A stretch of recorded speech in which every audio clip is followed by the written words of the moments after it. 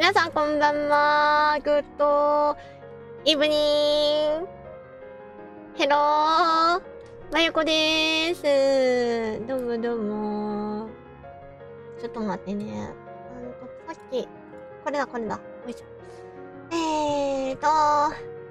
ひなたちゃんこんばんは。いらっしゃいませ。来てくださってありがとうございます。エーペックスは一緒に遊んでくれてどうもありがとうございました。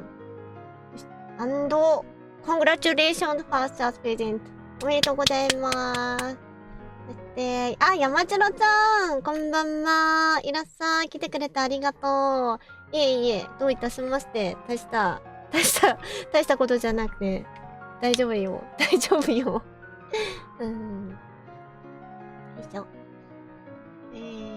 ねむちゃんこんばんは。いらっしゃいませ。来てくれてありがとうございます。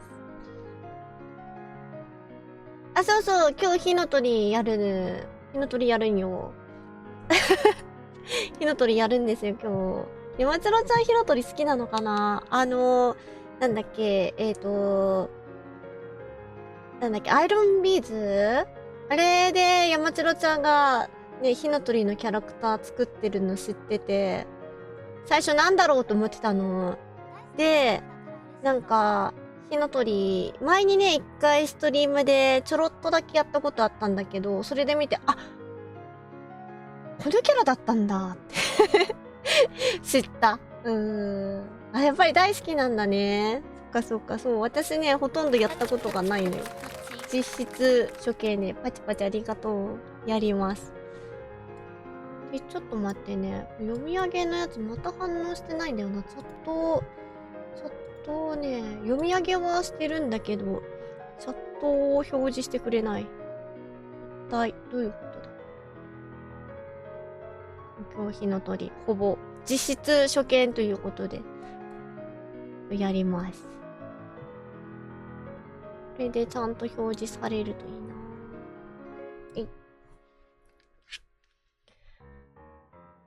宣言します。途中何時だろうな。今が9時半でしょ？ 10 時半ぐらいかな。11時半か11時ぐらいになったら私おにぎり食べるからお薬飲むためにおにぎり食べるからよろしくお願いします宣言しました。あんまり火の鳥わからないんだけど、やればいつかわかると思うので、やりたいと思います。もうおにぎりもうオンしてる。今まだ早いからおにぎりちゃんと用意したから大丈夫。任せて。ね、いつものネット、でも比率ちょっと違うか。ちょっと比率確認するところから始めさせてくれ。ちょっと待ってね。フィルター。あれ、ゲームオーバーのところだ、これ。前にやった時のあれだね。リセットして。黒いとわかんないんだよな。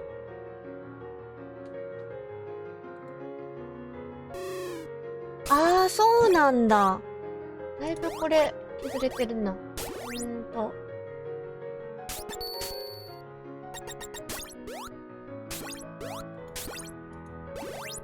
と待ってね。変換。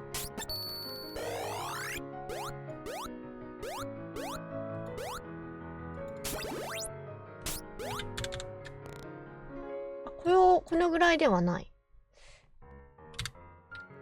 あれ、ちょっと待ってね。フィルターがあるな。フィルターがあるから、これ一旦全部、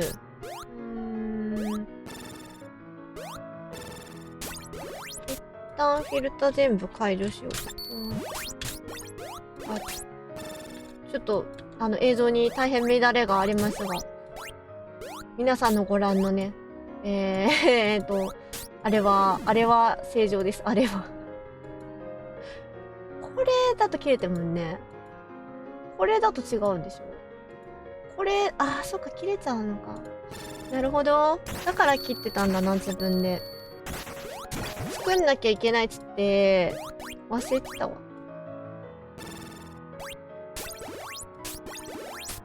お使いの PC、またはね、スマートフォンは正常でございます。多分、左側も、このぐらい。下は、この、表示から、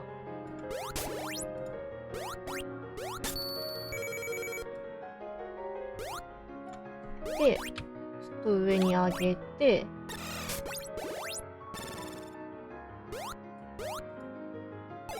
ちょっとこれだと翻訳がちょっとかぶんない。じゃあもうちょっと、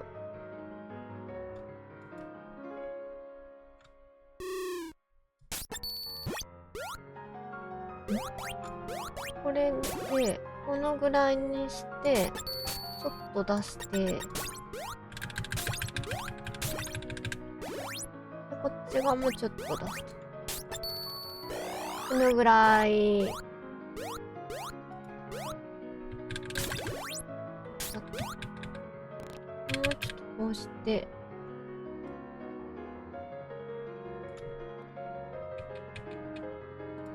このぐらいだな。よしよし。このぐらい。よし。じゃあ、これで音量とかね、後で、バランスおかしかったら教えてください。ということで、BGM 消して、BGM どこだ？これか。消して、やります。あ、ニコちゃん、こんばんは。いらっしゃい。来てくれてありがとう。今日はファミコンの火の鳥。先週お話ししたようにね、やります。画面持ってありがとう、山次郎ちゃん。なんか、私の楽しみを奪わない程度のアドバイスを。そんな飛べないな。なんだろう。結構滑るんだね。滑っていく。あれは、これ、敵を倒すと、どっかで、だからいくらでも出てくんのか。あれちょっとね、こう、これで置けるのか。待って、溜まってっちゃう、それ。溜まってっちゃう。で、怖い。操作がわからないんだけど、これ溜まってっちゃうんだけど、なんでなんで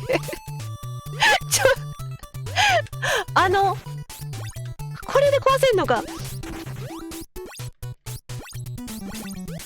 でも私、これ、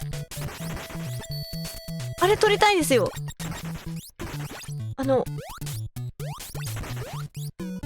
ひなたちゃんもひな鳥やったことあるのか。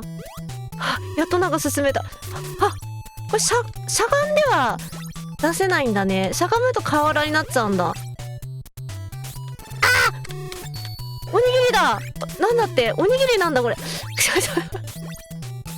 おにぎりせっかく取ったけど。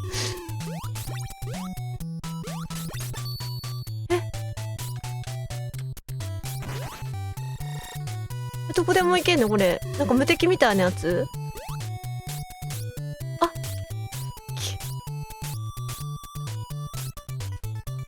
食べるにそうそう、縛りプレ見て、ここ頭ちゃんと数が出てんだ。でこれでどうやって開ければいいのこれ。この場合の開け方、こっから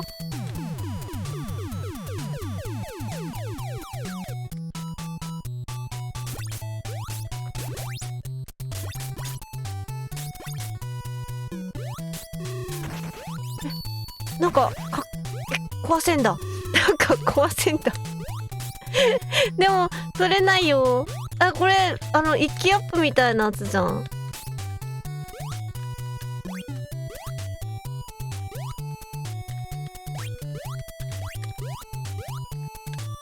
瓦の数がいっぱい取らなきゃいけない。あれどうやって取んの？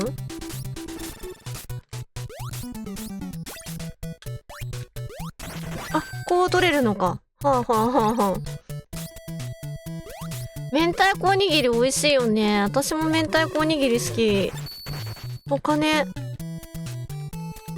お金。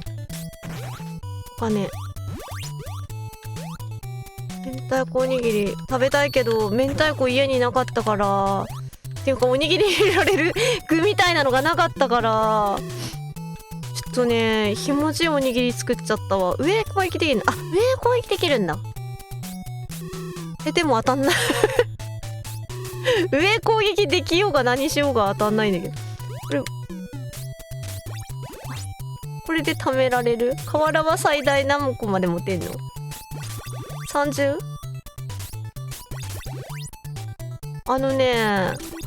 なんだろう、具は何も入ってないと言っても過言ではないから、なんかとりあえず塩とごまで、すりごまじゃない。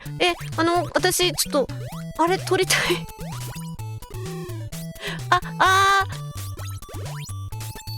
おにぎりよし。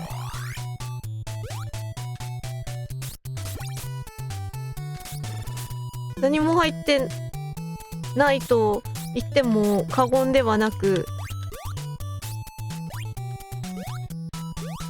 これ開けなきゃいけない。ごまとお塩で握ったものにお醤油いや海苔巻いてお醤油垂らした。なんか待てみんな足場がちょっと分かりづらいわね。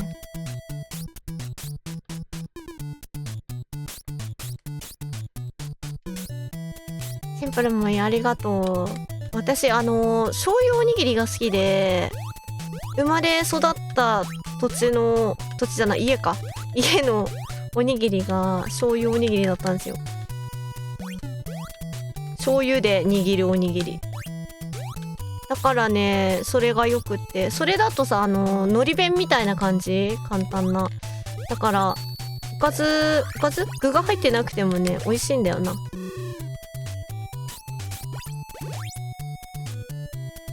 瓦集めたいね。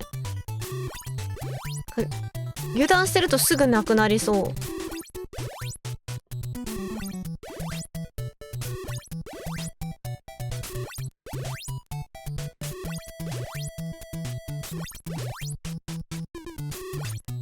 酢飯？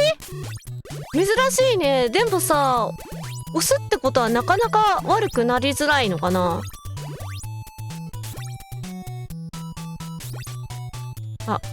夏場とかはね、うまくて、すし酢ってことだよね、きっと。すし酢の、時間がある？聞いてないし、これ、のんびり話をして集めてる。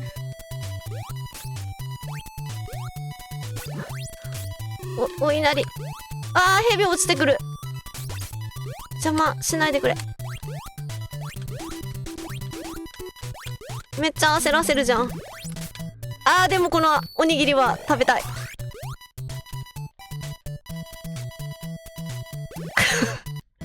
ボスちょっと待ってこ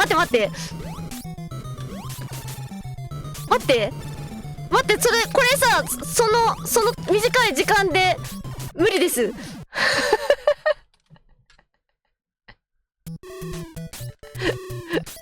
時間こんなに時間消費しちゃったってこと？私大丈夫かな？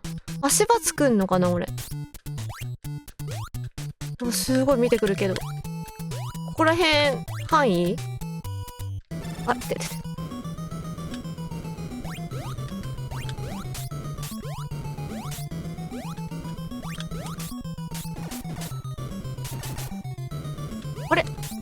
あれもしかしてはまる？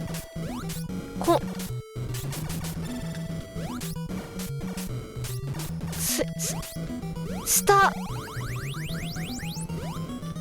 一応取れました。ちょっと待ってよ。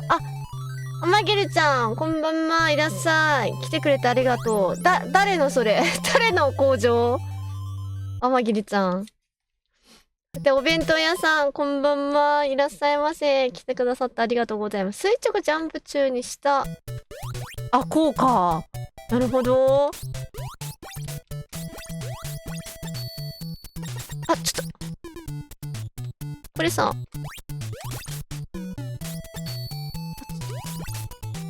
いっぱい、いっぱい増え、キツネじゃないものが欲しい。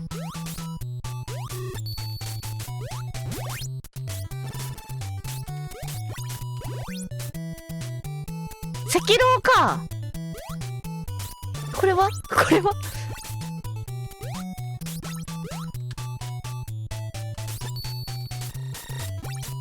でも、この宝箱があったらやっぱり開けたくなる、そういう性分。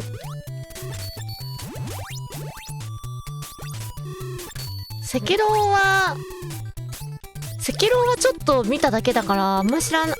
だから大体、お、止まった。はっ。あ、もう動いちゃった。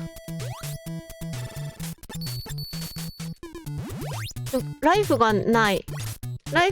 おにぎり食べたい。おワイルしたあ、このコナミの音楽だね。スタートボタンを押した時にコナミが。ついね。はっ、えか、えか、かわいい。かわいい。かわいいね。分かってたけど、かわいいね、天霧ちゃん、これ。みんなで見よっか。いつものね。これ見てみんなで頑張るぞっていう時間ですね。来ました。ブラウザ。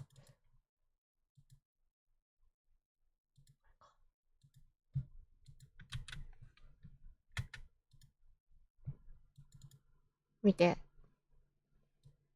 この表情、いろんなこの表情なんとも言えない顔。連射、あ、だからか。なんとも言えない顔から目キラーンってなって、えってニコって。かわいい。いい連射ですね、これは。かわいい。いや、ドヤ顔、これ。ドヤ顔スマイル。わっ、トゥットゥルルットゥルットゥットゥル、そこに大体愛があるだけ。トゥットゥルルットゥルットゥットゥル、そこに大体愛があるだけ。Thank you, lady. レイドありがとうございます。しほぴょん、レイドありがとう。そして、しほぴょんとしほぴょんのところから来てくださったレーダーズの皆様、はじめまして、まゆこと申します。日本人の V ストリーマーで、ドット絵のレトロゲームが好きです。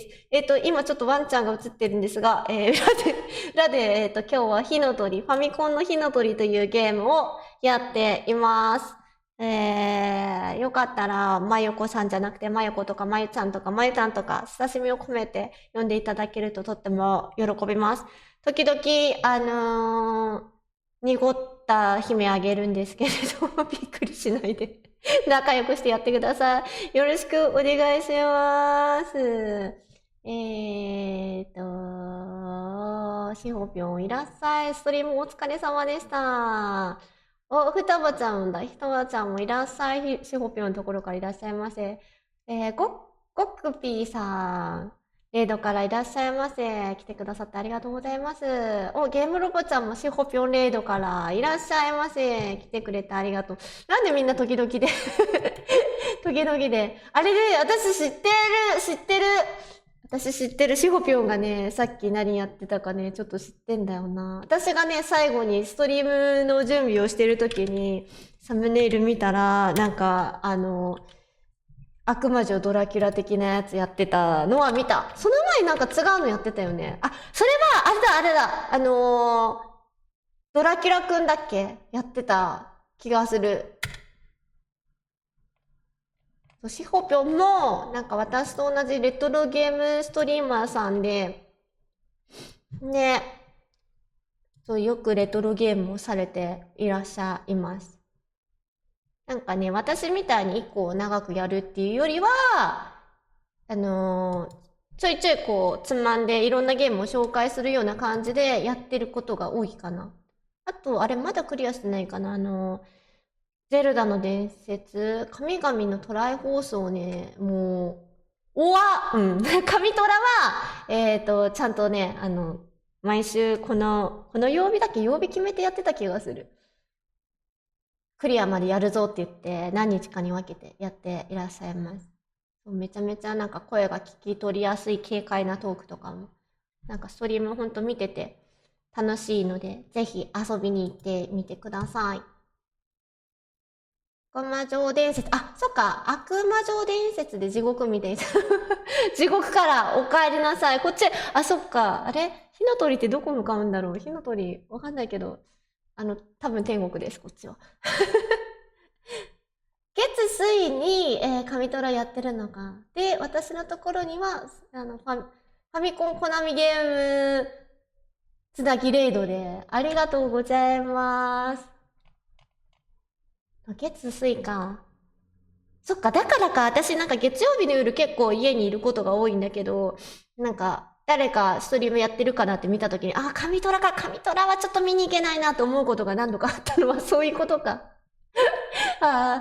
ストリームお疲れ様でした。ゆっくり、ゆっくり、あれ、しほぴょんは火の鳥やったことあるのかな。私はほぼ初見で今遊んでるので、ニヤニヤしながら見ていただけたらと思います。皆様よろしくお願いします。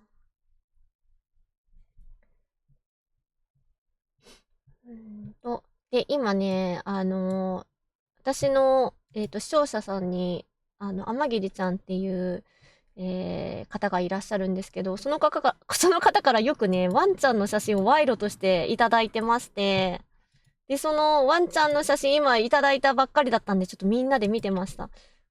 かわいいでしょ。かわいかろう。あ、めっちゃやりました本当じゃあ、大先輩ですね。ワンちゃん。鹿丸くんっていうワンちゃんで。そうこれいい賄賂なの。連写したんだって、このなんとも言えない表情から、普通の顔になって、で、ニコって笑うのが最高に可愛い。そのかかそのかか、あ、型です。型。その方です。そう、今、天桐ちゃん。そう、可愛い。もうみんなもね、天桐ちゃんちの鹿丸くんよろしくお願いします。私がツイッターでたまにね、リツイートとかもしてるんで。かわいい。3コマ、そう、3コマ劇場をもらいました。めっちゃかわいいの。で、この鹿丸くんのチャームポイント、私的チャームポイントはこの顎のさ、この口のところと顎のところにこう3点あるよ。3点リーダーがあってこれがかわいい。これはね、ほら、こうすると見えないじゃん。こうすると見えないんだけど、閉じてたり、角度が合えばここ見えるのがね、最高に可愛いよなもうよろしくお願いしますはい。はい。ありがとう。天桐ちゃん、いつもね、お写真。これいいねしとこう。はい。で、今、2面に来たところ、さっきね、時間制限が、ヘビ落ちてったが。大丈夫かなあ、足ペロン足ペロンあすごいもらってるけどいいの大丈夫怒られない誰に誰に怒られるかわかんないけど。怒られない大丈夫なんか、全日本なんか鹿丸連合の皆さんに怒られたりしないかなちょっと、もうちょっとだけ見させてください。これ、いただき物です。ちょっとなんか眠そうな顔してる。かわいい。足伸びてんじゃん、後ろ足。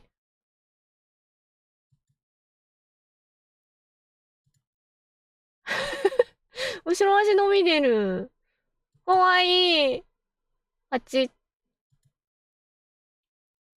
チュール買収した。ああ、ありがとうございます。じゃあ、私は、アマギリちゃん買収しなきゃいけないってことか。ありがとうございます。そうだよね。賄賂って言われてるから、なんかしなきゃいけないね。考えときます。かわいい。なんか、あれなのかな、こう、ゆったりモードなんかな、お散歩はもう行ってきたのかな。やべえ、やばい、なんか聞いてたらストーカーみたいな質問ばっかり。あまぎりちゃん個人の話を別に聞くわけじゃないんだけどさ。聞いてるわけじゃないんだけどさ。なんか、ね、この写真からさ、こう推察できることはって探してるとなんかストーカーみたいになるから良くないですね。かわいい。ありがとう。ほどほどにします。ほどほどに。で、これが、これもなんか別に下から打っても、いくらでも出てくるな。瓦が何枚までなんだ？結構無理。おじいさんのグダドルとかのリペ、ありそう。今日はもうお散歩終わってきたのかな？だからこんなにまったりしたもうお眠モードになっちゃってるのかなみたいな。これいつまで経ってもいけないの？これどうやって壊すんだっけ？壊せたよね確か。どうやって壊すんですか？どうやって壊すんですか？こうやって壊すの？じゃあダメじゃん、ここ来たら。この宝箱永遠に取れないじゃん。よいしょ。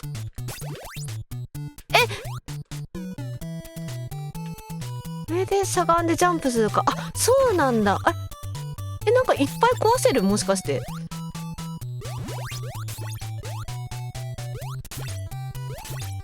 上でしゃがんでジャンプ、こうか。これが投げ、これか。え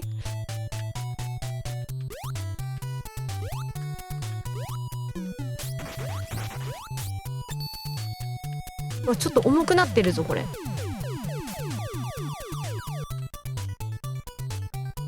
小ジャンプで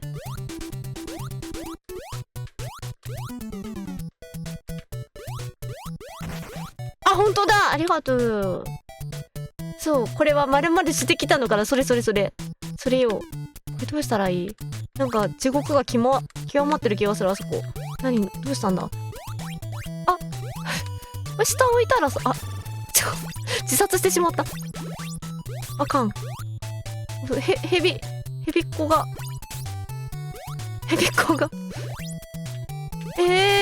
キツネっ子も。誰この人？ジャンプしてくんの？やだー。この宝箱どうやって開ければいいんですか？時間がなくなっちゃう。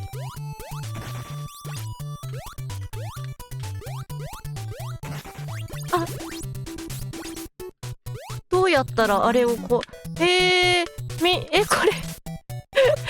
下打てる？打てない。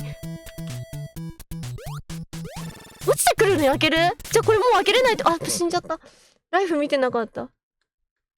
じゃあもうダメじゃん。こういう時、あの鳥が落とした？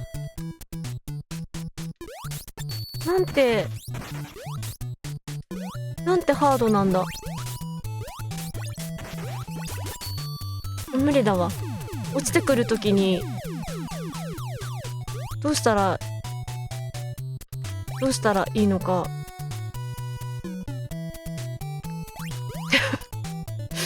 どうしたらいいのか。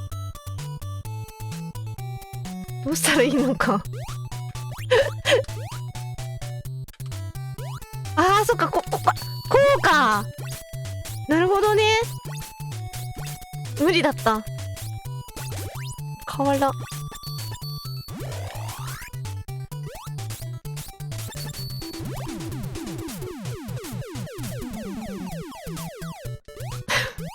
これは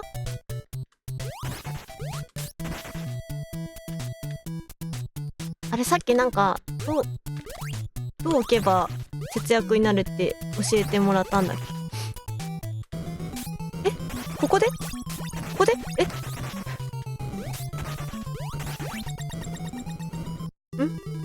ボスではないの今の。何も出てこんかったけど。こうやって絵を完成させる感じの、そんなゲームでよろしいか。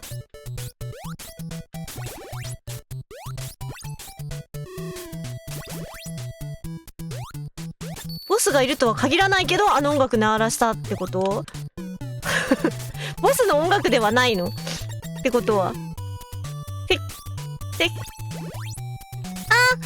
プリンセスミルク Hello again! Thank you for coming again! 来てくれてありがとう。元気元気。I'm fine. いい感じ。監修のもと、数々のね、火の鳥ゲーマーが見守る中で。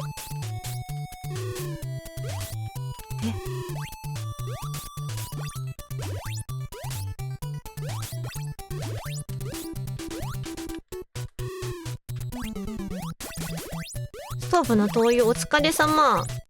もうなんかボスなきボスが不在のねところでボスの音楽なってちょっと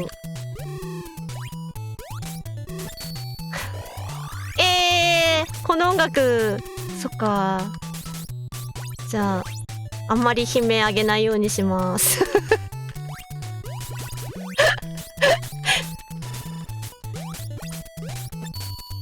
あ、寝てた。疲れてたからだよね。プリンセスミルク。大丈夫だよ。テイケア。体を大事にしてくれ。すっごい。ネズミじゃない。学最後、山城ちゃんもにっこりの。ハマっちゃったらもうロックダスト足場ができる。空中ジャンプが。なんかそんなことを前に誰かから聞いたような聞いてないような。エンディング聞けるのエンディングまでやるとは言ってないからね、ひなたちゃん。なんか何今の。敵が出なく、時間止まるやつなんかこれが。怖っ。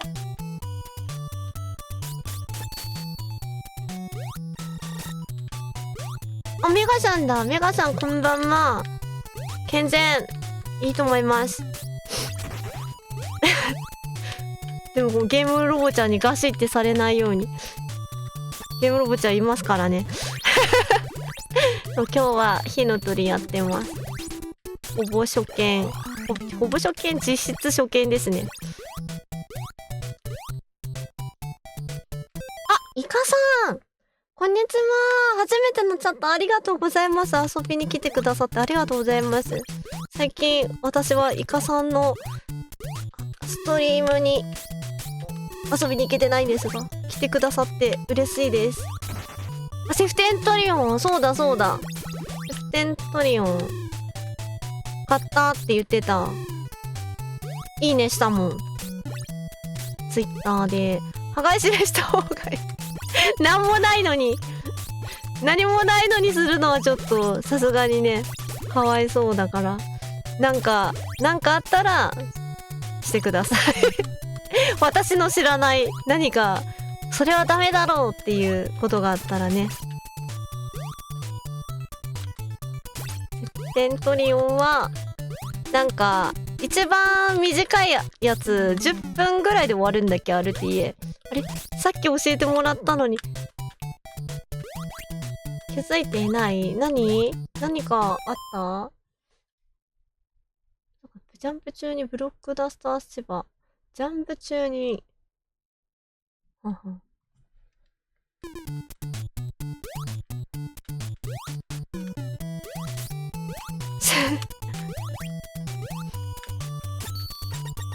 そうそう、締め人行動したら締めますゲームロボちゃんのね、熱い金属がち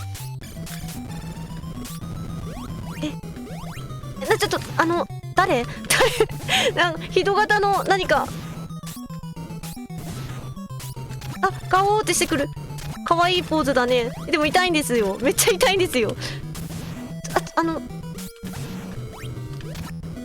あ、どうやって、あーダメでした。難しい。でもコンティニューできる。ヤマト。ステージどのぐらいまであるんですこれ。そのぐらいは別にあ、やっちゃった。ゴリゴリ行きましょう。わかった。脳筋プレイで頑張ります。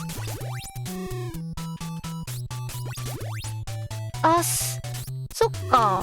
PS 版だったらわかんないや。そう、スーパーファミコン版だと RTA10 分ぐらいなんだよな。PS 版持ってんだけどさ、私。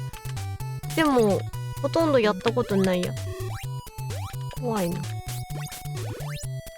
あんまり変わらないから。これ集めたい気持ちもありけり。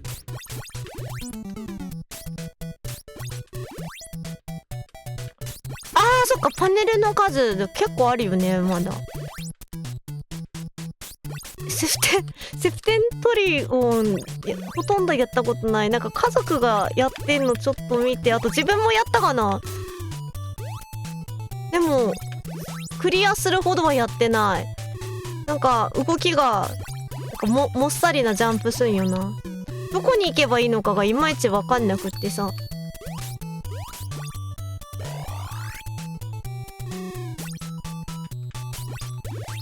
家族が買ってた。うわー、トゥットゥルルトゥルットゥットゥル、そこに大体愛があるだけ。トゥットゥルルトゥルットゥットゥル、そこに大体愛があるだけ。Thank you, lady.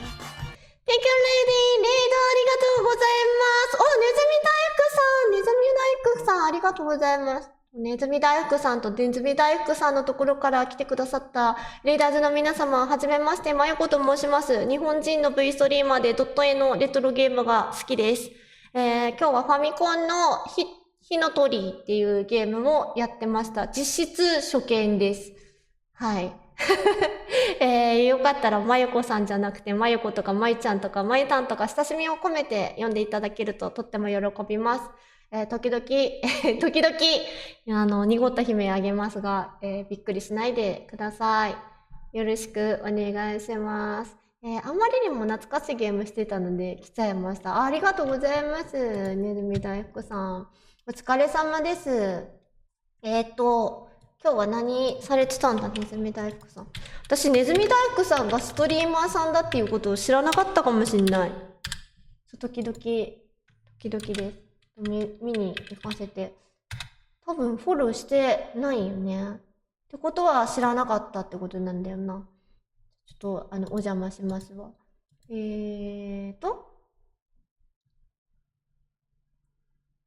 かわいい。かわいい、雪見大福の中に、ネズミが、かわいい。そうか、そういうことか。ネズミ大福さんは、今日は、リムワールドやって、結構、リムワールドをやられている最近。そんな、ストリーマーさん。めっちゃリムワールドやってらっしゃる。リムワールド聞いたことあるけど、やったこと全然ないんだよな。見たこともないかもしれない。でも、ネズミ大福さんのプロフィール、どんなチャンネルか、おじさんネズミが主にゲームをしながら適当な話をしたり質問などがあった時には個人的な意見を述べてます。ふんふんふん。なんかいろいろね、苦労されて、息抜きにストリームをされているような感じかなざっくりと。あうんうん。リムワールド、絶対買ってますか？リムワールドをご存知の方もいらっしゃる。ちょっと、リムワールドがどんなゲームかを知るためにも、じゃあ、ネズミ大福さんのところ、私も近いうちに遊びに行かせていただきますね。ありがとうございます、レイド。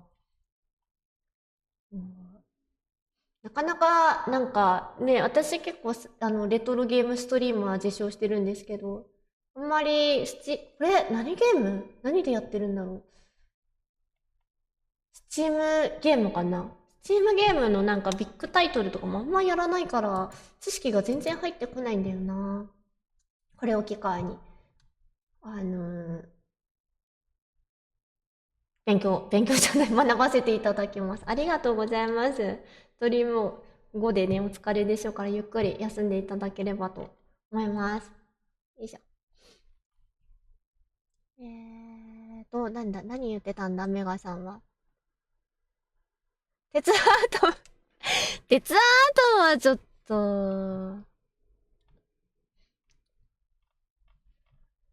えー、すごっ。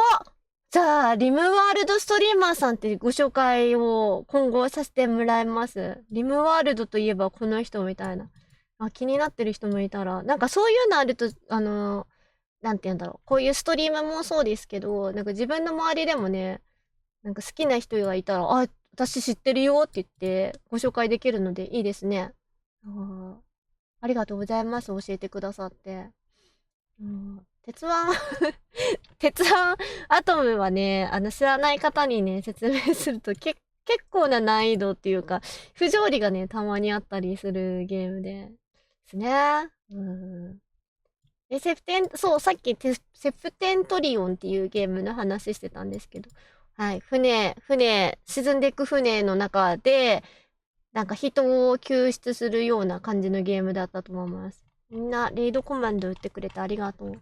たまに濁った声濁った悲鳴あげますけど、何かそれでびっくりされる方もいるみたいですけど、何か。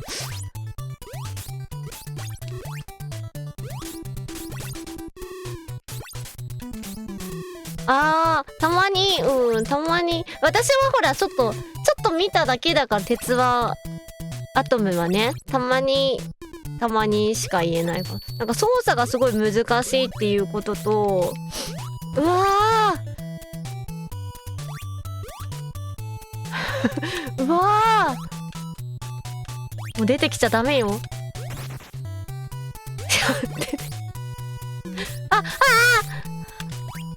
間違っちゃった。よいしょ。やるのを待たれてる。怖いなぁ。なんか、飛ぶのが結構大変なんだよね。この間ね、RTA を見たんだけど、大変そうだった。RTA やってる人でも、大変なんだなと思って。ちょっと間違えちゃったわ。どっかから崩してあれ入れんのかな。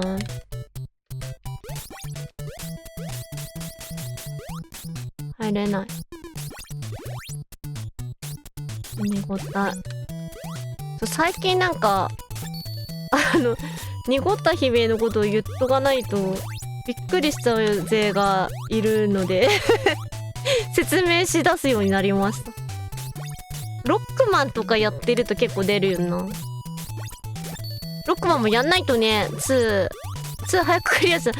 また最初から、今のは私が悪かったね。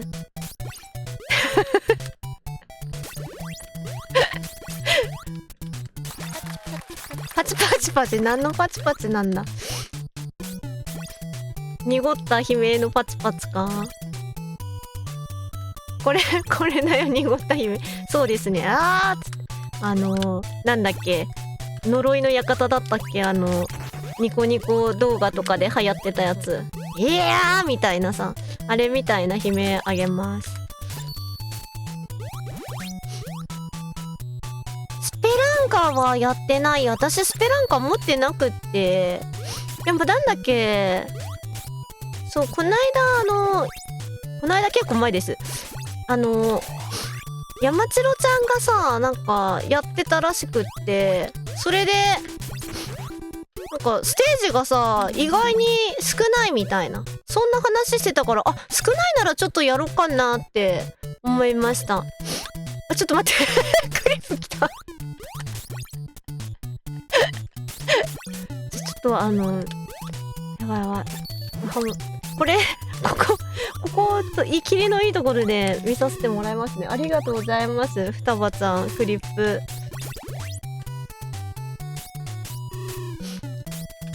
めったそばからの悲鳴で。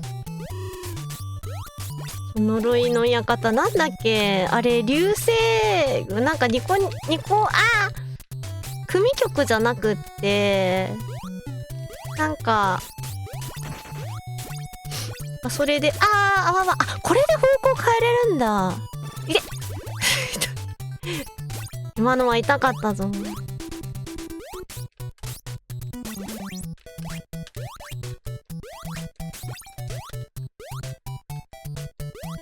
さっきめちゃめちゃキツネがなんかぴょんぴょんしてたからか。もう回復できちゃうもんね。流星群か。来たなんかこれ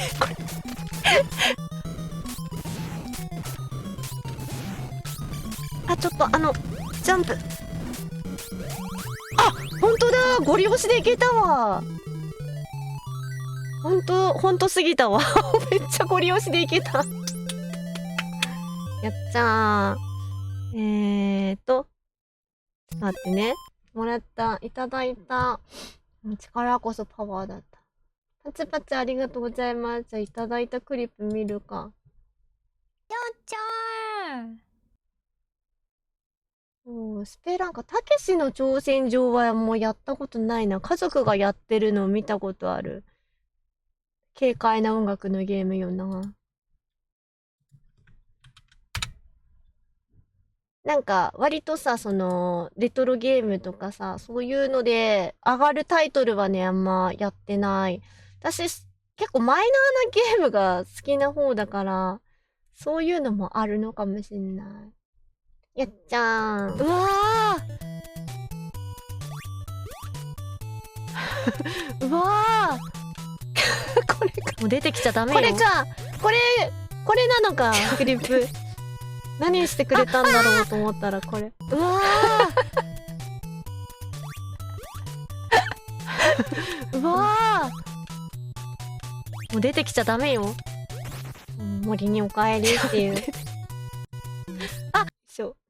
ありがとう、双葉ちゃん、クリップ。たけさんやめとけ。マップ出すの1時間放置。そうなんだ。それはそうだな。なんかもうあれだ、罰ゲームとかじゃないとダメかもしんない。このキツネがさっき私に牙を向いた。今のは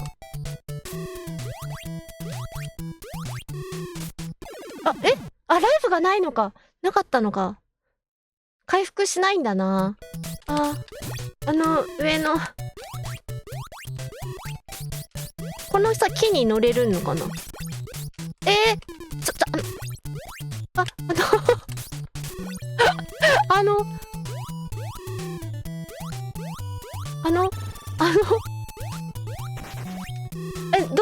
どうしたの今の。ちょっと今何が起こったのかわかんないんだけど。でもあそこに、もういいや。もういいよ。当たんなかったわ。ちょっとここは、優しくない。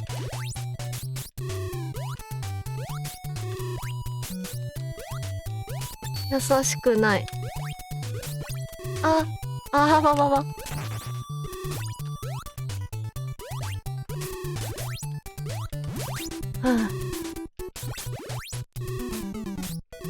シャルムの追わず。来るものはまあ拒まないかもしれない。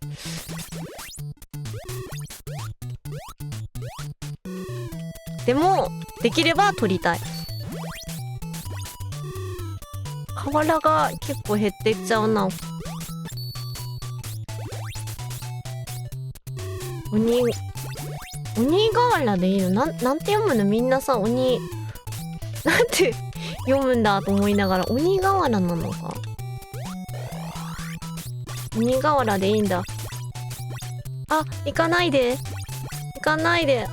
みんな。生きのいい魚。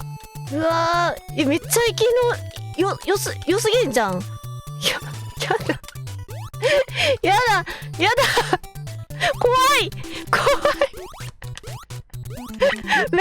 めちゃめちゃ向かってくるの怖いんだけど。やば。怖い。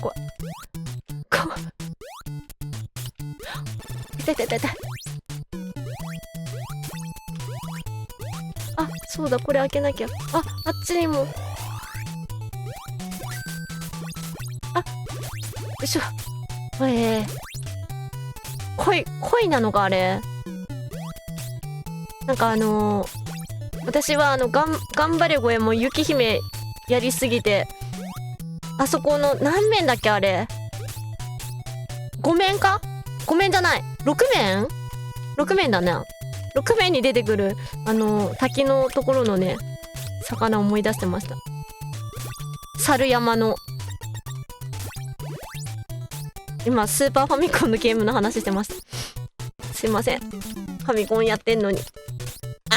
重い。鯉だ、本当だ。じっくり見るとちゃんと錦鯉ですね。元気な、おめでとうございます。元気な錦鯉。重いよ。ちょっとやめて。頭ぶつかっても登れないし、こっちダメ。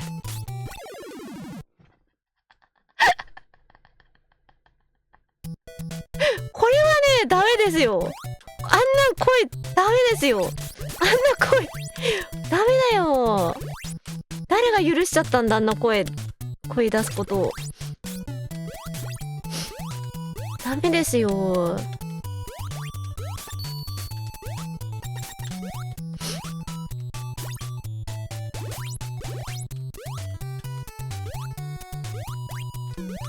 こっちダメなんだ。そうだ、危ない。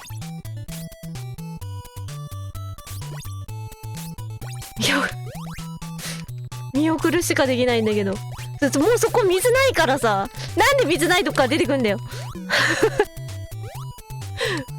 どこ泳いでんだこれ。乗っちゃった。ダメ。おにぎり。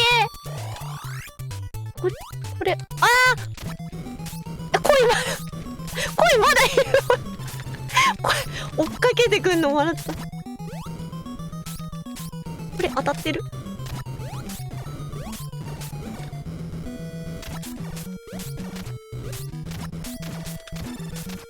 バリオのぷくぷく、あれもあれやな。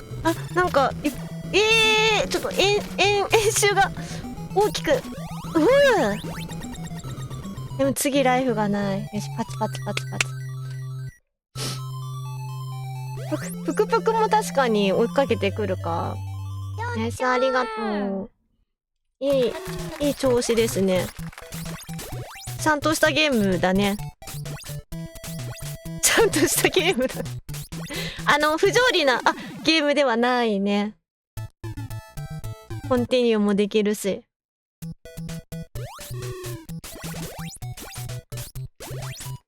さお客様の中にさ、超魔界村をさ、ある程度プレイしてクリアしたりとかさ、なんかいろいろ詳しい方はいらっしゃいますか？そろそろ、ダメ、さっきからあげられない。これ止まらせない、止まるんじゃねえぞっていう。これコナミワイワイワールドの下みたいな。これ下外れじゃん。めちゃな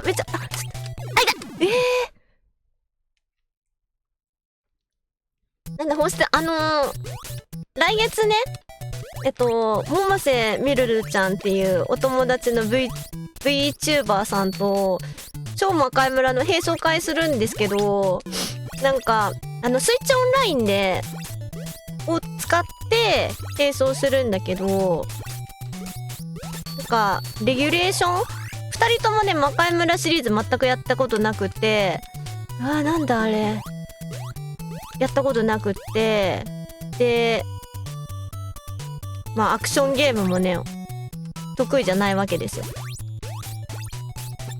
っとやめろ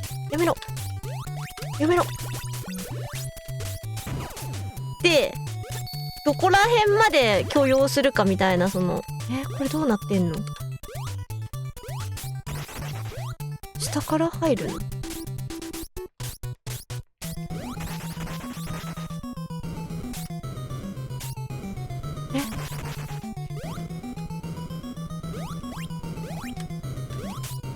そういうタイプか。でも、あれ壊せないのか。それで、どのぐらいのルールにするのがいいかな、みたいに考えてて。でも、初見であることが条件だから、この辺は壊せない。ここまでね。初見であることが条件だから、あんまり調べられなくてさ。あ、倒せんじゃん。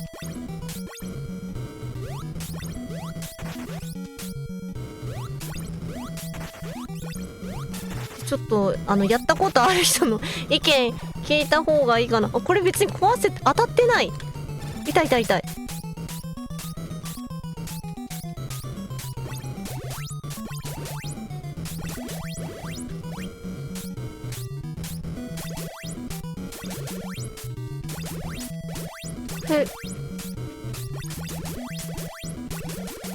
無制限で、いや、巻き戻し機能とかがあるんだよ。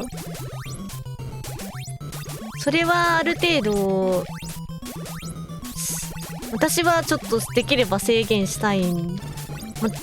多分やって、で、どうしてもダメっていうか進まないとかだったら、徐々に解放していく方がいいと思うんだけど、その解放する条件を、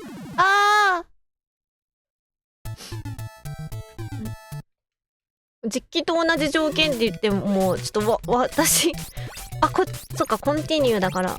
これ止まるんじゃねえぞのステージだよね。あれ？でも、宝箱落ちてこん、あ、来た。目押しをちゃんとしないと当たらない。ここよ。あれ、いて。ダメじゃん。これ、でもヘビ倒すの難しくない？これ。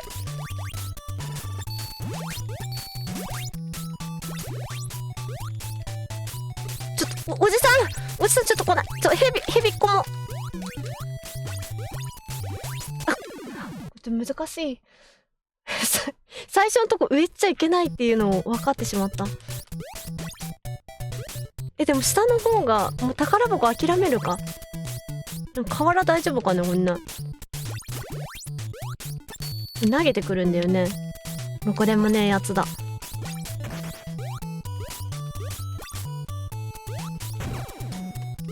いしょ。巻き戻しなし、どこでもセーブなしぐらい。いや、進めなくてさ、進めなくって、どういう風になったらって、なった時に、解放するか否かの話で、ずっとなしでいいのかなみたいな。例えばさ、一面クリア。あれ、何面あるんだっけ？魔界村、超魔界村。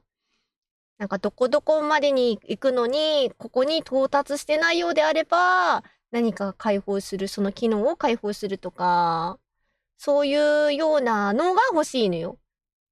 スタートはね、なんだっけ、機能制限、そのスイッチオンラインの機能制限はした方がいいと思うけど、ステージおきにステージおきにってどういうこと？なんか、一面クリアしたらなんか縛っていくっていうことじゃなくって？全くそのさ、超魔界村やったことなくって、人がやってるのちょっと見たことあるけど、覚えてるほど見てないのよ。だから、なんかその細かいところがわからなくって、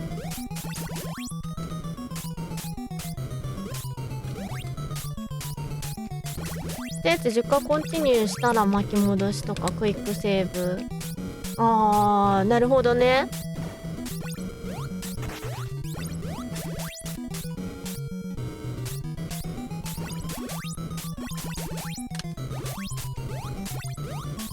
邪魔。あれさ、口をさ、これで塞いだら普通は、お。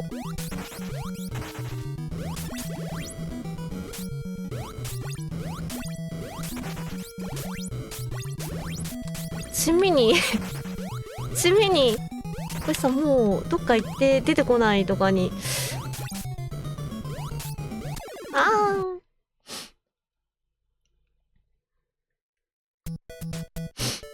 うんうん。なるほどなるほど。確かに、そのステージごとで、そっか、どうしても、例えば、ステージ3で、クリアできなくて10回コンティニューしたら、巻き戻しとか、クイックセーブ、そこだけで、ステージ、それで3クリアして4に行ったら、また、その機能はダメみたいな、そういう感じ。なるほどね。それは、あれ？それはよろしいかもしれん。でさ、私がここまで行ったら、あ、ここで出てくるのか。でもこれ届かないよな。ちょ、待って。それは聞いてる。あ、どっか行っちゃった。あ、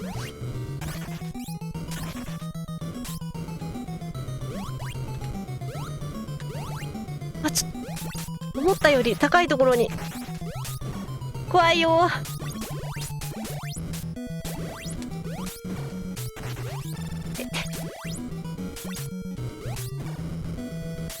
このチキンプレイ。チキンプレイなら任せる。バリバリ。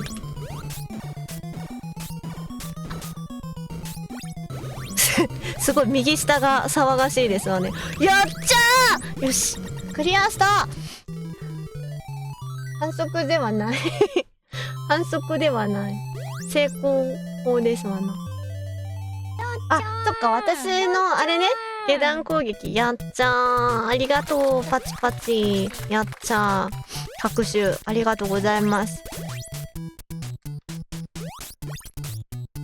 これジャンプしていけんのか。ああ。落ちる瞬間に投げてくんや。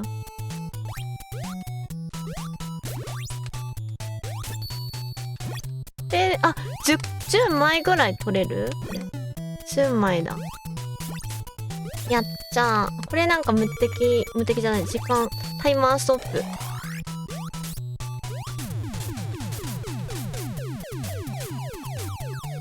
初見じゃマジで時間かかるから、最初からクリアごとにどこでもセーブ。なるほどね。ステージクリアごと、ステージの最初からどこでもセーブできる。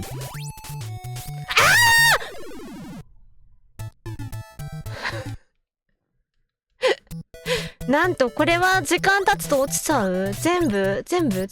あそこだけやん、きっと。なんだって。すごい、いやらしいな。ちょ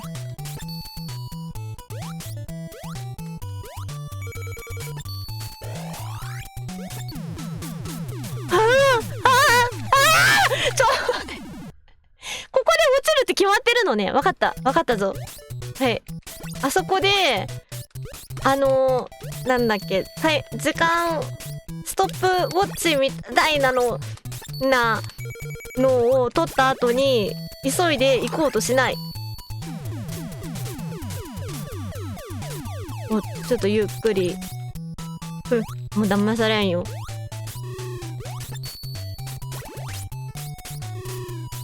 YouTube なんだって、にっこりしちゃってるもうしほぴょんが。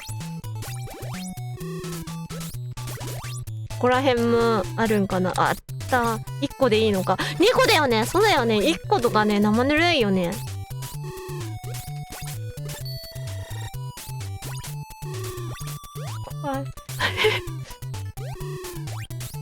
出しちゃった。初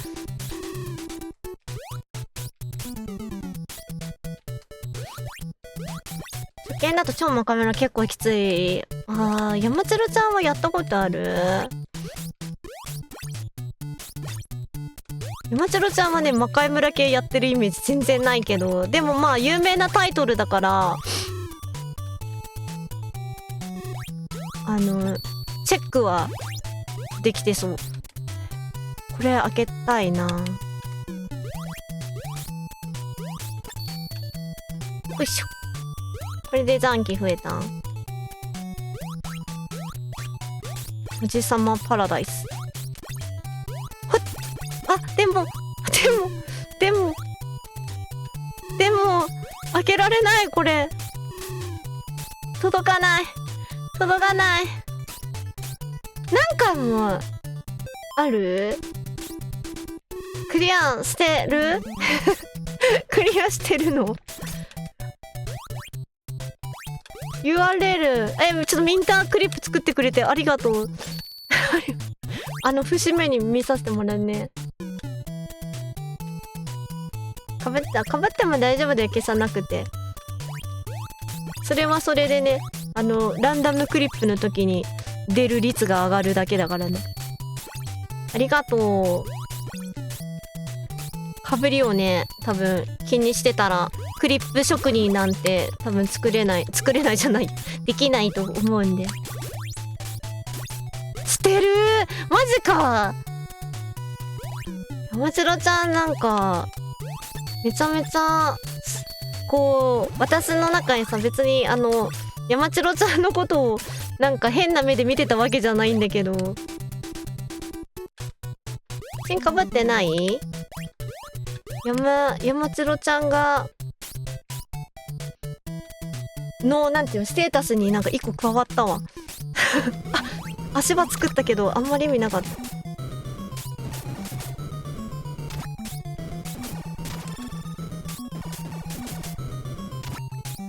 いたいたいた。あ、いいですわね。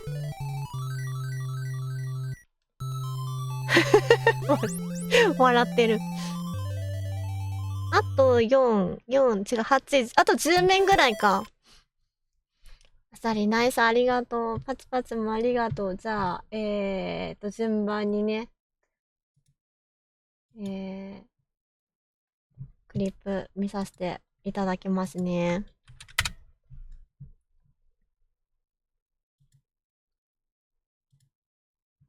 これと。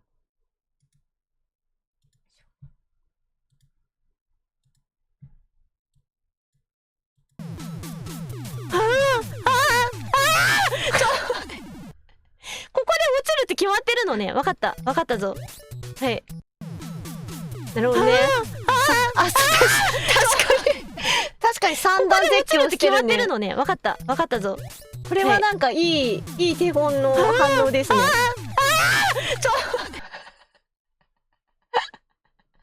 ス、ありがとう先生。これはいい手本の反応してしまった。教科書に書いてあったんかなみたいな。じゃあこれ次の強いやつだ。すごい右下が騒がしいですわね。やっちゃー、本当だ、強めだ。ありがとう。反則であんまり強めのやっちゃー言うことないもんな。だいたいなんか軽いやっちゃーが多いかな。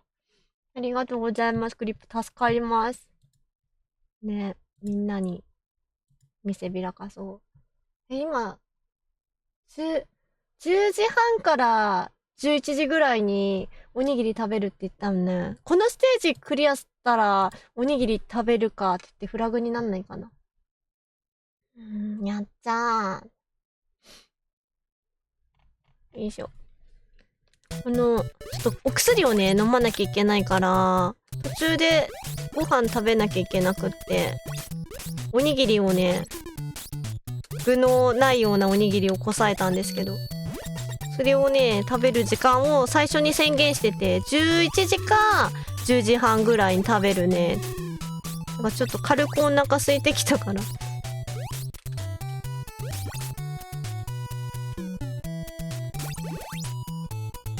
どうしよう、いつ行こう。よし。でもあの下怪しいよな。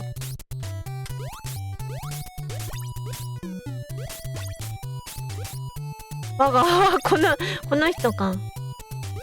これいっぱい出てくんのちょっとやめてほしい。あ、間違っちゃったじゃん。ちょっと待って、声は聞いてない。声は聞いてない。声は聞いてない。同握りちょうどだったのに。声はダメだよ。ダメでしょ、あれ。レギュレーション違反でしょ、あの声。ダメだよ。誰が許可したの、あの声。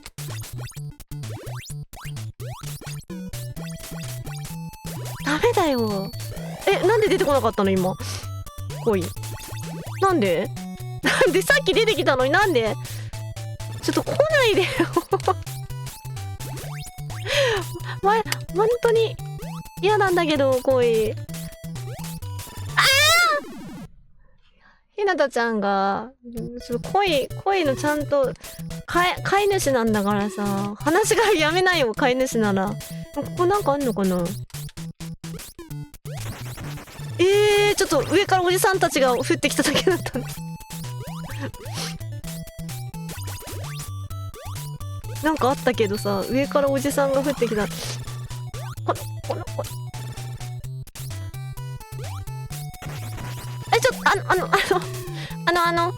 とどうしたらいいの俺。これどうした親方そろそろおじさんたちが、それをほっとけって言われちゃうやつ。なんか強くなった？来い！中中に瓦出したら、そういう風なテクを使ってあそこ取るのか。なるほどね。死にそう。ジャンプ足んなかった。簡単にはクリアさせてもらえないっぽい。これどうやって開けんだ？こっちからか。さっき開けたのにもう忘れちゃった。おじさんが多いステージ把握。おじさんは来るな。でも落ちてくんだよな。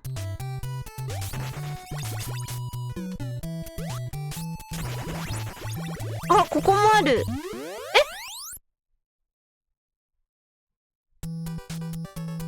何これ。どこ行ったの？私どこ来たのこれ。ワーオって絶対シフピョン知ってたでしょ。ワーオじゃなくって、これはどこ？カメが全然様子が違う。の BGM もみんな音楽が一体どこなんだ。もう転生しちゃったみたいな気持ちじゃん。この鶴が折り鶴が飛んでる折り鶴ではない？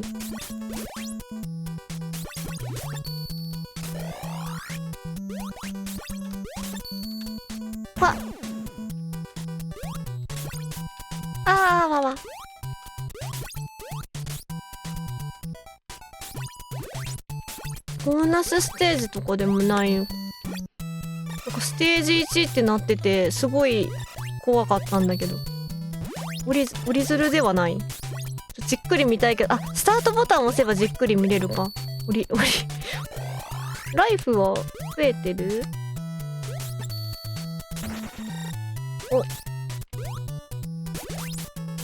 恐竜じゃん。でかっ。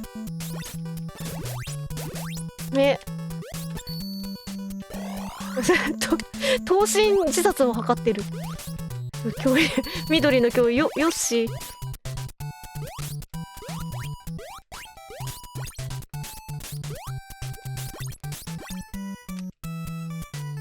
恐竜、時代がさっぱりわからん。ひろぽんぴょん。こんばんは、いらっしゃい。来てくれてありがとう。名作らしい。みんななんか好きな人が多いみたいなんだけど、私は全然知らず、今ね、何面だっけ、なんかワープしちゃって戸惑ってます。ワープしたらなんかそこは恐竜たちの世界でしたみたいな、そんなあれ。何？なんで怖っ。なにこれ。怖いじゃん。あー、怖い。なにこれ。怖いよ。何が起きたんだ。ちょっと待って、飛んだよ。完成するのこれ。太鼓になった。やった。いや、ナイスハート。ありがとう。ちょっとおにぎりちょっと食べながら、どうしよう。いただきます。食べながらちょっとやるね。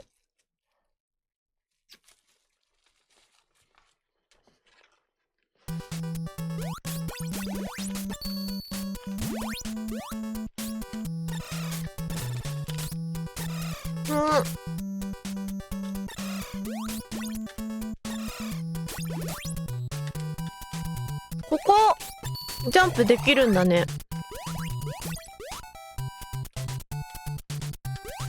うまい、山ちゃんさん。どうなんだろうな。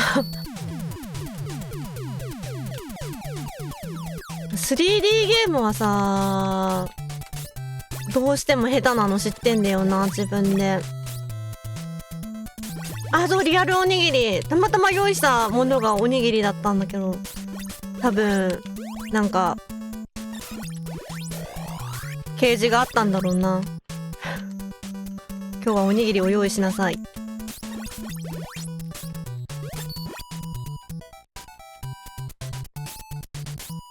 わー、これさ、上とかどっか行けんじゃないの？行けないかな。そうだよな、そんな感じしてるもんな。よ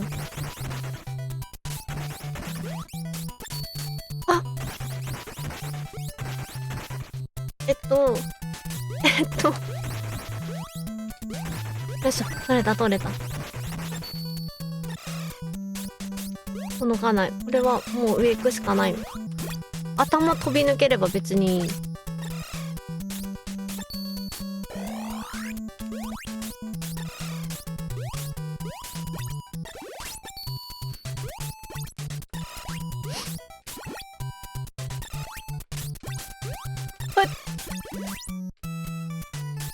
こういうところでさ、落下中に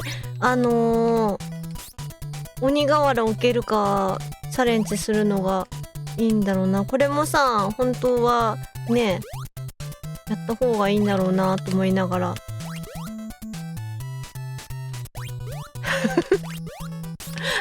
ちちゃった。元気よく跳ねて落ちてったな。緑色の恐竜たち。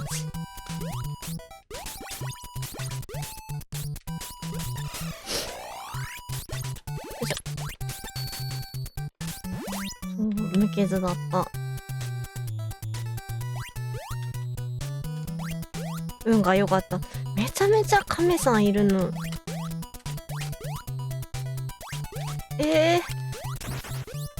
もうね、ここも絶対あるだろうと思ったよ。不自然だもんね。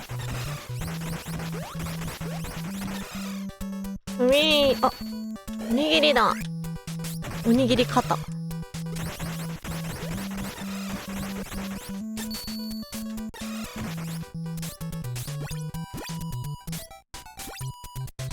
怖い。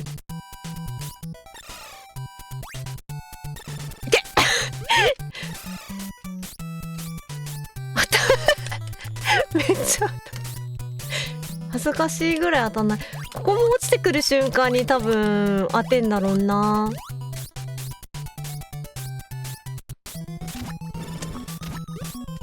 骨、ここに来て骨が。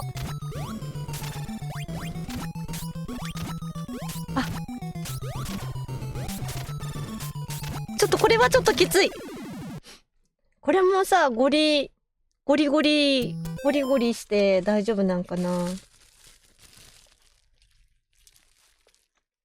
うん。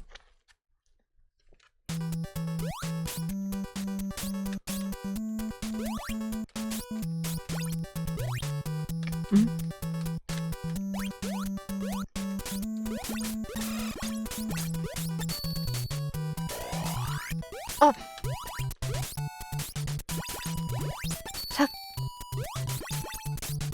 ゴリって言ってる。翻訳がなんだゴリ。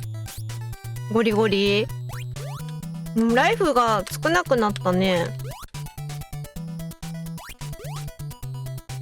どうしたらいいんだ。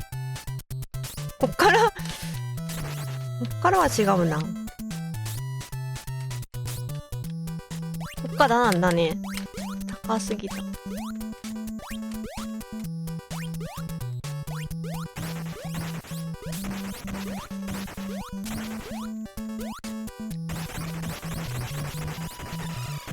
ここはここまでしか。おにぎり。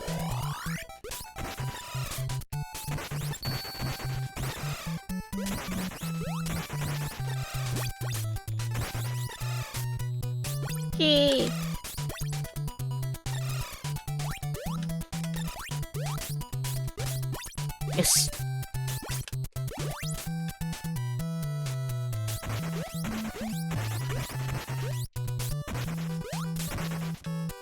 よいしょ。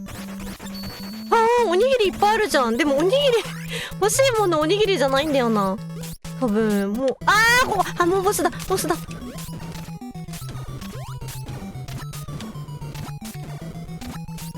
ょっと分かっちゃったかも。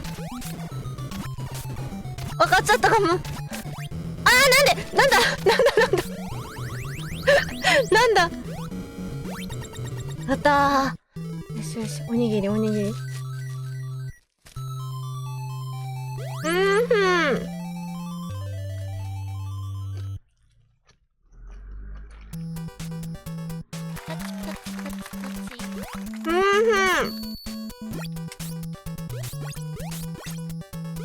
あ余裕。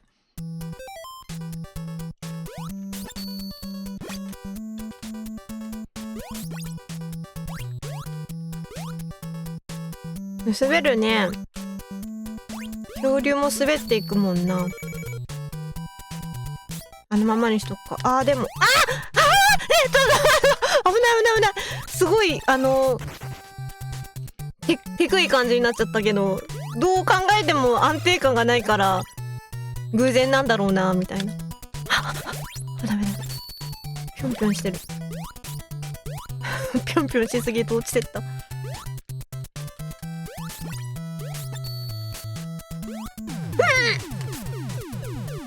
滑んのやばいよ。恐竜もやばいって言ってる。恐竜がぴょんぴょんしてんだよな。ぴょんぴょん止まっちゃった。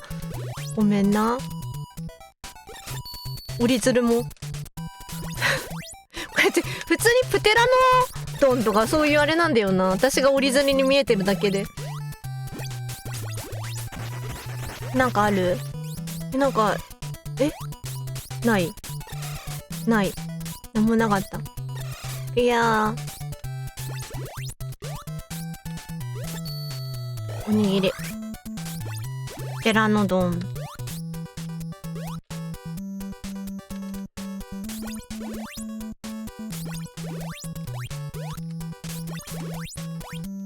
あそこ壊せるの？私は立ち去ってしまったけど、なんか洞窟みたいなのがこんにちはしてた。これさ、上行けないのかな？行けちゃったけど宝箱があんなに。これどっちが良かったんだ？行けちゃったけど。なぜ壁の下石ますは瓦と同じ方法で。そうなんだ。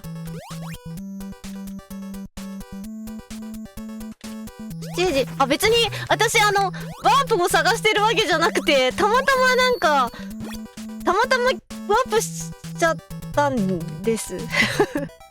別にワープを探したくってやってるわけじゃなくって、たまたま、普通にゲームしてたらワープを見つけちゃったんです。信じてください。私もワープはちょっと不本意でした。把握してます。ただなんか壊せるものとかがあったら、ちょっと上じゃないや。壊せるものがあったら、もうダメだ壊せない。壊せるものがあったんだが壊したいなみたいな。本当だ。何してんの？何ジャンプしてきてんの？痛いんだけど、何それ？何匹ハマってんだそこに。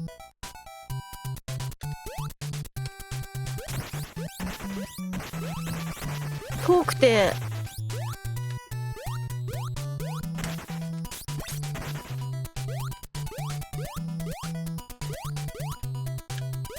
いや、もうみんな来るんだな。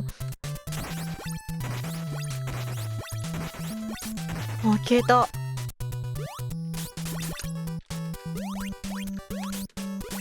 なにこれタケノコが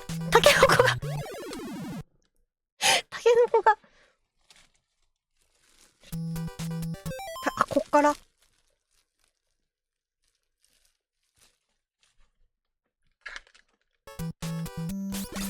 変な。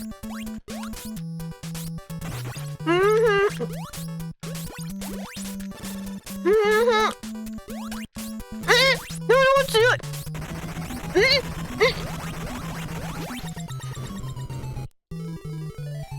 恐ろしいな、タケノコ。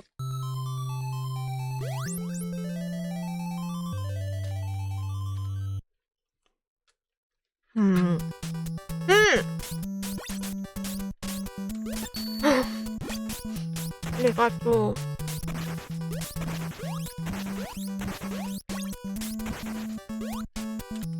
亀蔵め。ありがとう、パチパチ。おにぎり、握り飯。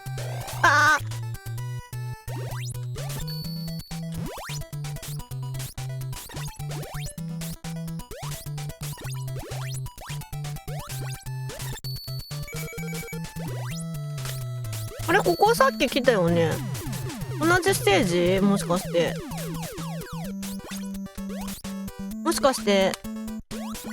同じステージ？同じことしか言えない。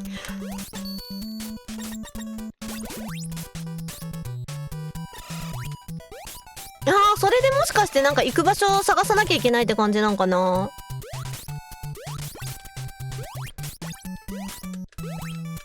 そっか、ワープしていろんな時代に飛んで、同じステージってことは同じステージな。構文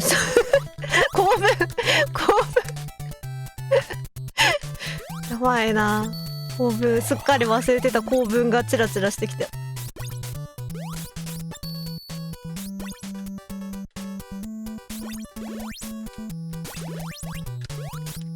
初めましての人もいるかもしれないのに、私が構文使いの真横だっていうのがバレてしまう。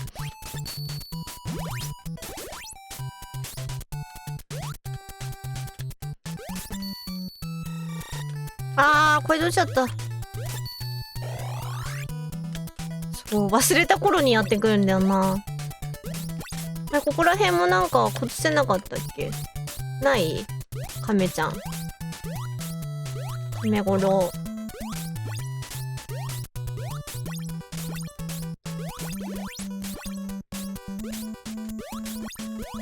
ね、無限に亀来るよね。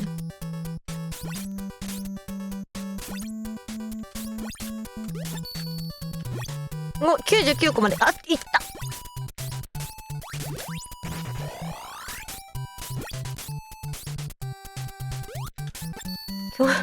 恐竜の闘神エリア。ここら辺だっけ。なんかあれ違ったか。それは違うステージか。さっきのステージか。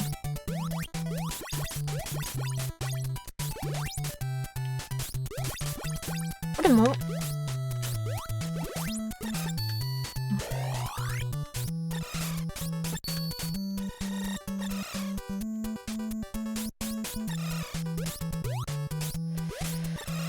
いけ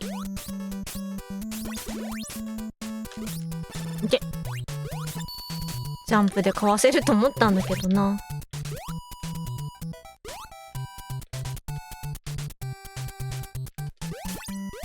そんなに自分がジャンプ上手くないことを忘れてました。わあ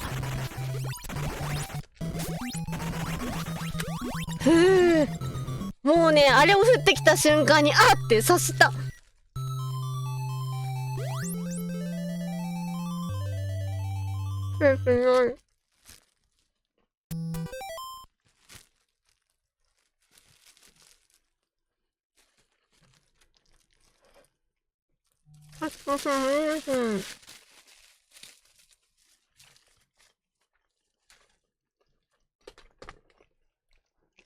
おにぎり食べ終わったからお薬飲むね。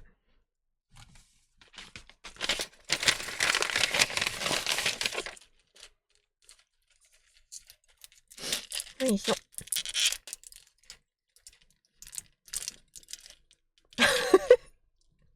ありがとう。めちゃめちゃ、これ、めちゃめちゃよちよちストリームってこと？みんな、もしかして、保護者になってる？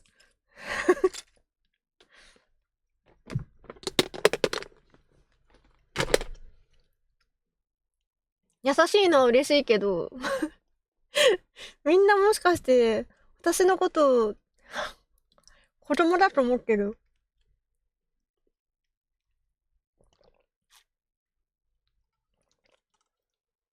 うん。い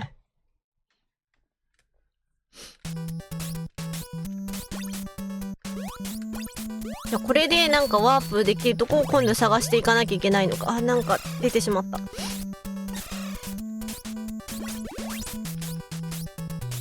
大丈夫。私はボンバーキングで、ね、ループするのちょっと慣れてるから。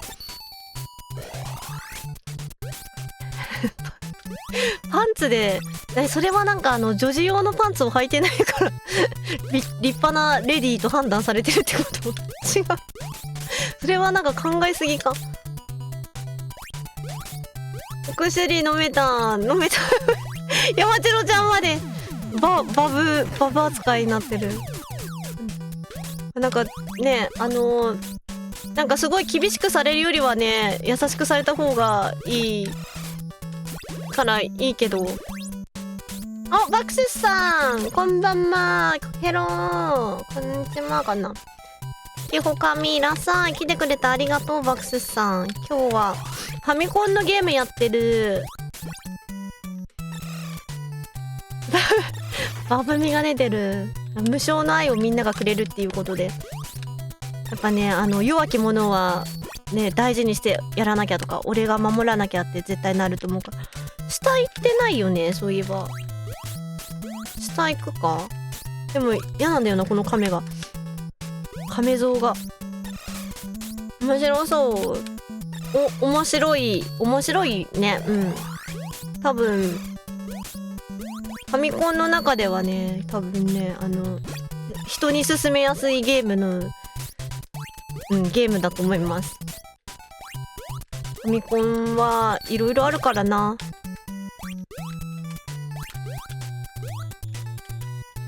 あ、ちょっと。あった。亀いたっけ、そこ。いた？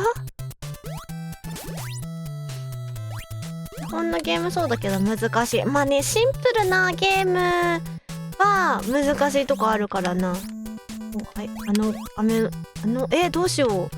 下の亀。うわー、なんか亀荒ぶって。危ない。ここさ、壊せんの？よしよし。あ、さっき教えてもらったことが生きてる。ちょっと亀がいすぎて重いのではこれ。亀。ああ。軽くなった。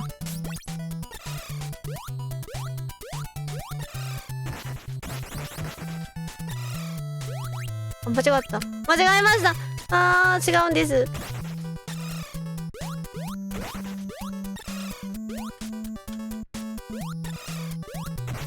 いやでも気持ちはわかる。自分の好きなゲームで何回もねやってるやつ、そうなりがち。私もコナミワイワイワールドすごいたくさんやってるけど、なんかやるたびに下手になってる気が、それはちょっと言い過ぎだな言い過ぎだけど、そんな感じで、なんであれこんな時間かかんなかったりなみたいななってる。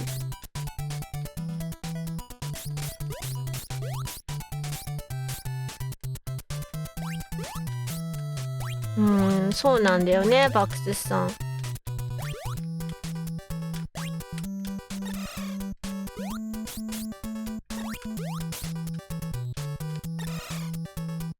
スタブラか、ポンポンポンポンって気持ちよくなるのか。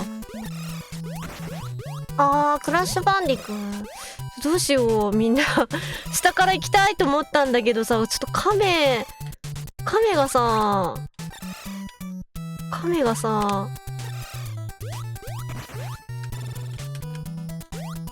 うまいけど、ちょっと自分も追いやられてしまった亀を追いやったと思っただろうみたいな。亀を追いやったとつもりが、あれ消えちゃった。いつからね。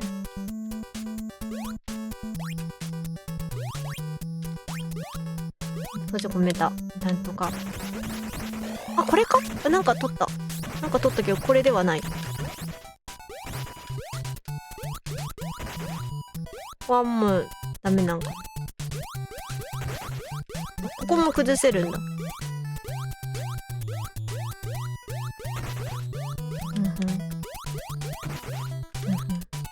ふんふん。これか覚えたけどあんまりいいあれでは世話しないんだよな。なんもなかった。そう、ここだよきっとワープがあるのは。わからんけど。違った河原は置かなくていい。やればやるほど下手になる感覚すごくわかる。シホピョンもまあシホピョンはさ、なんかすごいたくさんでシホピョンやってそうだもんな、ゲーム。なんか私にとってのコナミワイワイワールドみたいなゲームあるのかなって。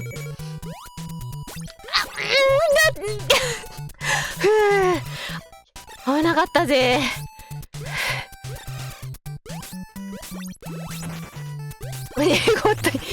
濁った悲鳴が出ましたね。ログインしました、濁った悲鳴さんが。行っちゃった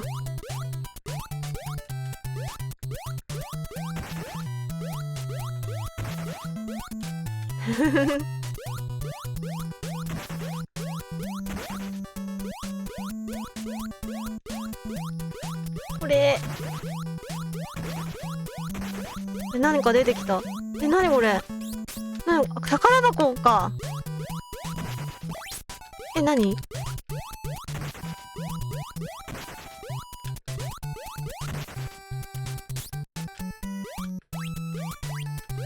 アーケードギャ、そうなんだ。今日私元気だよ。楽しい。なんかここの背景がなんか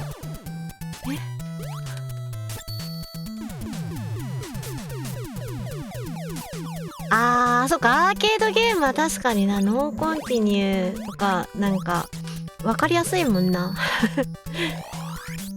はすい。アーケードゲーム私はあんまりやったことないけど、メタルスラックやった時に絶対これノーコンティニューでクリアできないっていうのを感じたのを思い出した。これや。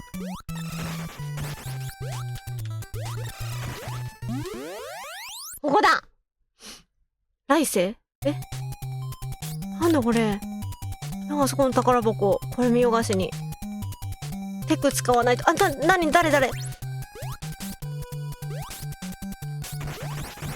んかいっぱいありますね、隠れてるのが。これ来世はなんかこんなエイリアンみたいなのがいる世界になっちゃってるってこと？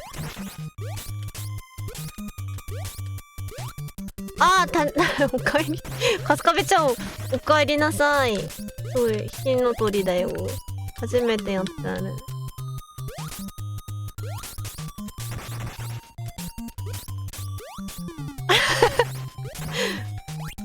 書籍化されてたか。ちょっと、そうだ、これ倒せないんだった。忘れてた。下マス。さよなら。ホラキュラミ。そうだよな。そうだ、もう2023年だもんな。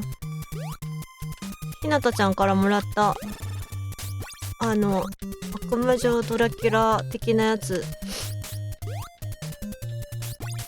あれ、これ下のさ、ちょっとでもこれ来世だから、とりあえずスムーズにクリアする方で一回行った方がいい。スムーズにクリアする方向でとは。怖い。痛い。痛い。いや、ライフないんだけどな。通り過ぎたら、いや、ダメだ。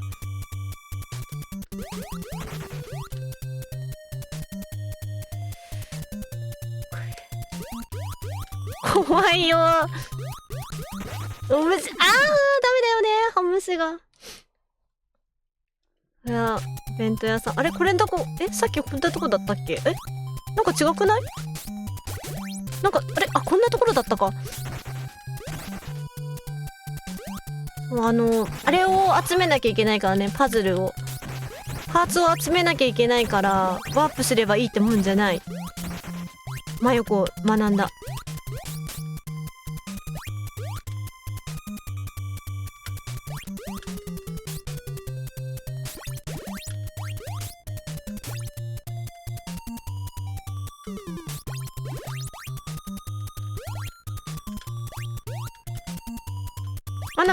誰おぱんちゃん、こんばんは。いらっしゃい。来てくれてありがとう。今日は火の鳥っていうファミコンゲームやってる。いつまゆお疲れ様ですわ。これ崩れない。違うもん出しちゃった。これ火の鳥、そう。これが火の鳥です。初めて、ほぼ初めてやってる。でもこれ上から行っていいのか。ちょっと上しんどかったから下から行ってもいいですかね。入るかな。よかった。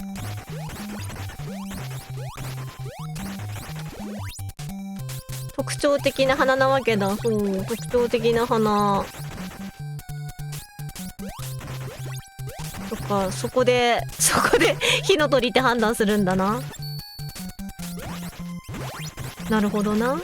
あれいないじゃん、ハムシ。さっき言ったやつ。どういうことだよ。いるって話だったじゃん。さっきは。こんだけ、あれによって、苦しめられてたんだけど。河原がだいぶなくなってる。来ないの？ダンゴムシ地獄になんじゃん、そこ。私はまたなんかさ、上から、ダンゴムシ、ダメだよ。そう。これ待ってた。まだ時間あるから。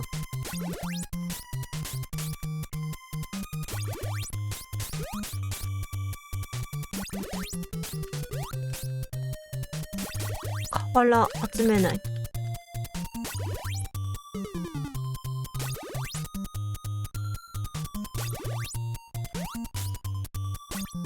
ダンゴムシたちが住処を奪われてる。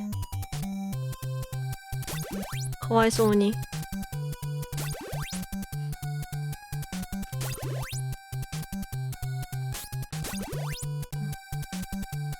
大変。ダンゴムシじゃなくてよかった。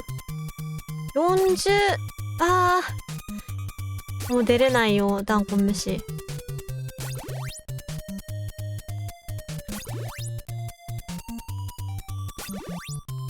40枚ぐらいあったらいいかな。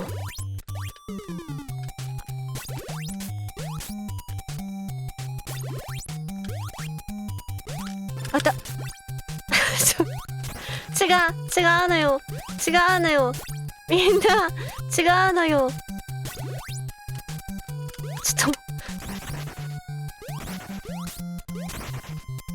と。これさ、こうして崩せないの。あ、そっか、こうすればいいもんな。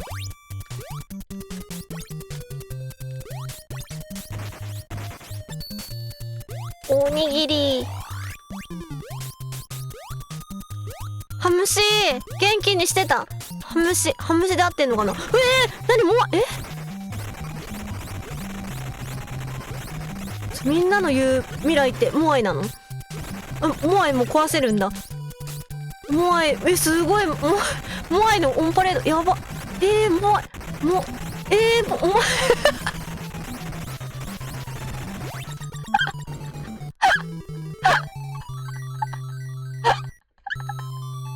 コナミ名物だから出ちゃったが。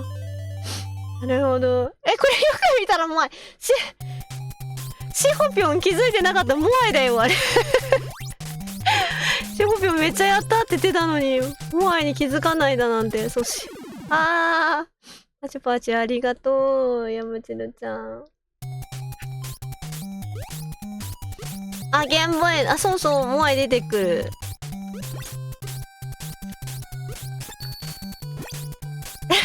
忙しくてあるある。言われて気づくみたいな。これ何これ。何なのこれ。これ何？マガタマみたいな。ヨーヨー使いがいる？違うな。なんだろう。何これ。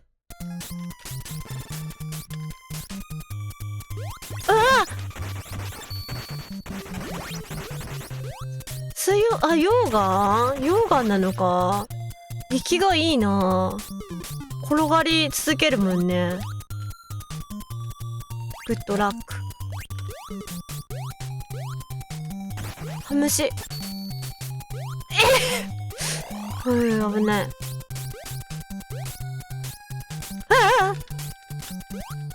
そっか、でも火山ステージだから、そうか、そういうことか。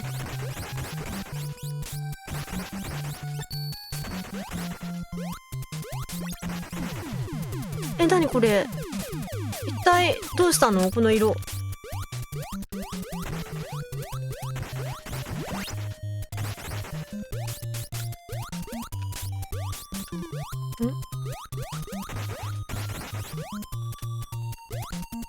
あれ変わるのかな。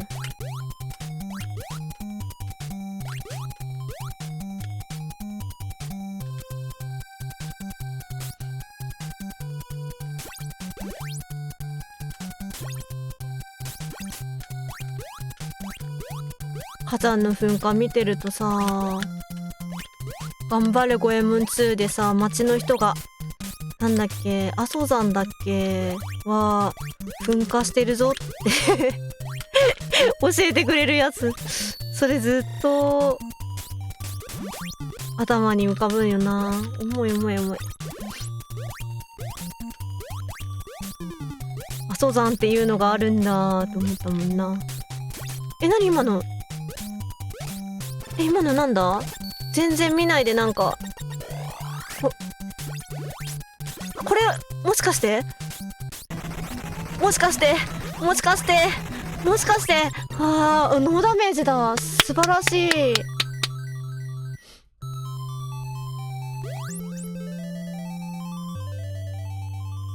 ゲームボーイのマリオあれだよね。マリオランドのびっくりした。もう終わったかと思った。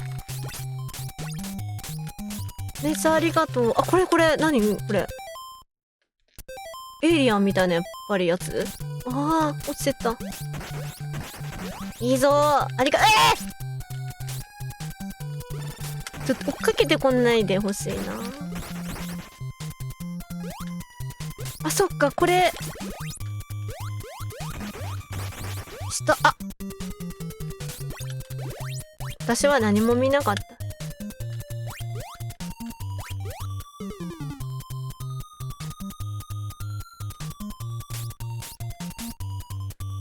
上なんだ。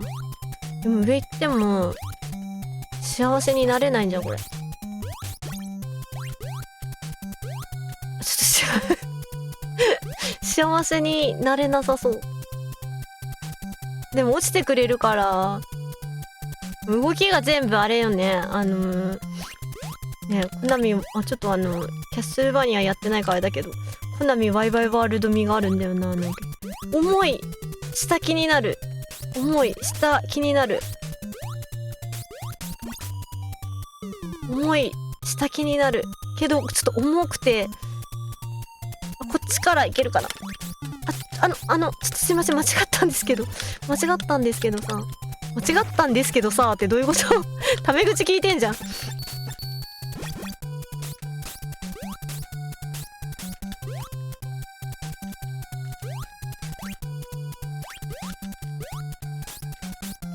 これはライフがないので、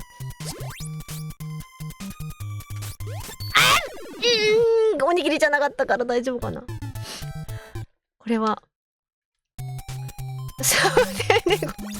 タメ口になっちゃった。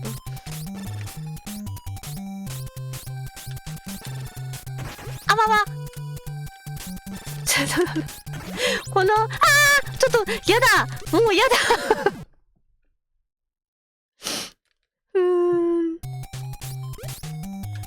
上行ったら幸せになれるかな。どうだろうね。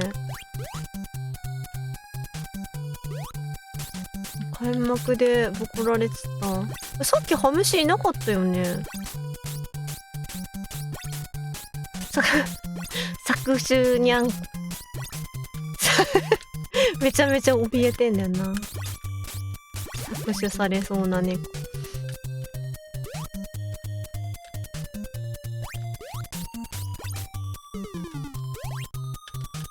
よいしょ。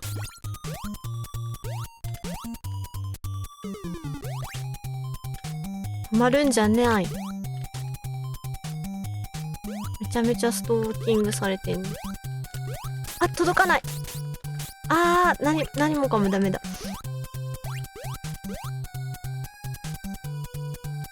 でね、こっちからちょっと止めとこう。あれもう一個なかったっけ。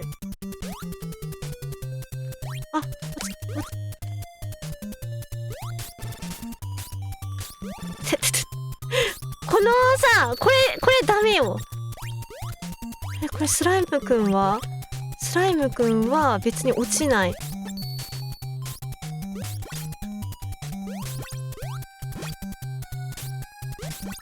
スライムくんは落ちない性格。おにぎり食べたい。上は助かる。全然気にしてなかったけどなかった。うわーやだ。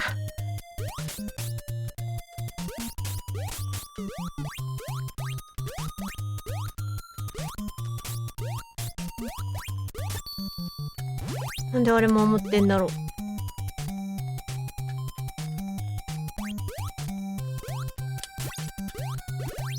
たくさんいたってこと？今出てきたってことは何匹いたんだ？3匹。すごい生きのいいやつらがいる。どうしたよ。めっちゃ生きいいじゃん。もう出るんじゃないぞ。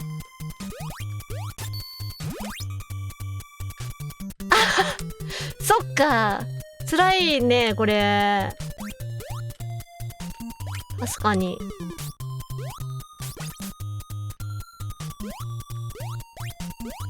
やっと終わったと思ったら終わってない。ボス来たら音楽が変わるから、そのタイミングまで目をそらすのがいいかもしんない。おにぎりだ。おにぎり。何これ、急になんか出てきたけど技術を見せつけられてる。急に飛行機ぐらいなら作れんだぞみたいな。いや、ここもダメだわ。なにこれはどうすればいいんだ。ちょっと待ってよ。待ってほしい。待ってほしい。やだ。何これ下にいるの。これ、あれに攻撃、すいません、無理です。右の上のやつに攻撃しなきゃいけないんだよな、きっと。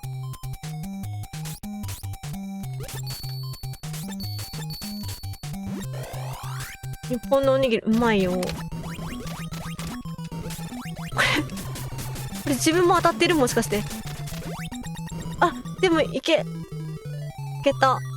何も出なかった？取ったのか。あ、よかったよかった。ありがとう。おにぎりは美味しい。どのおにぎりも。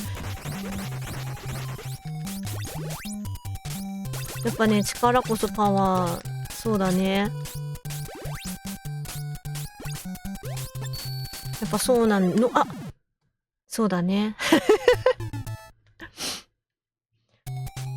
パチパチありがとう、山城ちゃん。これ落ちてくんの？許さん。でも、二等身だから許すわ。攻撃できるもん。あれこれ、あれじゃん、シナモン博士のやつじゃん、下の。花見、ワイワイワールドしちゃってんじゃん。よく見たら。知らんかったわ。知らんかったわじゃなくて、初見だから知らなくて当たり前なんだけど、さっき。ね、これ。いっぱい美味しい食べ物がある。美味しい食べ物2本任しとけ。きれいに。ね、これ。ワイワイ。あ、何も見てない。私は何も。どうしよう。もう出さねえぞって言われてんだけど。俺、まだ、そっか、上空いたのか。なかなか、バナナステージだわ。ほい。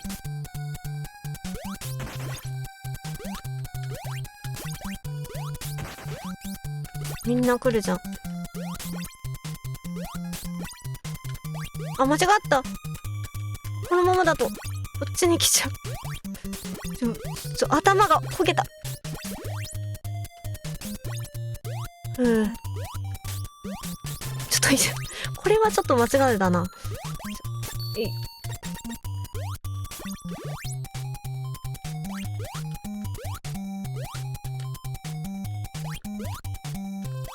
発売時期ってこのゲームいつなんだろうな。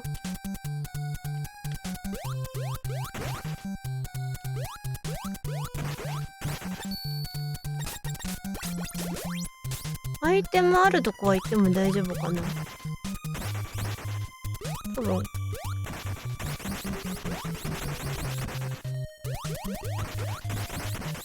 おにぎりだ、やったー。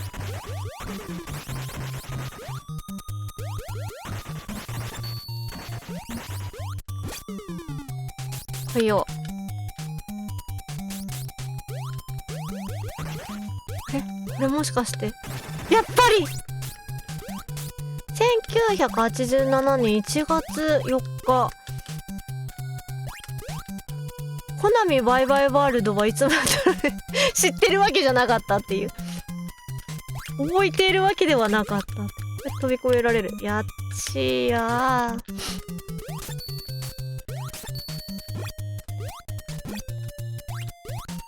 よいしょ。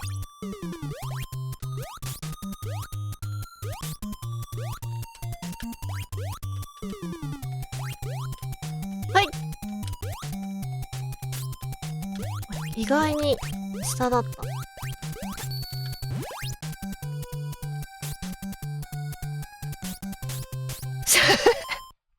19パチパチって言ってた。1988年の、あ、じゃあ近い。なるほどね。じゃあこれの後にそっか、コナミが思う近未来的な象徴として、痛かった。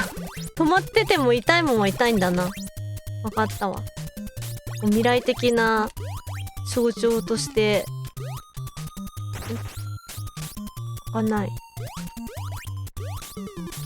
そこ掘れんのかな。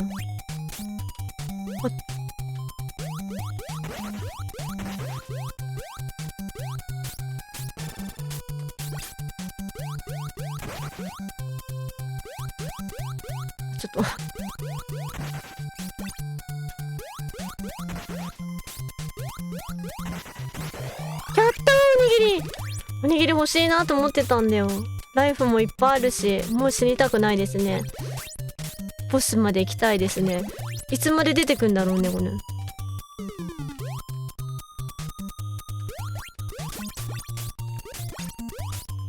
なんか大事なものが落ちてった気がするけど。いらない方に当ててしまったって言おうと思ったけど、まあ両方とも落ちてくからいっか。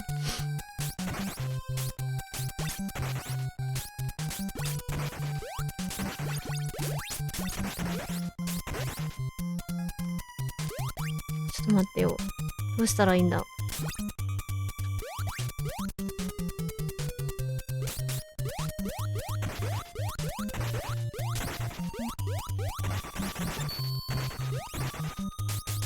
どこ開くんだ。上しか行けないのか。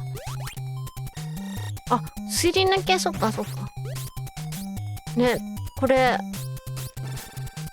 キングコングの都会ステージとかもこういう絵してるもんね。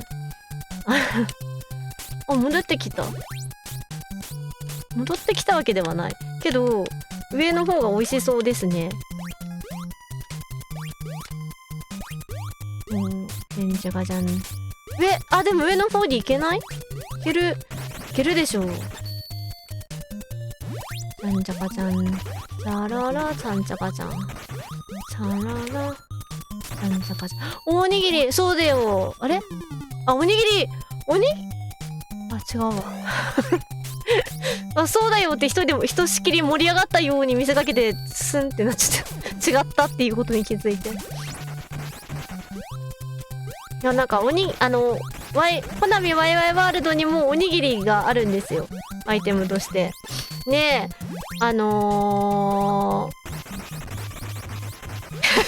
すいませんでした。なんだっけ。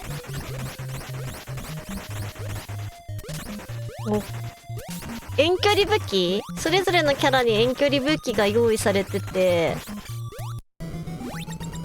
で、あれ？始まってなかった？ボス。それで、キングコングのなんか遠距離武器のアイテムのなんていうグラフィックが一瞬おにぎりなような気がして、だからかって言ったんだけど、でもおにぎりは違うみたいな、ただのアイテムだったっていうことを思い出して、スンってなりました。瞬時にめちゃめちゃ説明した。すいませんでした。改めてすいませんでした。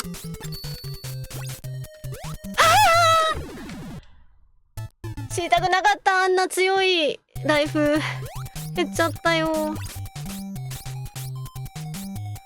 そう全然違ったの。もう勝手に食べちゃうんでね、1回しか使えないのに。気がついたらおにぎりなくなってんだよ。8人のうちの誰かが食べてんだよ。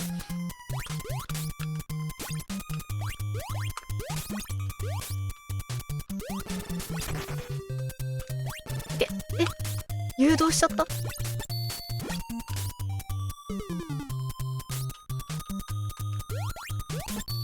でもここ火山じゃないのになんで降ってきてんの？なんだあれ、火山ではないのか。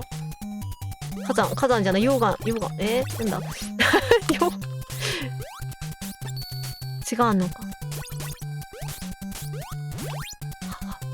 でもうちょっとだったんだけど、ライフ、おにぎり食べたいよ。おにぎり食べたいよ。何も見てません。どうしておにぎりが欲しかっただけなのに。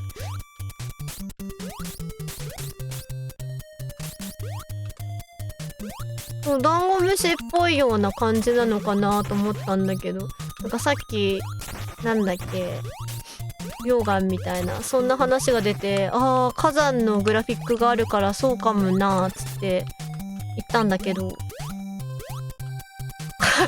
火山のグラフィックがなくても出てくるらしい。これ怖いな。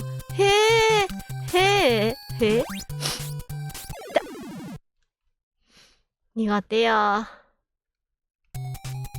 ライフがどんどん減ってく。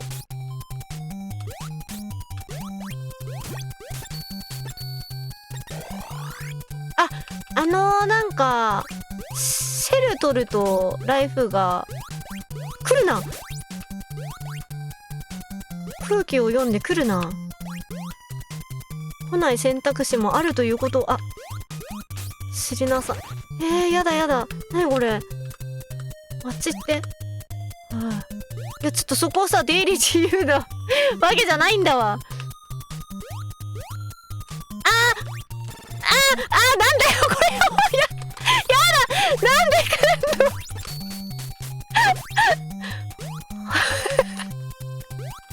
来んのしつこかった。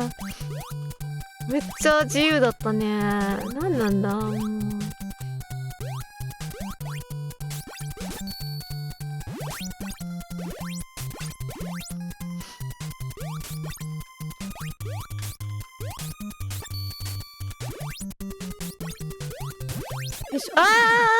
いや、さっきちょっともてあそばれたのが辛い。これでもう残機ないかな。こ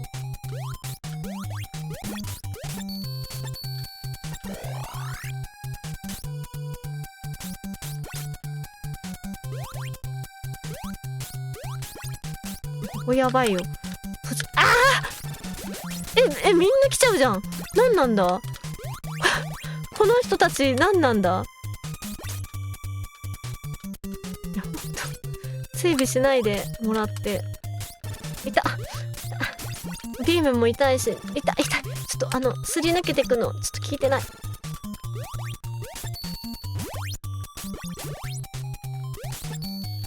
ほい。回復欲しい。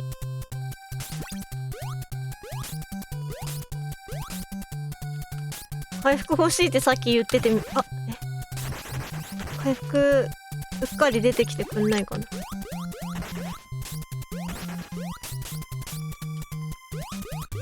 でもここ下、この無理か。この下に何があるかはさっき見てしまったからな。すごい行列が。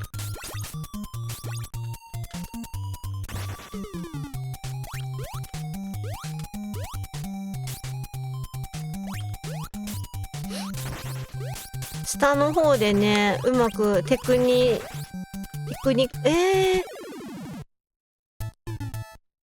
まあ難しいね、ここね。フォローありがとうございます。うわー痛い。ちょっと待ってください。ほら、ありがとうございます。何さんだろう。ナ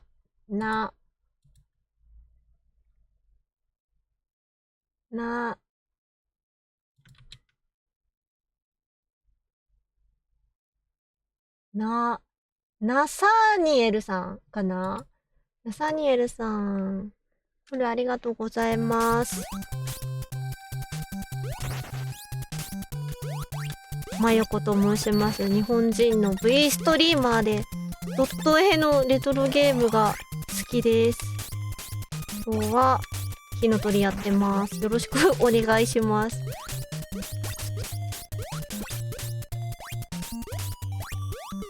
もう来るんじゃ、めちゃめちゃジャンプ力あるじゃん。もう来るんじゃねえぞって言ったそばからなぜ来てしまうのか。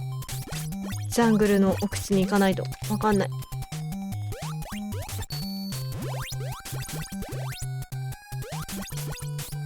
This game looks... wait. Thank you, fast chatting. ありがとう、ファーストチャット。This game is... 火の鳥。火の鳥。フェニックスか。フェニックスファミリーコンピューター。ジャパニーズネス。ゲーム。上、はっやったぜやったのかちょっと痛いおにぎり早速ライフ一つ削れちゃったけどこれこの上とかもいけたりすんのかないけ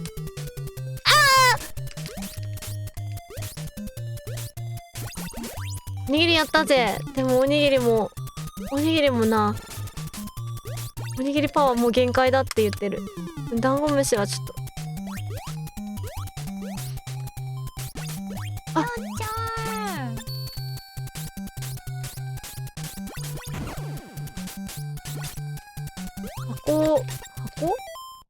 箱You can place ボックスよっち箱ってゃなんんだ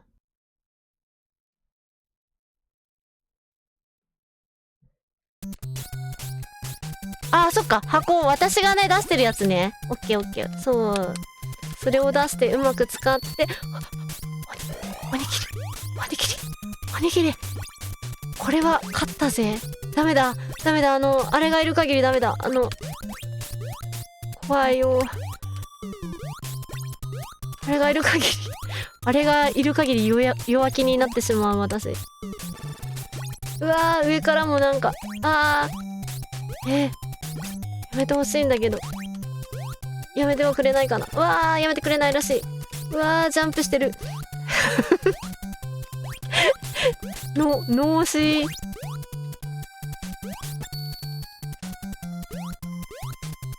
おじさん怖いやりとつなのかあれでもこっち来ちゃったけどこうだな瓦があんまりないねこれ嫌な予感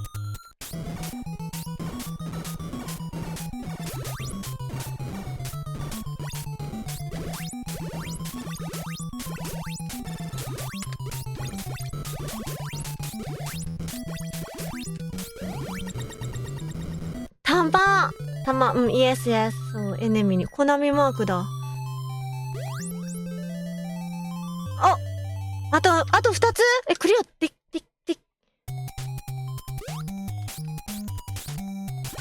あと2個これはいける意外とこれはでもこのぐらいのさボリュームだとサクサク遊べていいねパチパチありがとうございますコナミつながりでレイドしてもらったからいいあれでしたねこのゲームやっぱコナミじゃんやってコナミだったんだみたいなでもグラディウスに似てるよねこの辺のさブロックの感じあれイエスそれ分かってるよ大丈夫だよちなみにネタバレファーストプレイだからなまってんなファーストプレイだからネタバレ的なことは言わないでねネタバレ的なんて言うんだろう英語でネタバレは私の楽しみをねファーストプレイだから私の楽しみを奪わないでくださいって言えば一番わかりやすいんかな下の何氷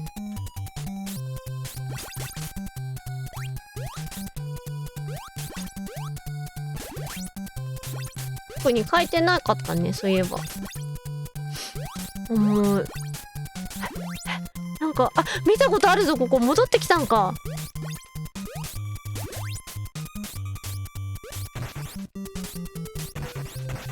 応援ありがとう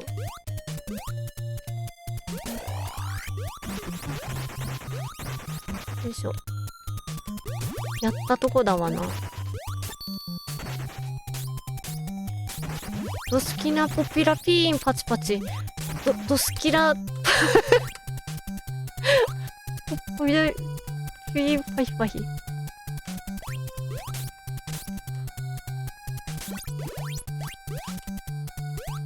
あ、こうやって、なるほどね。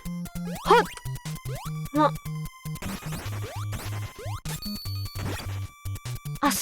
ノースポイラープリーズか。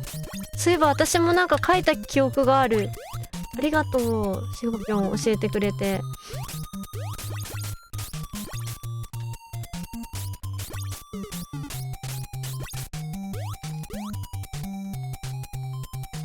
上来ちゃった。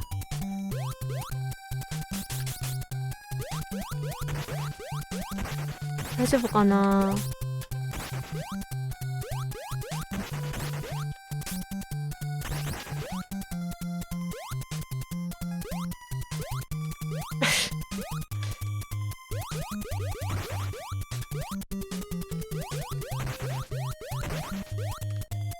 いて。頑張ってチキンプレイしてたのに痛い。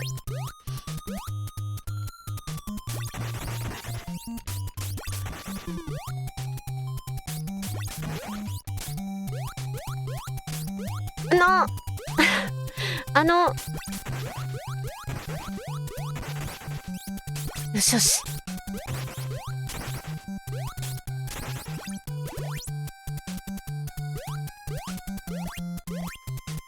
はいだ、ありがとう、バクスさん。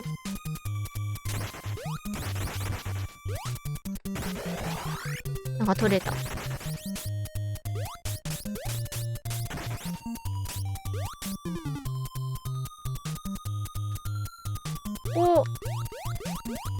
上か、じゃあ。よいしょ。これでもう落ちないぞ。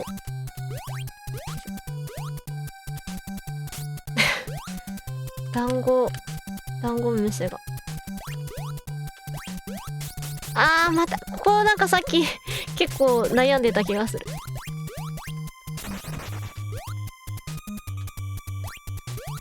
間違えました。よいしょ。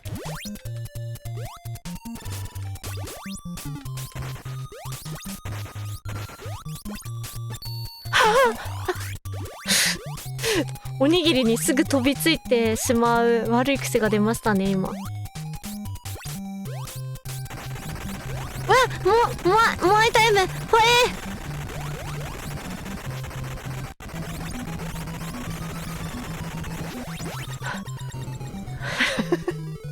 突撃モアイ。で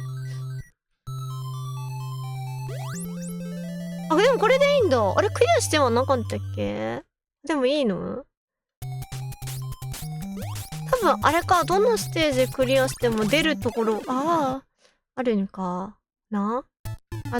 氷っぽいステージで違うマップ行きたいわね。この次が氷っぽいステージだったっけ。ライフしこたま貯めていきたいけども残機があんまないよな。ここは火山があるから火山灰もまた火山灰。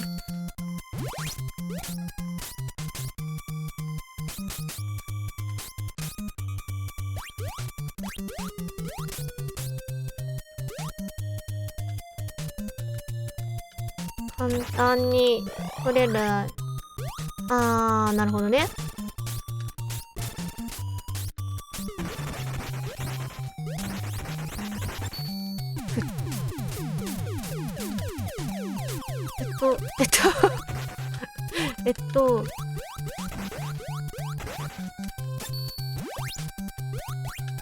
間違った。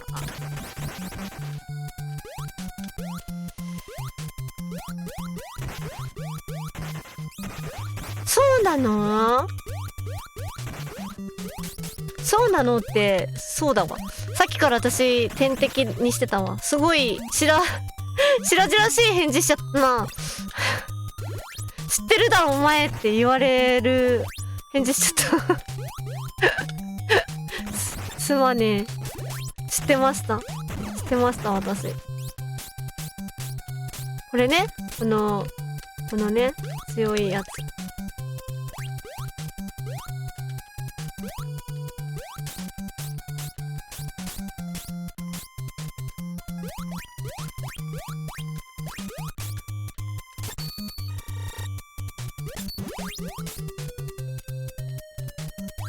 あ、ちょっと間違えました。あれ？ジャンプが小ジャンになってなかった。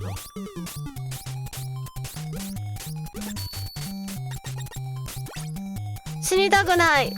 死にたくない。そうよね。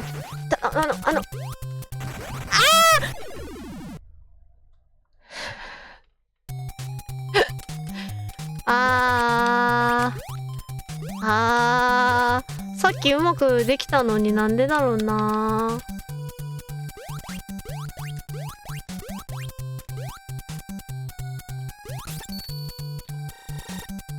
ペペピパモニス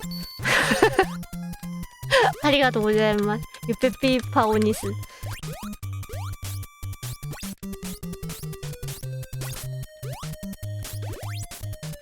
いや、やめて。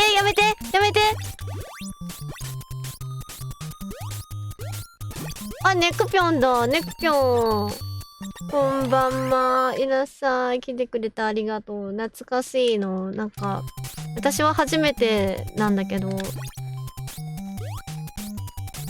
いいよって。こうか。あそこで止まっちゃったからダメなんだ。登竜門的なゲームだよって確かおすすめされてやってます。火の鳥。ネクピョンめっちゃやった火の鳥。あれ子供の頃、大人になってからクリアしたってこと？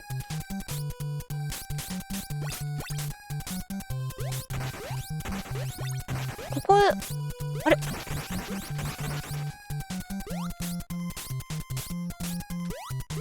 あと2つ。これでワープしていいんかな。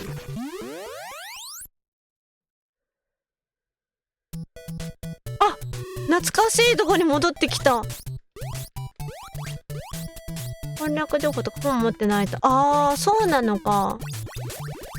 私、今日は何もまだ見てない。生きのいい恋たちが。うわー、やだ。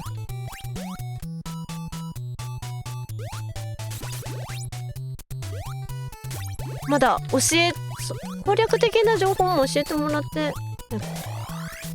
ネカピョン今日なんかバロラントの大会、あれ今日じゃないっけ？なんかやってなかった？あれ？はい。ストリームしてたかどうかはちょっとあれだけど。終わった。お疲れ様。黒さんとかとね、やってたよね。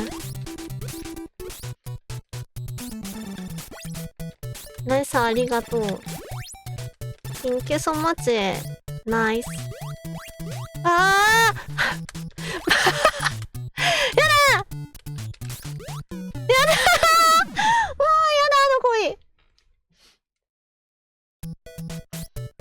この曲がやっぱりね、最初に聴く音楽って一番ね、長く聴くから、本当にか？一番長く聴くような気持ちがある。魚がね、恋がね、声がもう嫌だ。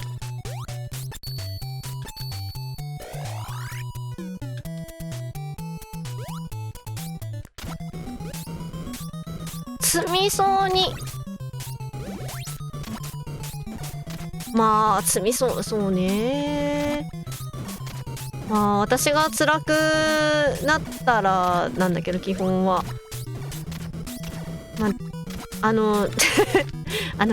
すごいさ、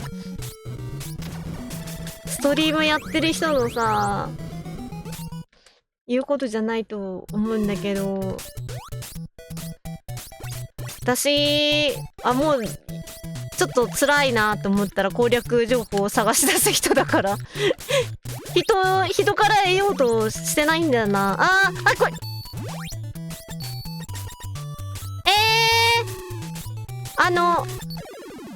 キムクジャラの天桐ちゃん悲しいね。どうしたんだ。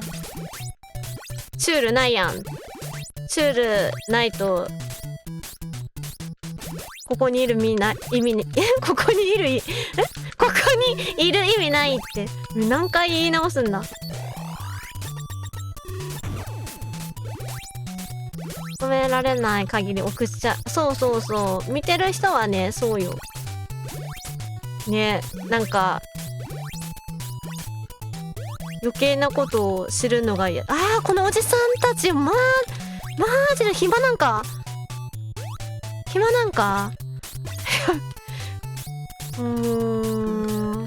おにぎり食べたいな。おじさんたち、暇なおじさんたち帰って。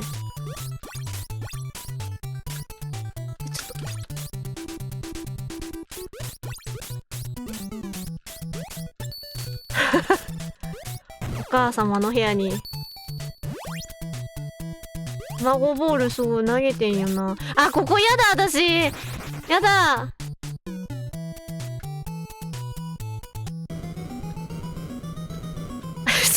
そういうことか。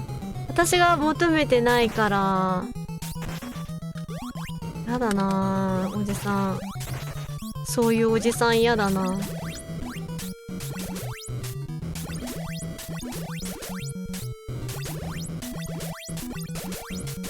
卵ボール最近食べてないな。なんか昔さ、ワンちゃん何も見てなかったわ脳死でただ頭のなんか敵撃ってたわ。すいませんでした。昔そうワンちゃん用の卵ボールがあるんよ。で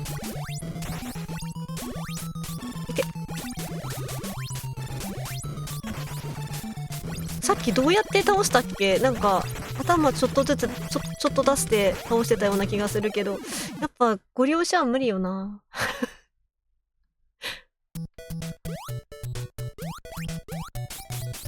一時期めっちゃ好きで食べてた。私ワンちゃん用のね卵ボールたまに食べてた。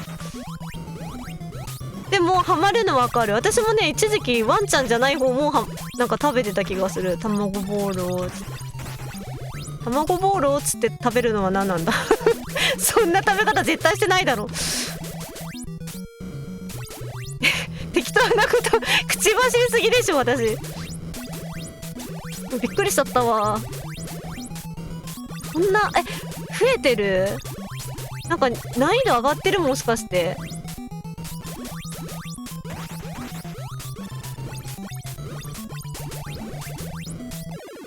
無理だった。でもなんとなく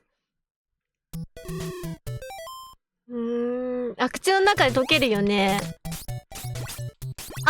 シナシュンこんばんは。そしておはようございます。またもしかして椅子で寝てたんですか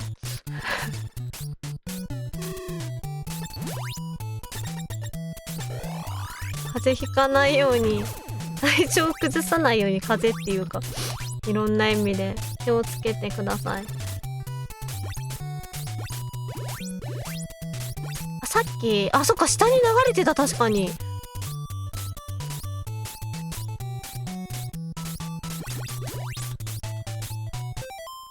わーいじゃないんだよわーい、何の妹つけてんのかなと思ったらわーいしてた。わーいじゃないんだよな。お布団行って何のわーいなんだわーいじゃねえんだって言われちゃうやつだよ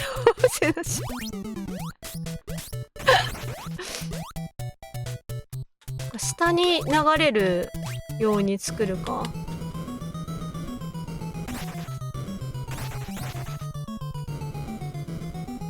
うしようかな。あー、夢の中で送られてた私落ちちゃったか、ついについにみんな下に流れるんだ。マヨコ、どこの女の名前よって言われちゃうやつ。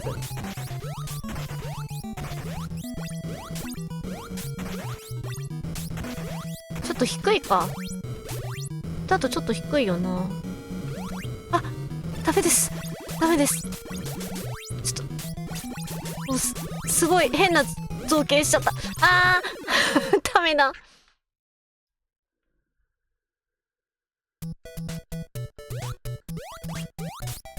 視線の前で何か上から行けそうな気がするっていうのだけは気づきました。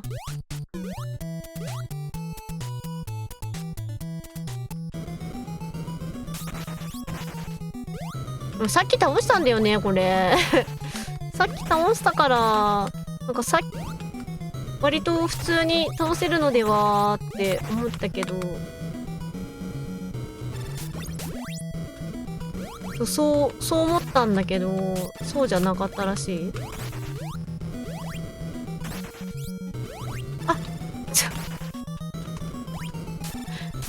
ダメだこれ。もうダメだ。そう、今日火の鳥っていうファミコンのゲームをやってます。セナシュン。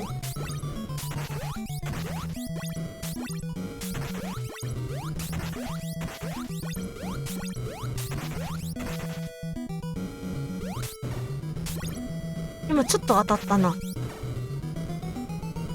ギャンって言ってもね。ああ。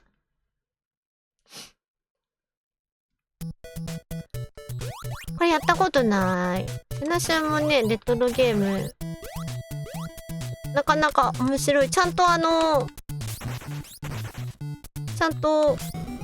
筋の通ったファミコンゲームです。筋の通った。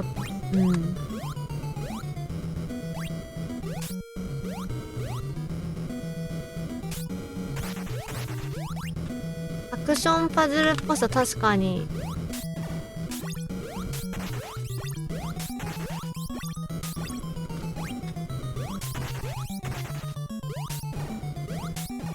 建築 OK かな。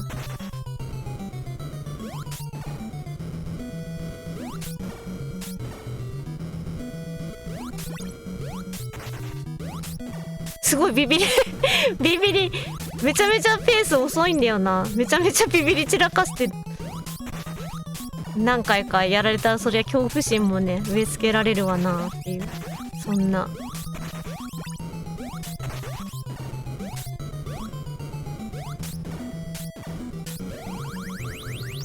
やだーここをやってる途中で落ちたんだっけ。落ちた？どっか行っちゃったんだっけ。やっちゃー、ありがとう。ナイス、ありがと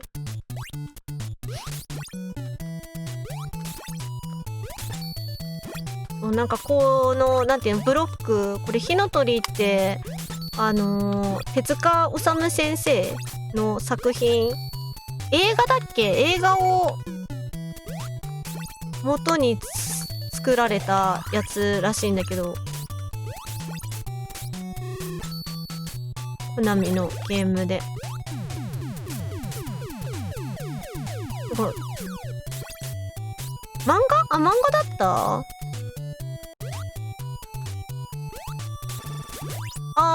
もうなんか映画版このさ、右上に貼ってみんなのチャットで見えなくなってるけど、右上に貼ってるね画像を探してた時に、なんか映画版を元にして作られた作詞って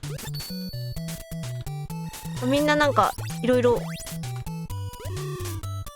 原作漫画でファミコンの方は映画版の映画を機に、みんなすごい饒舌に教えてくれてる。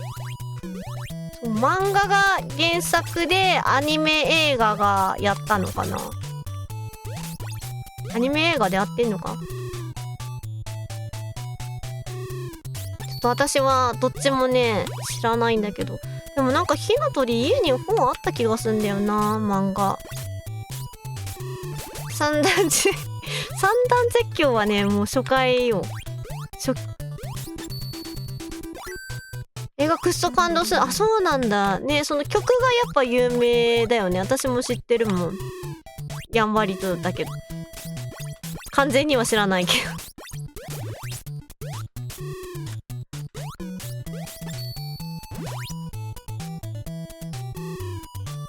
ど映画 Amazon プライムにあるかな。落ちてった。どうしたんだ、いじめられたんかそこで。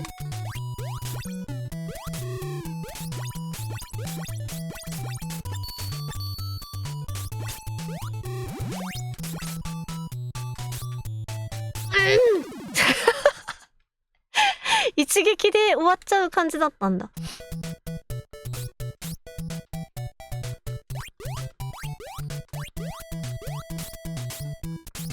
火の鳥代表作。そうだよね。私でも手塚先生の作品ほんと読んだことないわ。あー、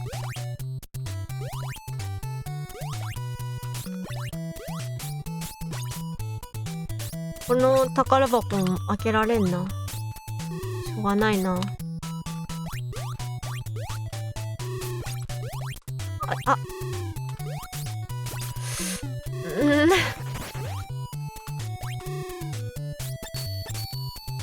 ここか。はいはいはいはい。あそこにさ、なんか一気アップかなんかあったんか。さっきしょうがないやって言ったとこ。どこで撮ったんだっけ。あ、おにぎりだ。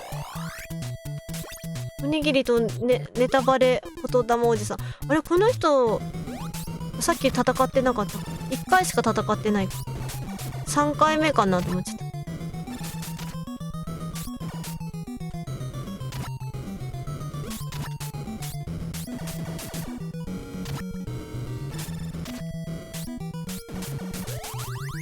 ゲームのでの映画要素は主人公貝殻と貝殻もさっきここだね。このステージでなんか違うとこ行っちゃったんだよね。ナイス、ありがとう。これこの貝殻ねとクッキーのミノ。これミノ投げてんの溜まっていくんだけど、これそうおじさんのおじさんの瓦。こんばんま。石部ちゃんこんばんま。いらっしゃい。来てくれてありがとう。さっき椅子で寝てた人がいたのでちょっと注意したところなんですよ、石部ちゃん。椅子で寝る人代表の人に石部ちゃんが来てくれてありがとうございます。誰やのな、ほんと危ないからやめなさいって、体壊しちゃうよって言ってるんだけど、ついつい寝ちゃうんだもんな。ここなんかブロック壊さないでいくぞ。鳥いろいろあって、そうなんだ。仏像、だからパッケージにいるのね。お大仏様が。これ絶対上通っていけるやろ。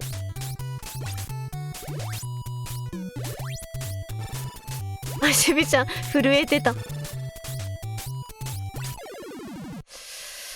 そう、今日はひにゃとりっていうゲームやってて、あと2枚なんか絵を完成させたらクリアみたいなんだけど、あと2枚集めればクリアでっていうところまで来てます。さっ近1週間は薄5ソファーに健康的。もうソファー大丈夫？ソファーで体痛くしてない？ソファーはソファーで心配なんだよな。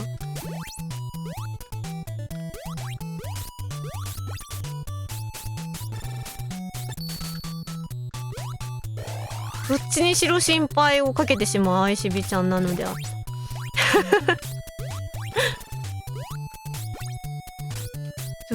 恋が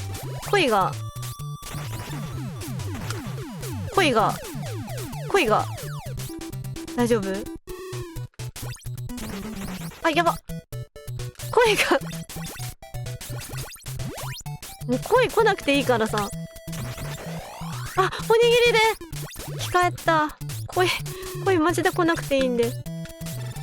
恋の人ちょっと何なんだよ。はい。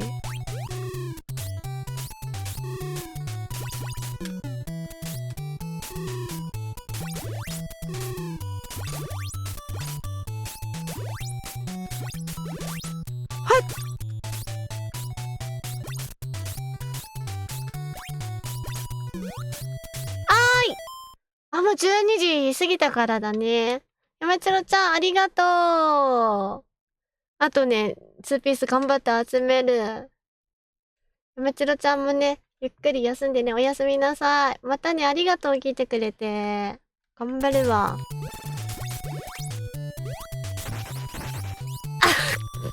頑張れるかな、これ。本当に。宝箱取れんかったけど。ちょっと。ありがとう。私もまた遊びに行く。実は最近、ファイナルファンタジー9だったからね、ちょっとあんま行けなかったんだよね。9は、そう、いつかやろうと思ってるゲームだったから、そう、9クリアされたからね。そんな、バグじゃないこれ。どうしておにぎりああよし。よかったー。おにぎり食べれた。寝る人に語りかけちゃいけない。いつまでも寝れなくなった。あ、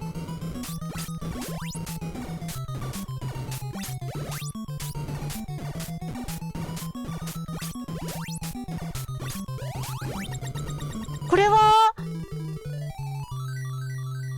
攻略見てないから気づいちゃった最初に。やっちゃーん。あ、いえ、山田ちゃんありがとう、聞いてくれて。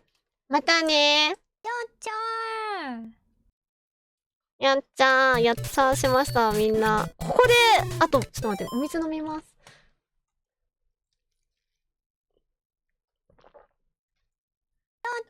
ね、なんか誘われるがままに壁に行ったら、これからが本当の戦い。なんだって。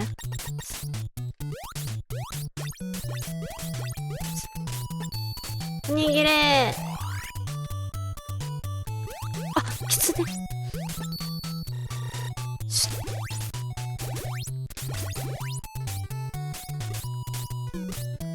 あれこれ一面に戻ったんかもしや。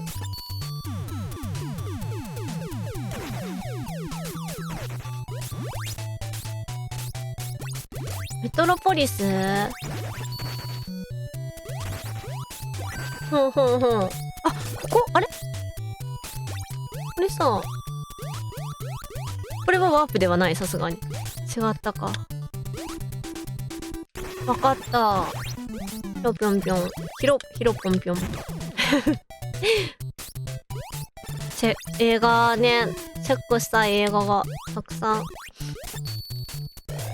でもなんかそういうのあるの、鋭い。あそこだったん？もしかして。なんか諦めちゃったけど、私のジャンプの仕方が悪かったんかな。おやー、ヘビゾーンじゃん。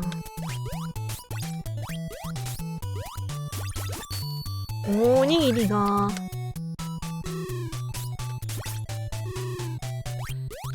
ことないんかな。ワープ。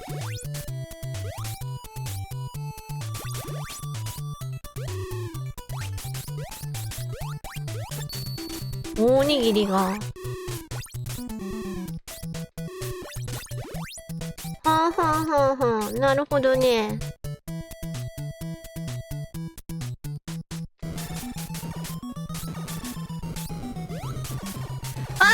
ニコタカちゃんいらっしゃい。来てくれてありがとうございます。今日は火の鳥やってるよ。いらっしゃい。ち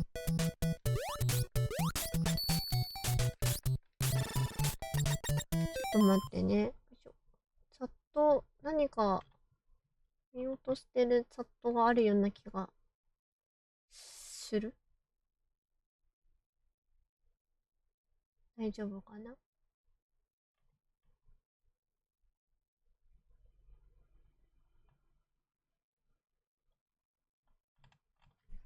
そう、今日火の鳥。おたかちゃんは火の鳥やったことあるかな。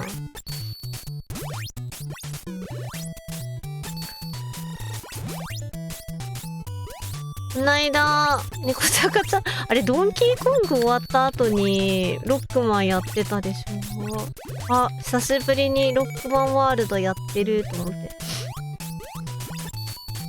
うんうんって思いながら、早く寝なきゃいけなかったから、何も言わないで立ち去ったわ。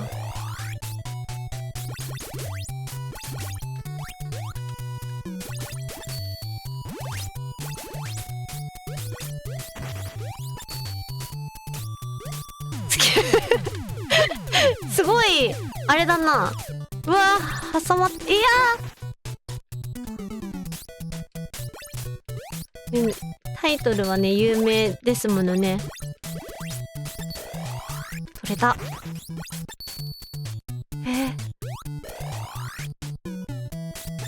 かった。これ別に開かないの？開かないの？黒じゃないから開かないか。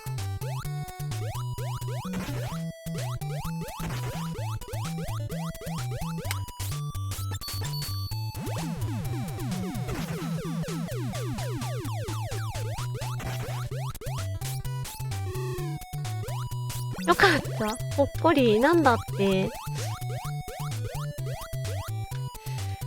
何かを見落としてる。ここはボスいなかったんだよね。確か。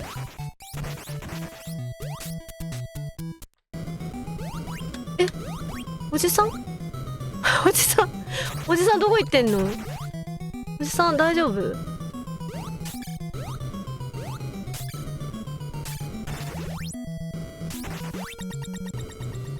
おじさんの心配をしながらクリアしました。あ、そっか。抜けちゃったのね。そう、ワープで違うステージ行かないと新しい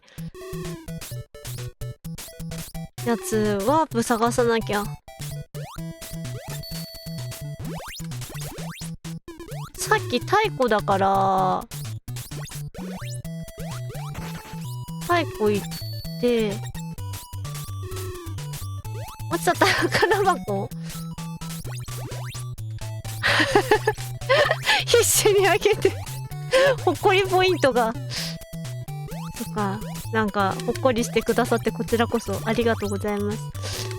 こちらこそありがとうございます。俺は言われてないけどありがとうございます。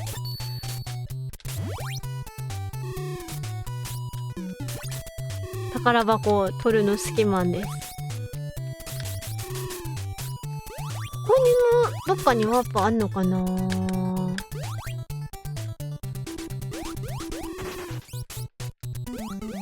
ないか。おにぎりだ。ち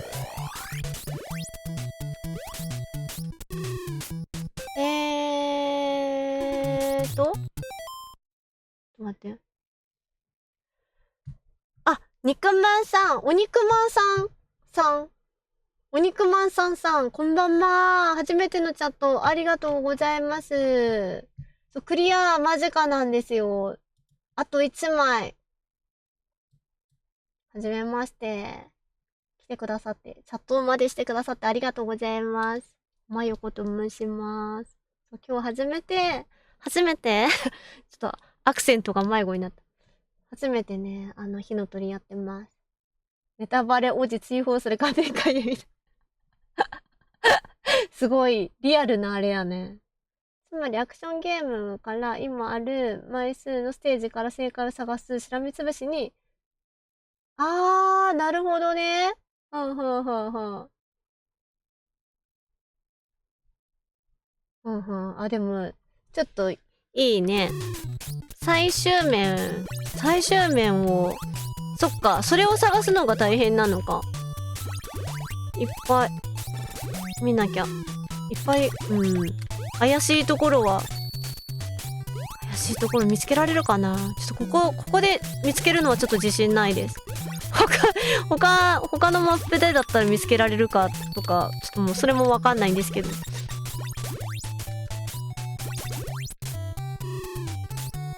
とか、違う。こ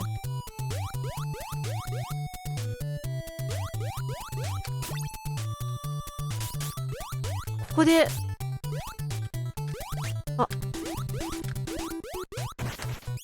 もう、こういうこと？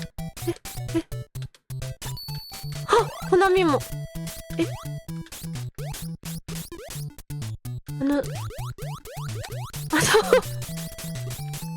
みんな、これさ、積んだのでは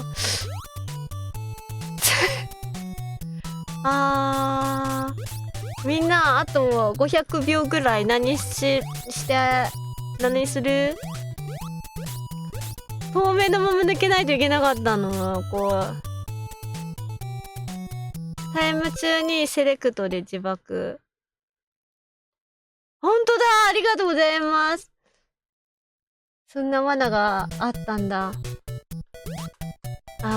ひなたちゃんも経験済みか。やっぱこの洗礼受けるんだな。いけるじゃんってなって。これもやった？ひなたちゃん。幼子の頃。熱っ。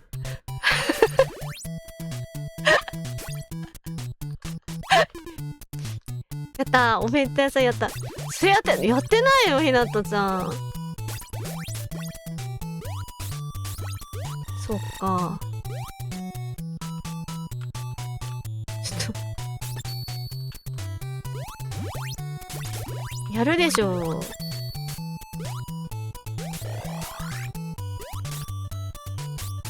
そうになったら下 B の癖か。そうだね。反射神経が求められる。あんまり反射神経良くないんだけど。落ちるのが早すぎるんだよな。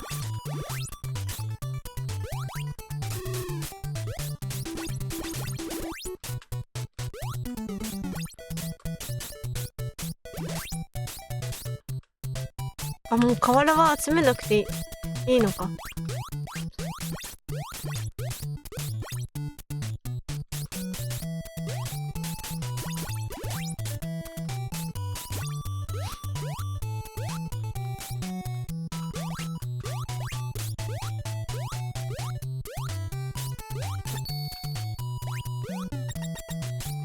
よし。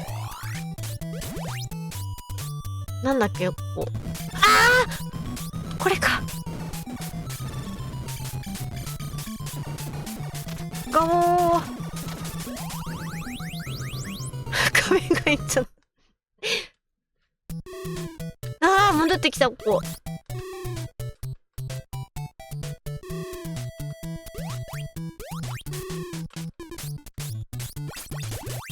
もう落ちるのを見届ける。最後までね。最後まで見てってねってそういうことなんだな。落ちたね。違う意味で落ちたね。あれ別になんてもなかったか。こっちの方登りたいな。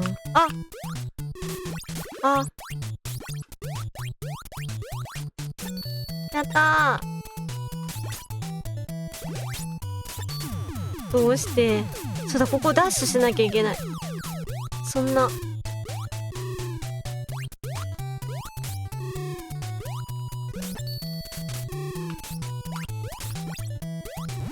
大変な仕事ですな。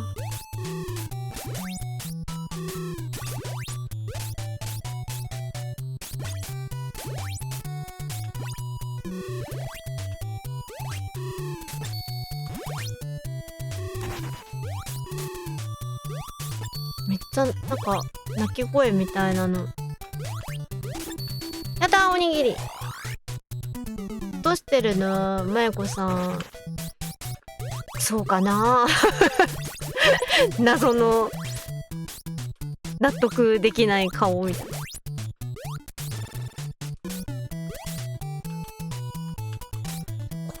恋やだ。どうして恋がいるんだ。恋のぼりってそういうこと？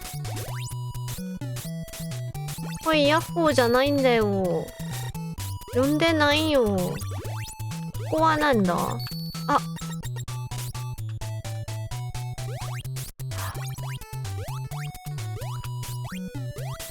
ただー、この恋ちゃんおにぎりだ。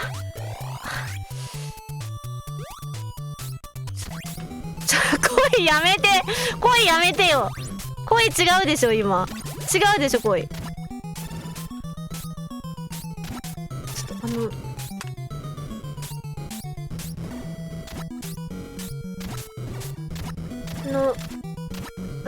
なんか全然うまく倒す。うまく倒せない。どうして？なんかこういうことだよね。だんだん下手になるっていう。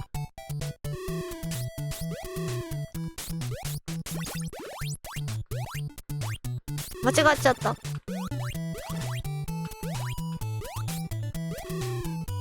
文字でどうしてこんなひどいことすんだよ。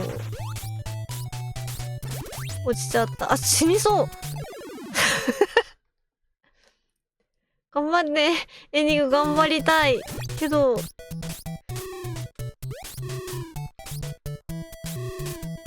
身柄で。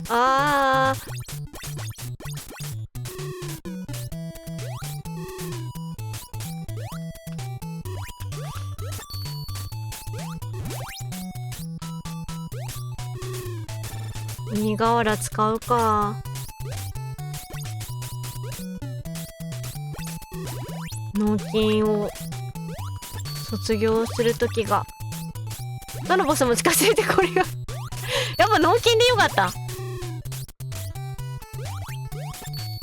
いしょ。ワープ。ここでもなんか探せる気しないんだよな。ワープ。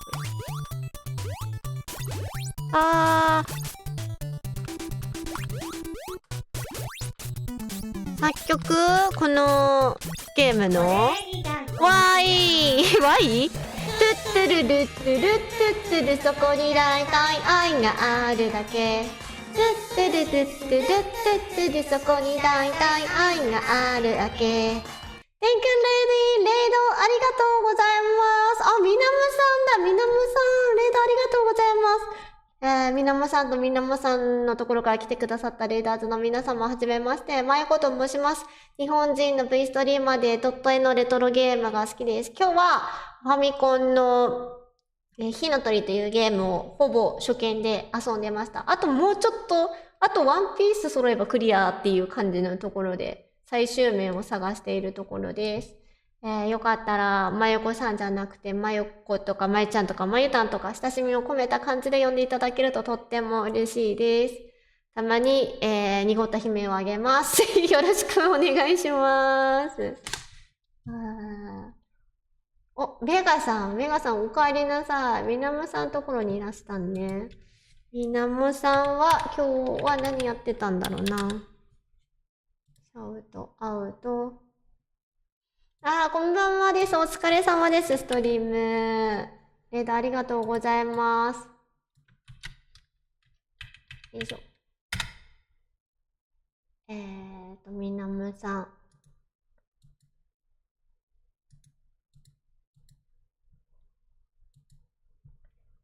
今日は何をやって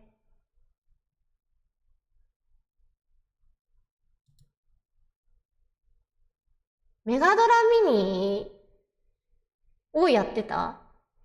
メガドラミニ、私メガドラミニは持ってない。なんかいろんなゲームちょいちょいやってた感じかな。どんなゲームがあるか、これで確認できそうですね。メガドラ、あれメガドラに、あれ私持ってるのメガドラミニ2か。なんかなんとかミニってさ、たくさんあるからさ、何に何が入ってたのかとか、何が入ってるから欲しいなと思ってたのがどれだったか全然忘れてしまったんですけど。そう、メガドラミニを今日はちょこちょこ遊ばれてたようです。でもにもかった、さすがメガさん。あとはなんだビンダムさん、レトロゲームね、結構やられてたり、知識もね、すごいっていう話をこの間、教えていただいたんですけれど、私はまだ遊びに行けてないんだよな。でも全体的にね、レトロゲーム遊んでらっしゃいますね。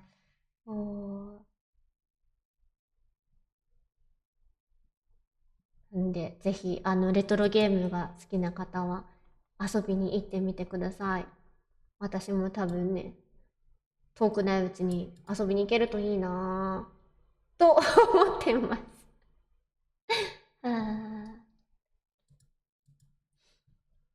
よいしょ。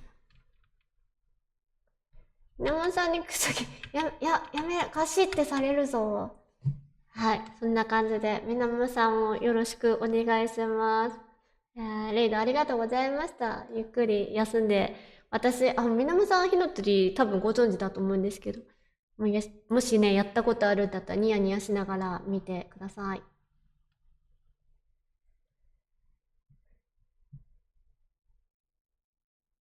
メガドラはいいぞってシホピョンが強く言っている。ゲームロボちゃん今日いない今日じゃないや、もういないゲームロボちゃん。そっか、ロボちゃんだけなのかガシって。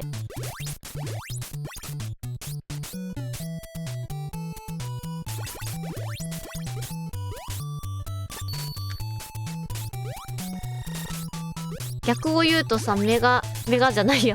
メガでは大体合ってるけど。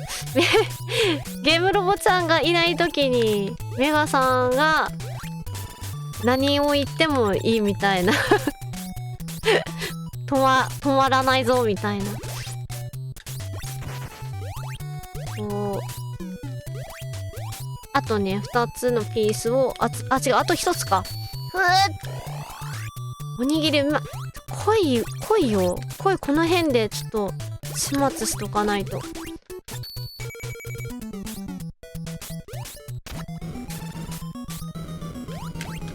ょっと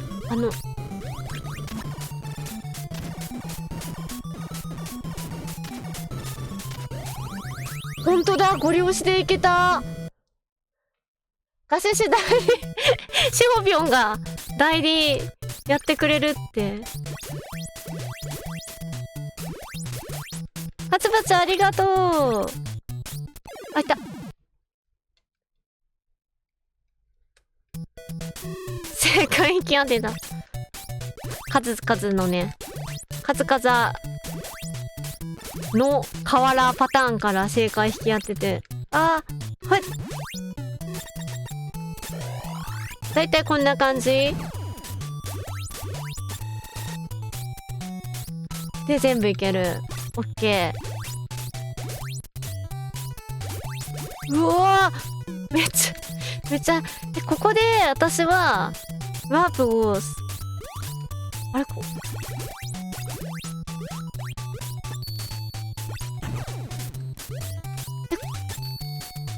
こさボスじゃん。ボスまで来ちゃった。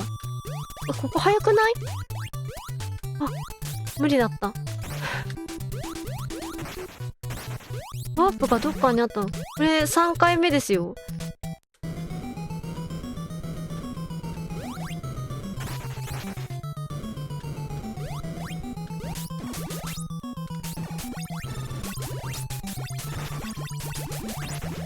これで、いや、さすがに無理やろ。セレクトで自爆しなくても大丈夫でした。他になんか怪しい、なんか、探せるようなとこあった？ここ。宝箱が上から降ってくるぐらいしか。はい。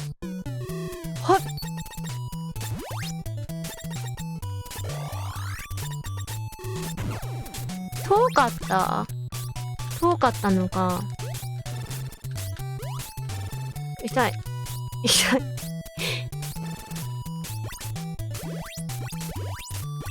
おにぎり。あ、これ届かないか。やだ。言霊投げないで。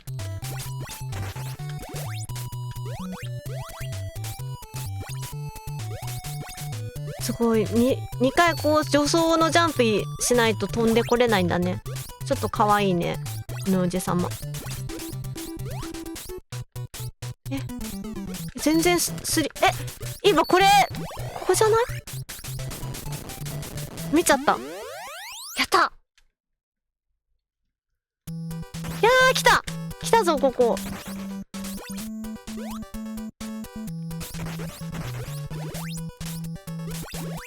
ここ。もう年なんでしょそれはしょうがないな。そうだよな。大変だよな、足腰。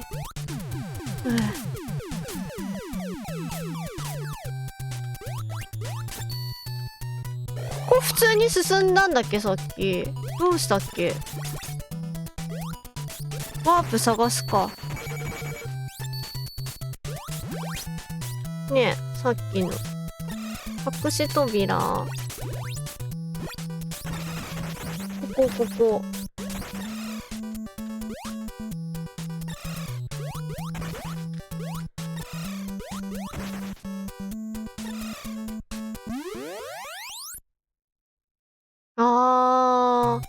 ここに来てしまった。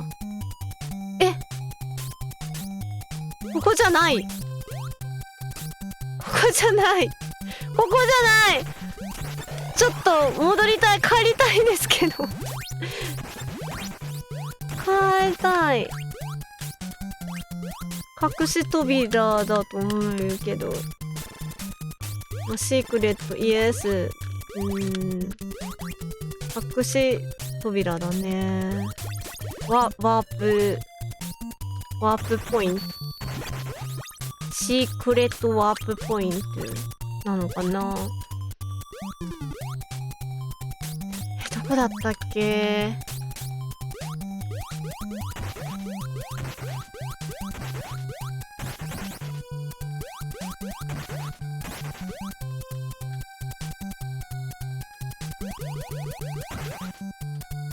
確かに逆を言うと入った穴をすべて覚えておかなきゃいけないってことやな。あ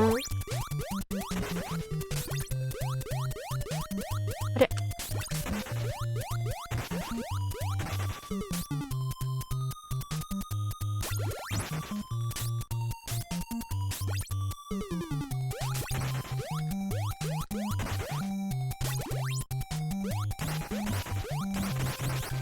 こっからが長いってそういうことなんな。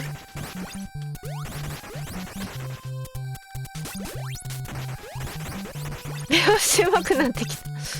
成長しているという、そういうことか。よいしょ。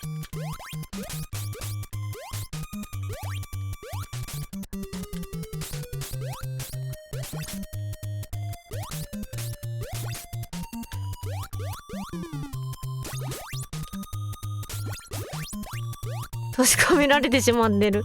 かわいそうに。でも助けてあげられないからな、私。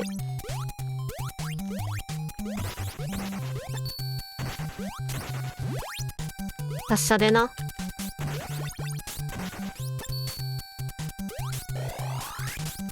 取ったのに、取ってから食らっちゃった。このさ、滝とかが、あそこになんであんの？あそこになんであんの？怪しいんだけどさ、あそこチ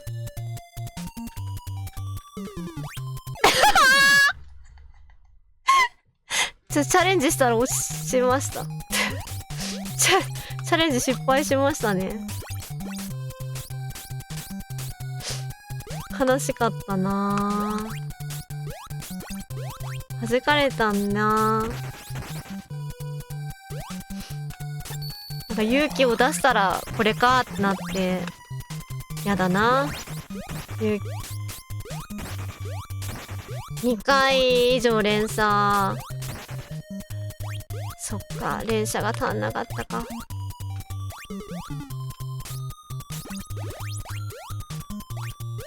ありがとう、しほぴょん。頑張る。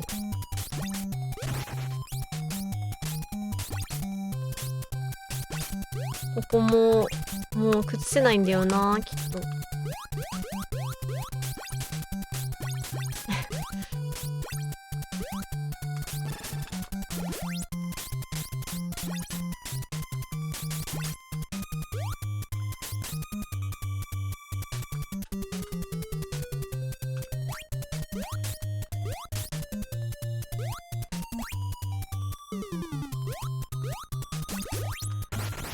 よいしょ。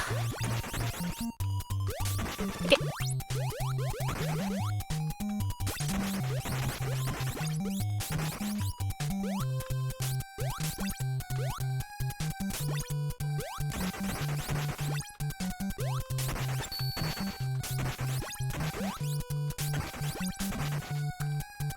崩さないように、開けてから崩すように気をつけるということ。それか真下からだよな。あ、おにぎり。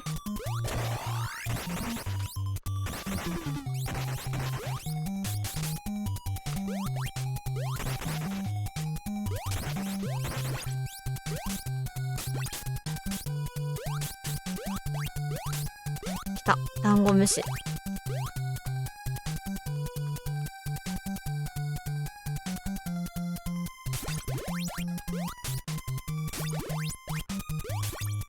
あ、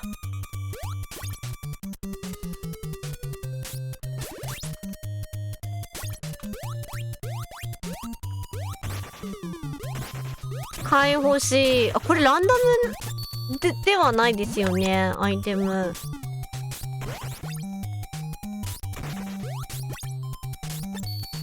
ダンゴムシ監禁されたがり事件。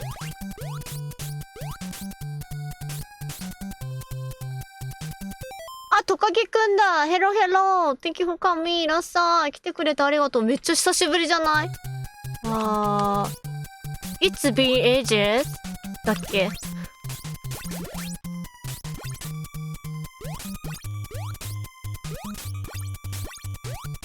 ここさ、どうするか今迷ってる。でも時間がなくなるんだよな。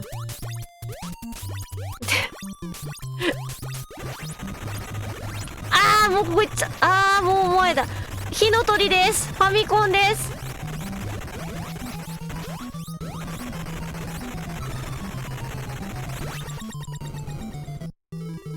This game is 火の鳥 for Phoenix for family computer game。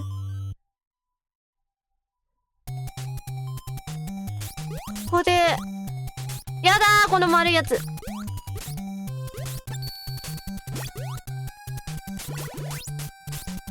ェニックス。そう。フェニックス。ジャパニーズ火の鳥。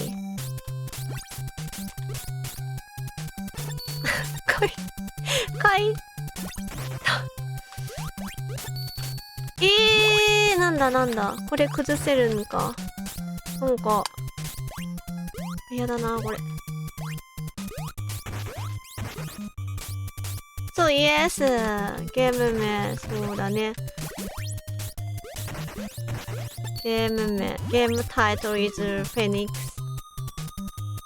This game is ファミリーコンピューター。ジャパンネスゲーム。面白い？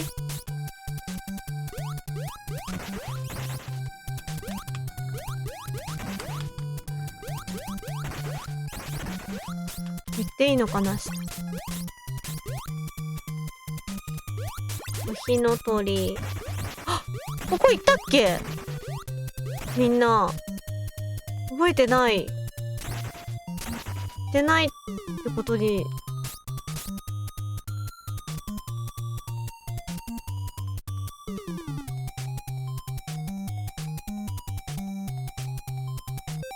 みんなどうだったっけ？入っていいのか良くないのか。ここのボスって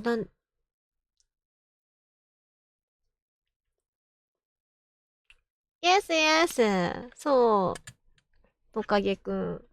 そうです。戻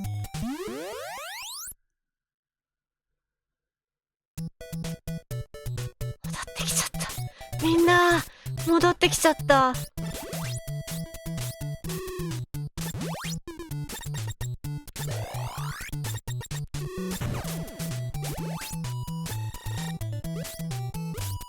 みんな、最速であそこに戻るぞ。あ、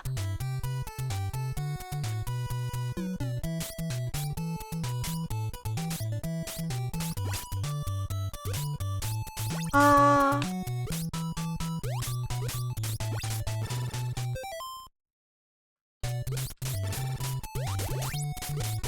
あー、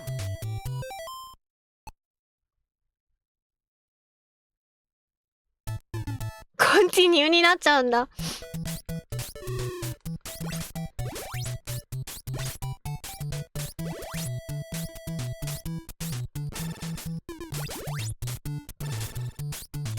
トカゲくんだからね。リザードだよね。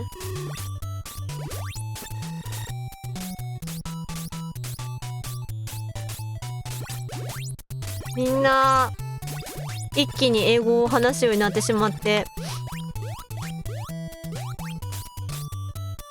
なんとストリーマーね、チャンネルホストの私がわからないっていうみんなが何言ってるかわかんないっていう。あ、ちょっと待って、これちょっとさ、今のダメじゃん。今のダメじゃん。どっちが？どっちも？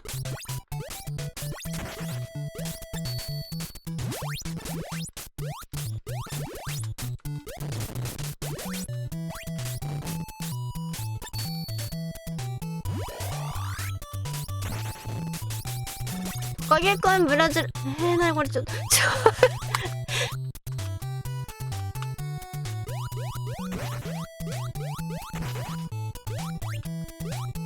そっか、メガさんトカゲくんのこと知ってるん？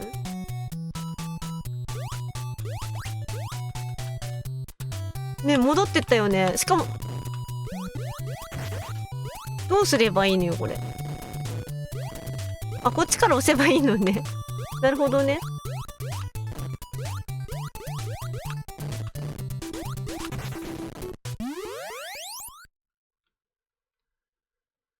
あー、そうだったんだ。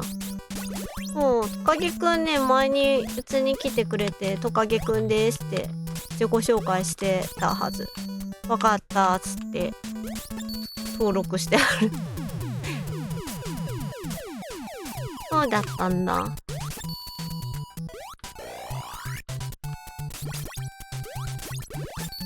しばらく私も見てない。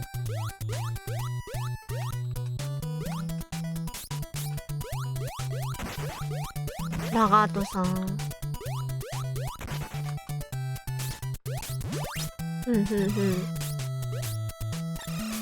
なんか調べたらトカゲって確か意味が出てきたからあ、なるほどねって思ったのを覚えているけど、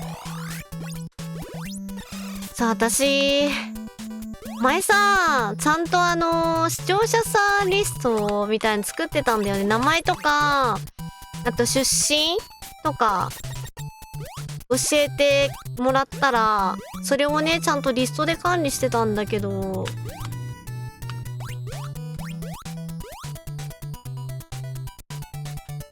いや下行った方がいいかな。いやでも怖い怖いよ。あー怖い。いた。脅威は去った。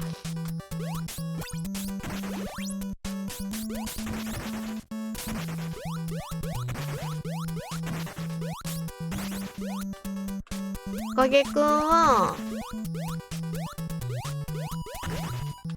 ここ入ってないな。おじさんに限らず恐竜も2回目で、そうよ、みんなね足腰強いね。どこ？あー、やだちょっと許してくれ。あー許されなかった許されなかった。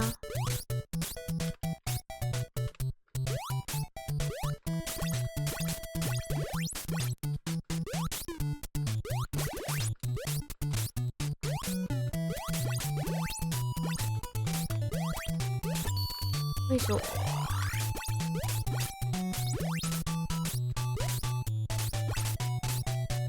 TikTok 嫌いなの？トカゲくん。でも TikTok のアカウントを作って見て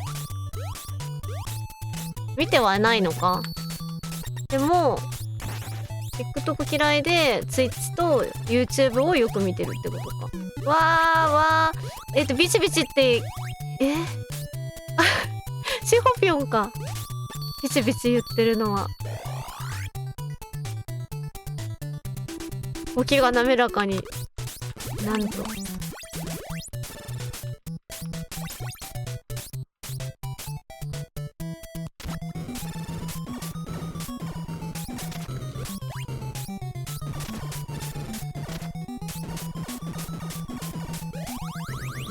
こういうことか。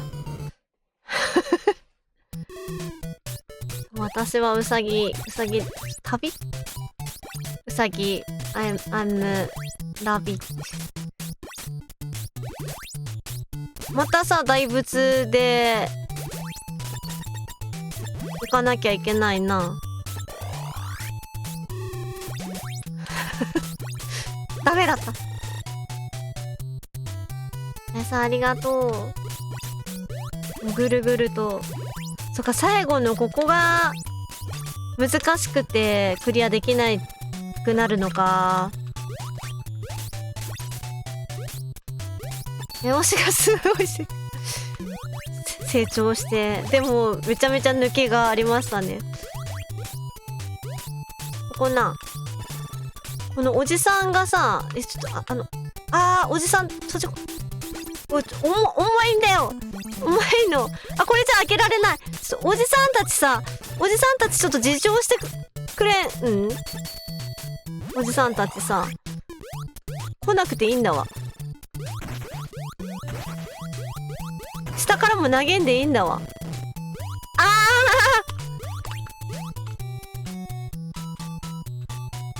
押せないこれちょっと動い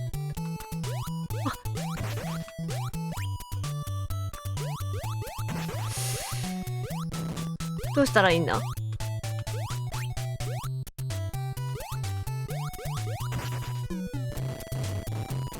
いけた。大仏資格あった。大仏主義。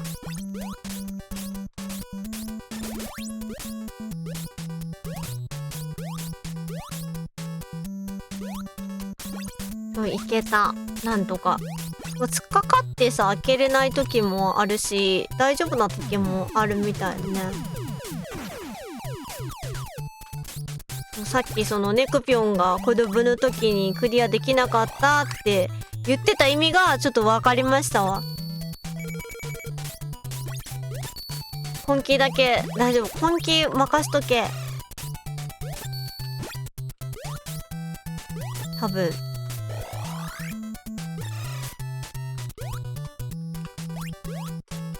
そうでもないな。私そこまで根気ないわ。多分今までやったゲームをちょっと思い浮かべて。ここは、恐竜が身投げするスポットだったらしい。お。あ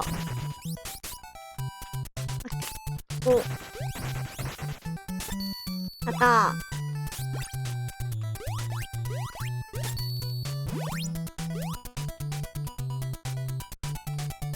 でかアリ。あれさっき見たことなかったやつ。でっかいアリが消えました。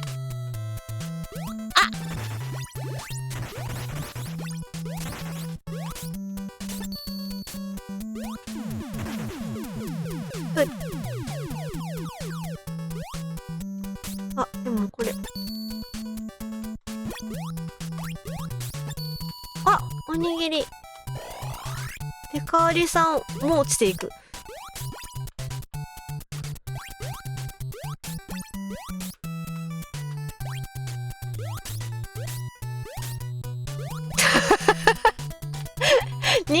人弁しかあとらん。そう、イカさん、半角だからね、ちょっと、見やすいんよな。大仏。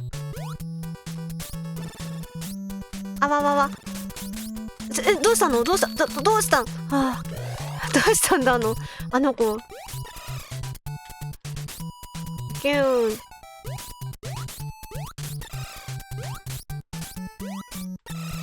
キューン。ここ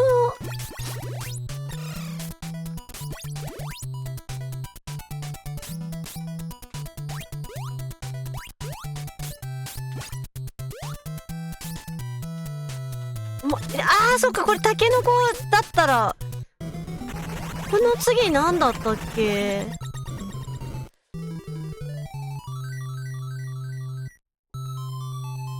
そうね、あそこの一枚やね。顔が揃わん。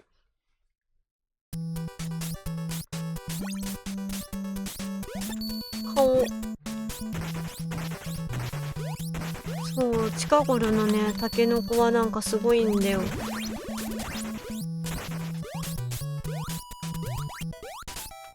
タケノコなんかしばらく食べてない気がするな。食べなくても生きていけるけど。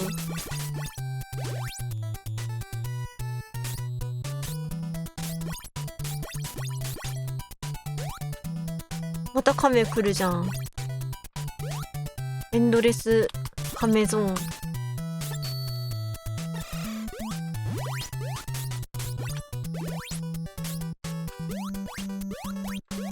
ほっ。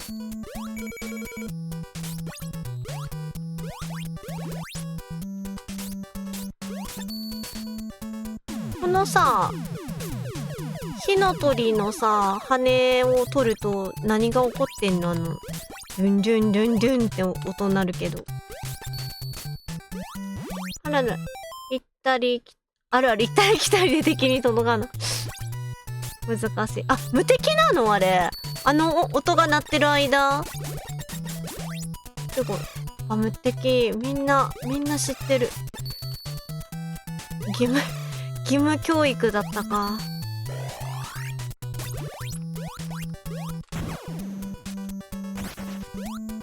だいたい取るときあんま敵いないんだよな。わかった今。次ー。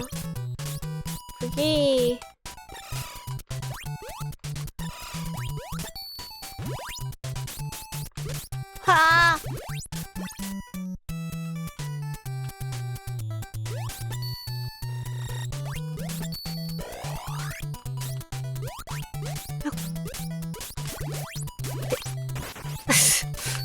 あれ？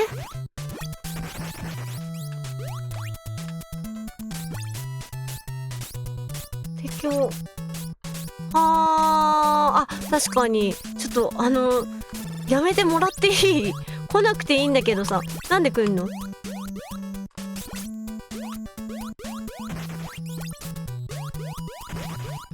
なんで来んだ？いた。吐くな！これ、死んじゃうから来ないでほしい。もう、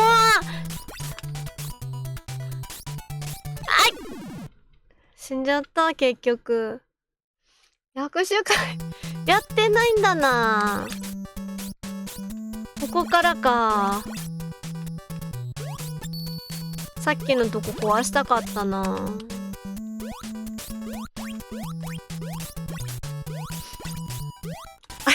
握手会しに来た人がさ、強火すぎるんだよな。ファイヤーしないでほしい。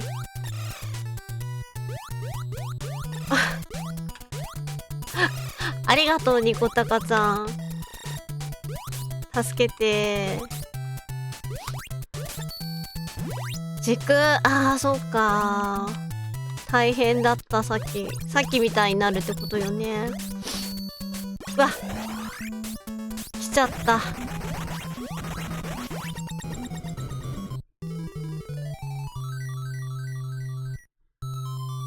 そう、ニコタカちゃん、そう、さっきメガさんがいない間にね、来てたよ。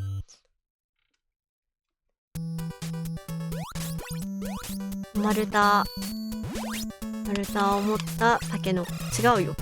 違うわ。丸太はタケノコ持たん、違う。タケノコは丸太を持たない。よし。ホチキさん。こんばんは。いらっしゃい。来てくれてありがとうございます。どうもどうも。ちょっと、手が。手が。こうか。いらっしゃい。丸太を持ったタケノコを、そうだね、丸太を持ったタケ。そうですね。ちょっと私もよくわからないですね。口は災いのもととはよく言いまして。皆さんも何か言葉を発するときは気をつけましょう。そういう教えをしています。今無敵だったんだ。そうだね、今無敵だったね。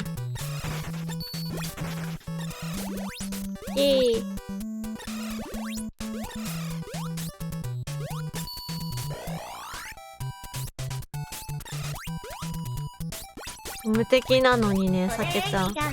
れない。トゥットゥルルトゥルットゥットゥル、そこに大体愛があるだけ。トゥットゥルルトゥルットゥットゥル、そこに大体愛があるだけ。Thank you, lady. レイドありがとうございます。コウノトリさん、いらっしゃいませ。レイドありがとうございます。コウノトリさんとコウノトリさんのところから来てくださったレイダーズの皆様、はじめまして。まゆこと申します。日本人の V ストリーマーでドット絵のレトロゲームが好きです。わー、それだ。トゥットゥルルトゥルットゥットゥル、そこに大体愛があるだけ。トゥットゥルルトゥルットゥットゥル、そこに大体愛があるだけ。Thank you, lady. レイドありがとうございます。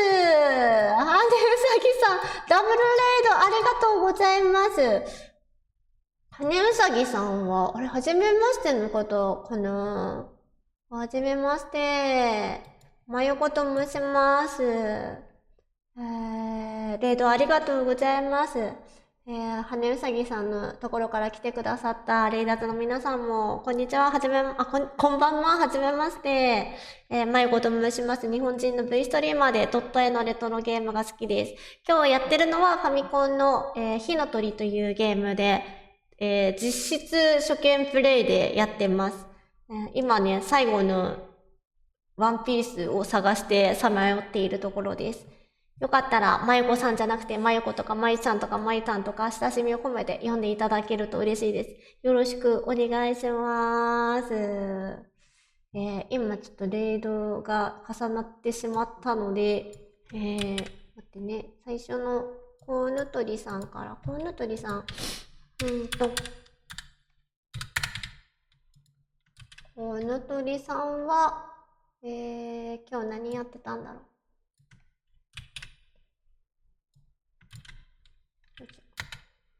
待って、そうだったんですね。ありがとうございます。レードしていただいてありがとうございます。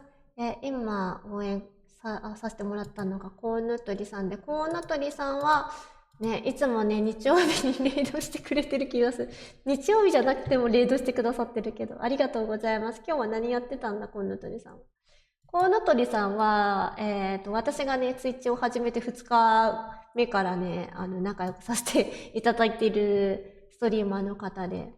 今日も、あれか、今日も、お弟子さんとね、ラジオ的な、ファイナルファンタジー14をやっていたみたいで、最近はなんかラジオ的なストリームを、お弟子さんとね、2人でされてることが多いかな。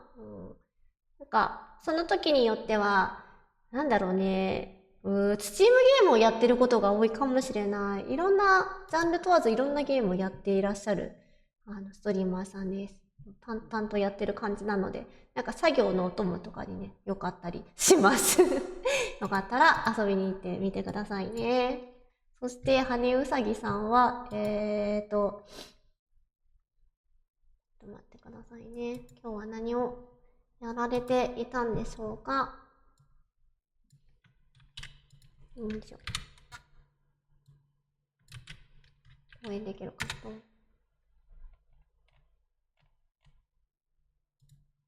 ちょっと待ってね。クールタイムがあるので応援は少々お待ちください。今日は、フィリスのアトリエやってらっしゃったの。ねうさきさん、かわいい V ストリーマーの方ですね。断言。かわいい。かわいらしい V のお方で。最近は、フィリスのアトリエデラックス、プレイステーション4版は初見って書いてる。その前はシャーリーのアトリエとかもやってる。アトリエシリーズがお好きなのかな？ほんとだ。25周年だからアトリエシリーズを全部普通プレイするぞっていうのを今やられているみたいで、マリーのアトリエプラスから始まって、順番にソフィーのアトリエデラックスまで今クリアされて、今フィリスのアトリエデラックスをやってらっしゃいますね。で、最後にライザのアトリエ3をやる予定になっていて、一応、8月23日の26周年、アトリエ26周年までに、全部終わるようにやられているみたいです。アトリエ好きな方はぜひ遊びに行ってみていただきたい。もう大丈夫かな、応援。私はね、アトリエシリーズで、マリーのアトリエとマリーのアトリエプラスと、エリーのアトリエしかやったことがないので、いや、もう、いや、すごい多いし、時間もめっちゃかかるよね。すごい、それを、結構なペースでじゃあやられてるってことですよね。ありがとうございます。私もちょっとフォローさせてもらって。新しめの、どこだろうね。もうだいぶわかんない。最近って言おうと思ったけど、最近じゃないんで、私古いアトリエしかわからないから。あとね、なんだっけね、なんかのね、アトリエはね、プレイステーション3で買ったんだけど、結局やってないから、ちょっとどんな感じなのか、遊びに行って情報を仕入れさせていただきたいなと思います。ぜひ今の紹介でね、気になってくださった方がいたら、羽うさぎさんのところに遊びに行ってしてみてください。ありがとうございます。この鳥さんも、羽うさぎさんもストリームお疲れ様でした。私はまだ、もうちょっとやってると思うのでゆったり見ていただければと思います。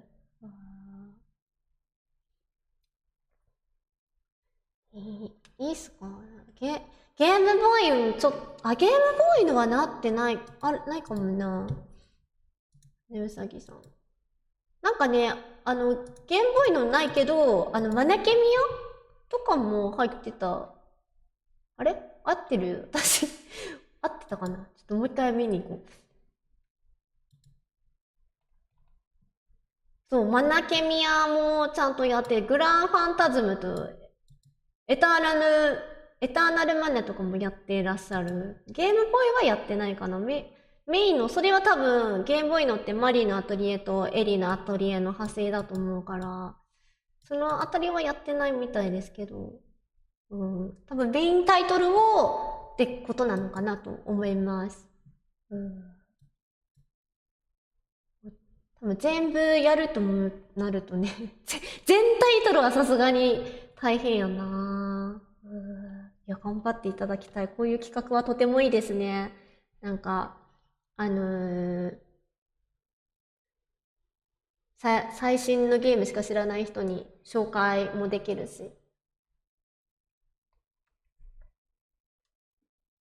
あれか、ゲームボーイ、なんかこの間そういう話になったんね。あ、バクシスさん、ストレッチありがとうございます。じゃあ、ストレッチしてから、私のゲーム再開しましょうか。いてててて、いててて。肩甲骨をちょっと寄せてるだけなんだけど、痛い。みんなもね、ストレッチして、パチパチパチパストレチ。ッチしてみてください。新しくて古いゲーム。新しいけど古いテイストのって感じかな、この鳥さん。よいしょ。パキパキ。ゲームボーイのね、お話ししましたよね。私は、そう、マリーのアトリエは好きで全部見たけど、エンディング。エリーが、なんかいろいろエンディング見てたけど、チーズケーキそうだよね。エリーのアトリエのチーズケーキのエンディングが見れなくって投げてるから、それはいつかやりたいなと思ってる。ゲームボーイワンダースアンバー未承知。ああ、そうなんですね。ワンダースアンバーはね、持ってても、なかなかストリーム大変だと思いますし。いや、でもなんかアトリエ愛がすごい。いや、これで、あれ、羽うさぎさん、でもアトリエのことしか紹介してなかったけど、大丈夫だったかな？羽うさぎさんの方はアトリエ愛がすごい人ですって、アトリエストリーマーさんですみたいな。ワンダースーンはそうだね、ニコタカちゃんも前なんかエリーのアトリエ、じゃない、マリーのアトリエやってたのは知ってるわ。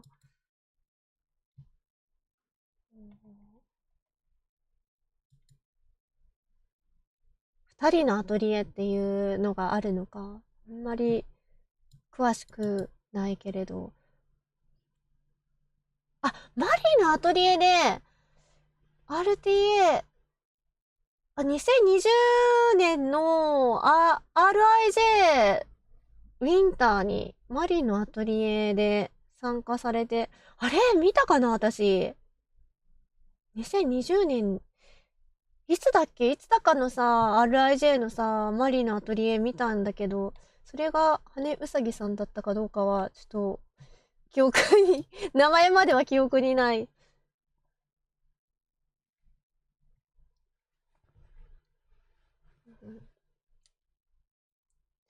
アンダーさ、二人のアトリエの続きは GBA のアニスの、そういえばなんだっけ ?DS とかもアトリエあるよね。なんかバグがひどかったやつ。そういえばなんかやったことあったわ。アトリエシリーズ本当数多いから大変だと思う。本当に全部やるんだったら。ねえ。一年で、だって私なんかさ、ペルソナ3とかさ、ドラクエ6とかに一年かけてるからな。よし。じゃあ、ストレッチもできたから、そろそろゲーム再開するかな。ファイアーエンブレム作品、それもなんか時間かかるイメージがある。いや、ファイアーエンブレムなぁ。難しいイメージが強い。私の苦手なジャンルだから。じゃあ、リバーブも切ってある。大丈夫そう。じゃあ、お水飲んで。いしょ。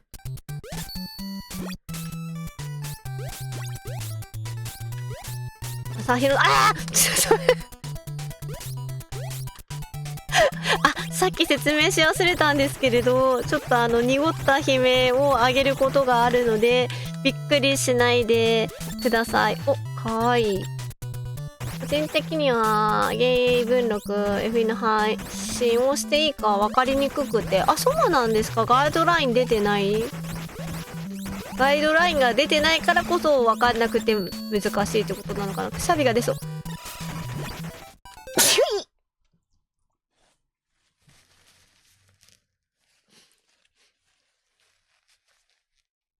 ペルソナみたいなって言ってたから。Thank you。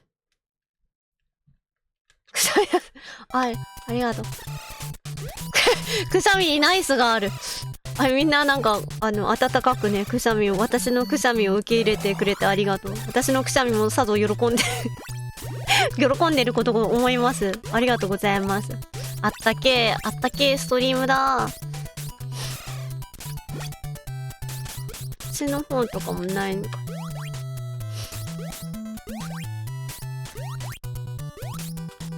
かわいいくしゃみをしたいです。あれじゃない、かわいいくしゃみ、シホピョンはかわいいくしゃみボイスみたいなのを流れるようにするコマンドで流れるように、それで解決。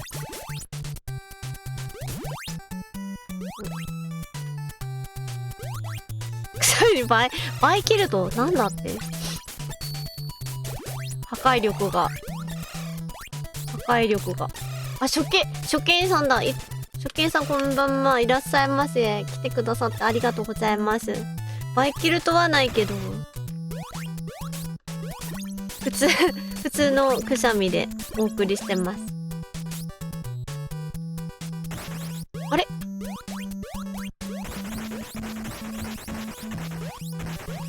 で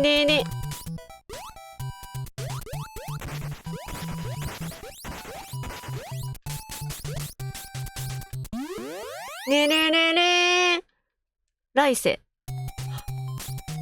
ここか。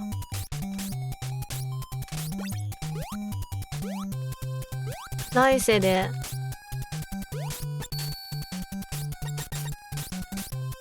コズミック。うっかり。そういうことそういえば、なんか結構上通っちゃった気がするな。こう。あれなんか発見もしたよね、ここで。なんか発見結構して、見なかったことにした回が結構あった。仕事なのに寝れない。あんまぎりちゃん。それは辛いな。結構早いよね、あんまぎりちゃん。なんでだろうな。そういう時何をすればいいかな。あったかいやつ触るあったかいモフモフしたやつを触る。ライフがない。でもあったかいモフモフは今いないんだもんね。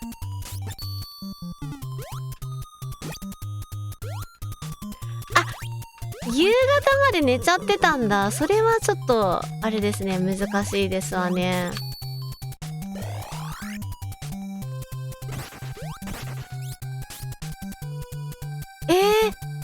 ここ？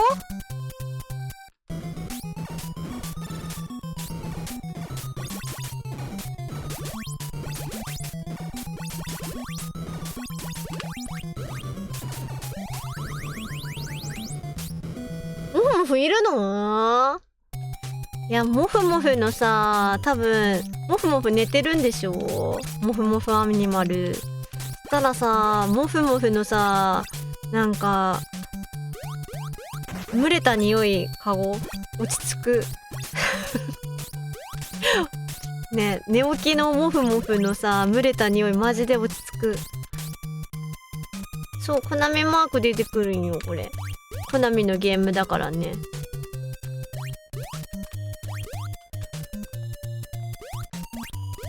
そう、群れた。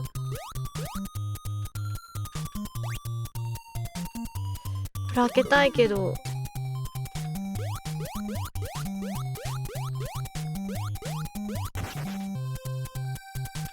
はっ！よし。すごい苦労したけど、そんなにいいものじゃなかったの。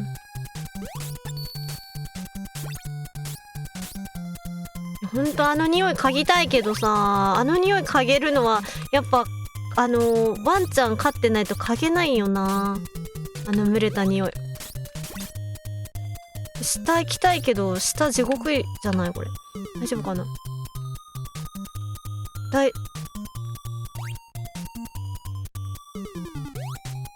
ソロモンの鍵ちょっとこれダメだよ、いけないわ。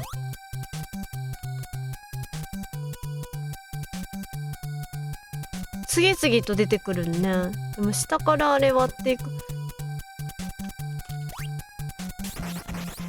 うまかったけど、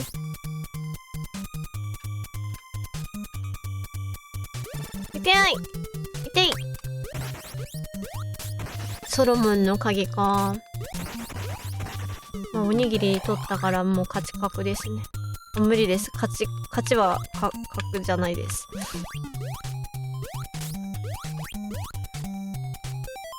ひっくり返ってたやつが送られてきてるで今。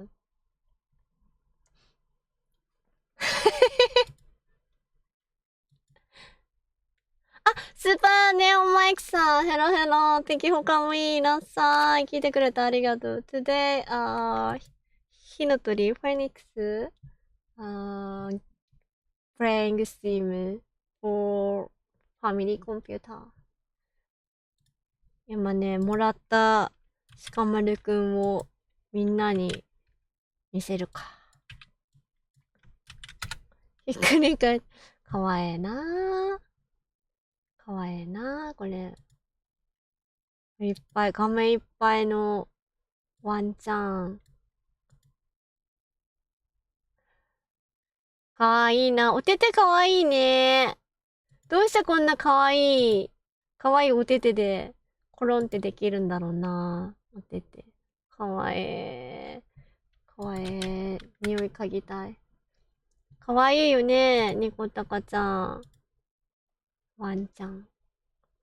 ありがとう、アマギリちゃん。かわいい。ほんと、いつ見てもヒゲをね、短くカットしてもらってて。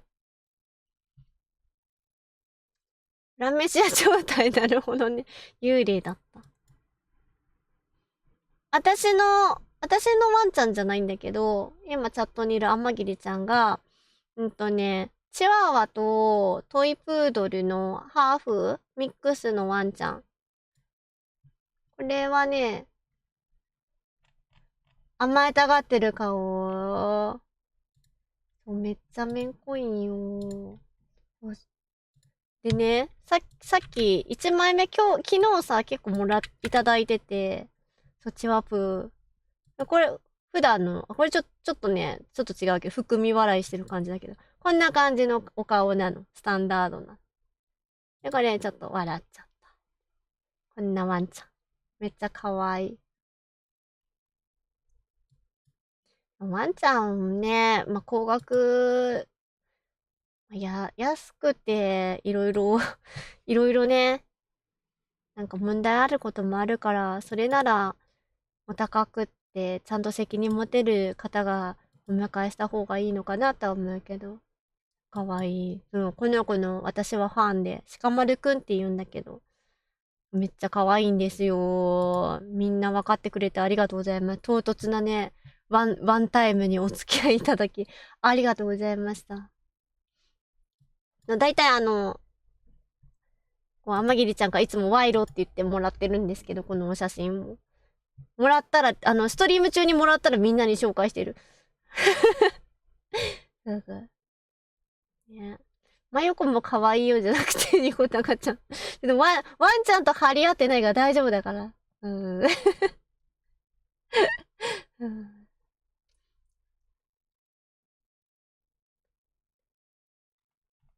うん、お、ねえねえって感じ。あー、そうね。そういう感じの顔だね。そう。そう今ね、天霧ちゃんはいろんな人にね、見てもらってね、可愛いって言われてるのを聞いてね、ほっこりしてると思う。めっちゃダンゴムシ溜まっとる。まやこちゃんはいいとかいアクセスありがとう。下に埋まってるね、めっちゃ。ダメだよ、あんな。これでもさ、どうすんだ？重い。なんとかしたいけど、重い。落ちる前にやらなきゃいけなかったのか。でも、なんかたくさん、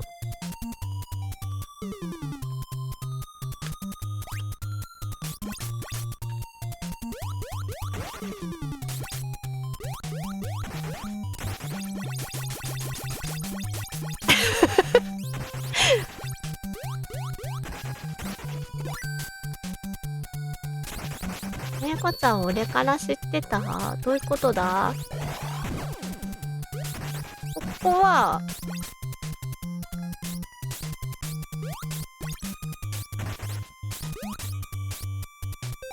この前なんかやたら前足で手を引っ張られたから好きにさせたら、ワイの腕を片方の前足でキュッて抱きしめてる状態にされた。かわいい。いいなぁ。幸せエピソード。もうお前ら結婚しまえよって言うやつじゃん。エンダーって始まっちゃう。これでも壊したら落ちていくかな。壊れんのかわかんないけど。さすがに、ちょっと。よいしょ。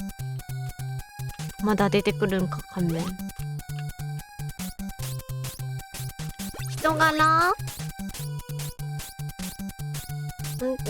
人柄で、人柄から可愛いって思ってたところだったってこと？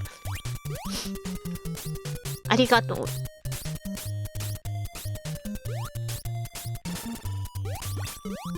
おい、なんだっけ？なんて言ってたっけ？飲みあれ？掘るやつだよね。みの？あれ？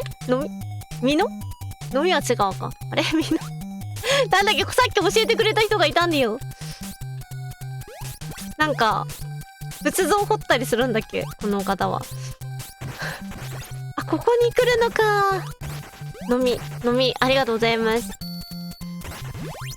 飲み、みんな、みの、みの、飲み、どっち？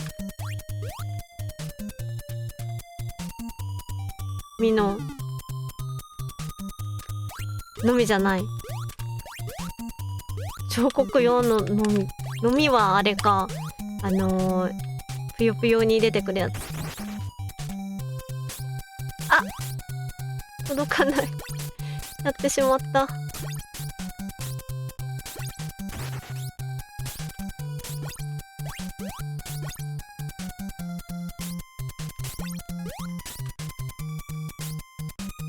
あ、なるほどね。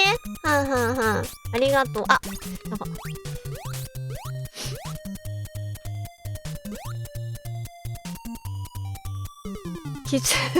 今気づいちゃってびっくりしちゃった今。そっかーってなっちゃった。そんないいもんなかったっけあそこ。何があったのこう。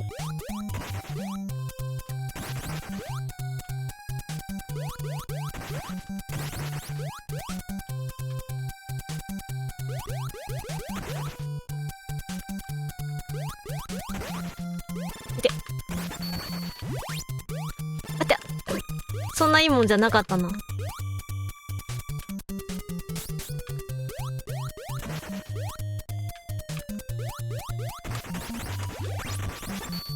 おにぎりは食べたい。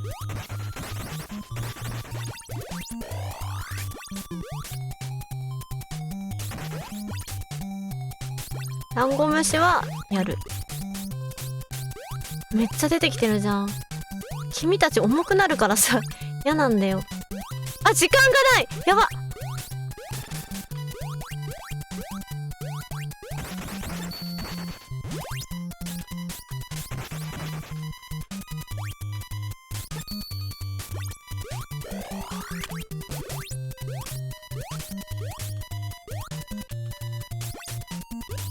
あ、そうそうそう、見えてんの。わー、来た来た来た。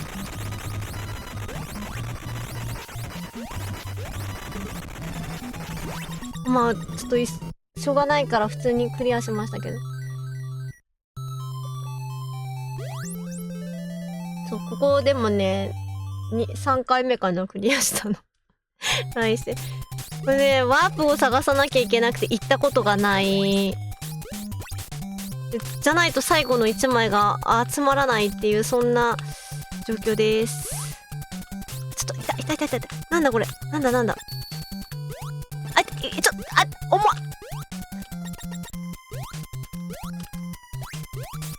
私が何自分のことを可愛いって思ってるってことが分かっちゃったってこと？そんなん言ってないよ。言ってないよ。別に可愛いとも思ってないよ。どういうことだよ。違うんならどういうことだ。わかんない。ごめんやけど、あ、待って待って、今さ、これ、別に壊せるわけじゃないのか。やばい、これは。あ、全然やばくなかった。落ちてく。みんなが、そうだね、みんながそう思ってくれているらしい。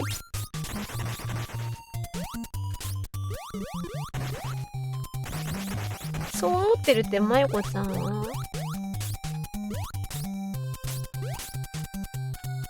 知って、私は知ってないよ。私は知ってない。言われないとわからないよ。でもバクスさんはだいたい私のことを褒めてくれるから、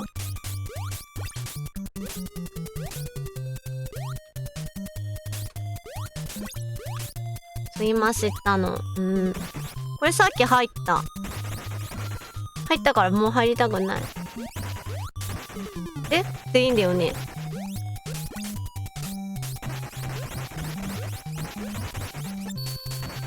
あ、無敵になるやつだ。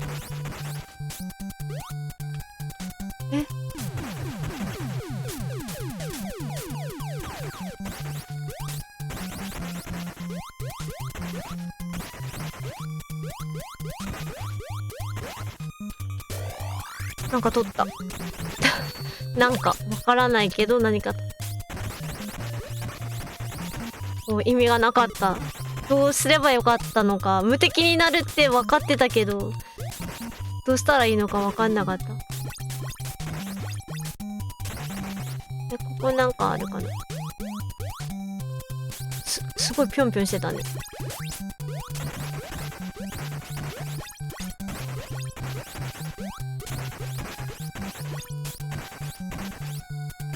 あ、やっちまったー。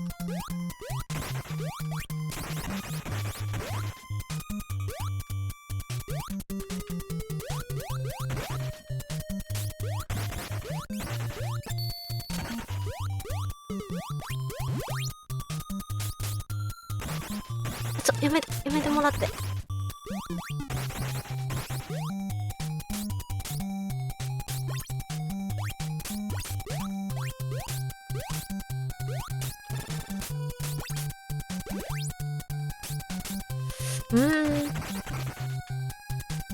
ごめん、なんで謝ったんだ。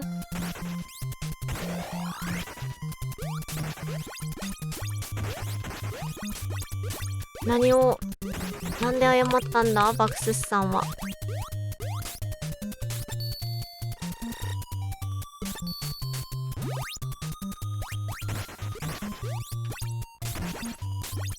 急に言えた日本語大丈夫だよ。意味が伝わってれば大丈夫だから。下手な日本語でも何でも。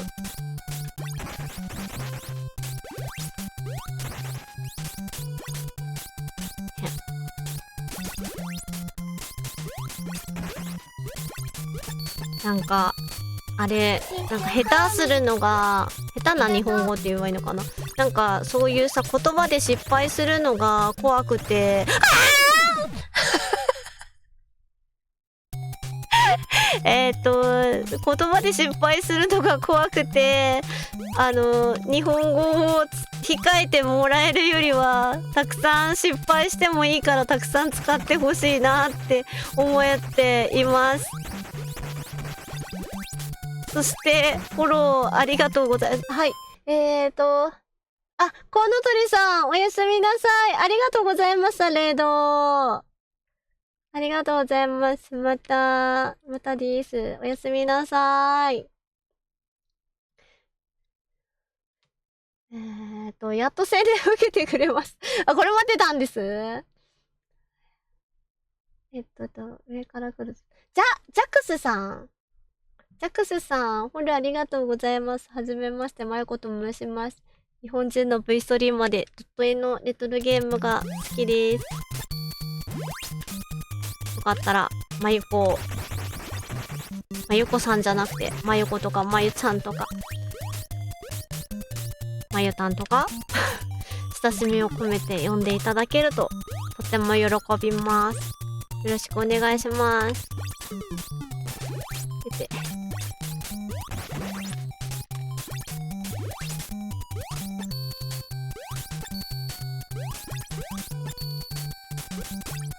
まゆっぴー。それは、タコピー的な。ふぅ。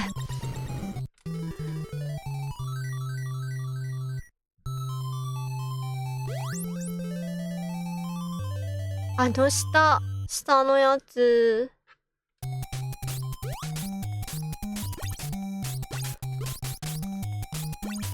惜しい。何の惜しいなんだ、それは。この辺、なんかめっちゃ崩れる？あ、でもあったんだっけ？どこがもう行ってるのか行ってないのかわかんなくなったな。あ、行ったな、ここ多分。最初の方にも見つけたよね、きっと。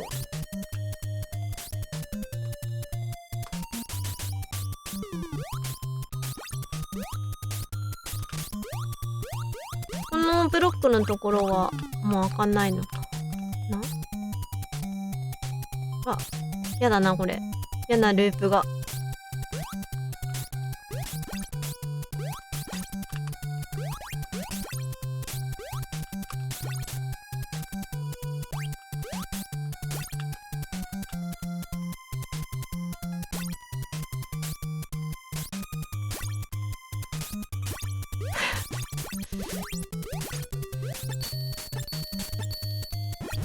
いっぱい瓦が。そうやな。何がそうよなって思うよな。いや、明日月曜日だから仕事の方多いのかなって。君拍子が上手くなっちゃってたか。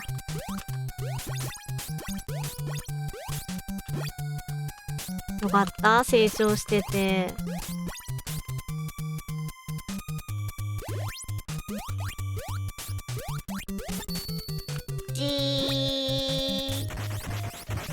あ、バクシスさん、オッケー、Thank you, ラッキー。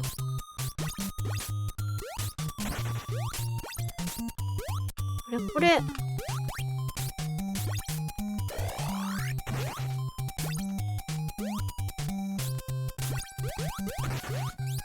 あ、そうか、ここ別に。うわー、元気がいい。こ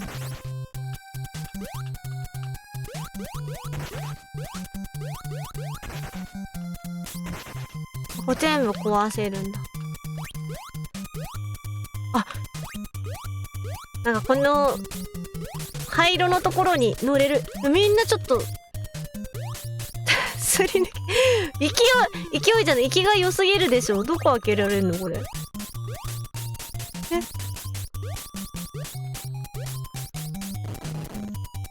そういう怖いから怖いから。いや、次々と来るな。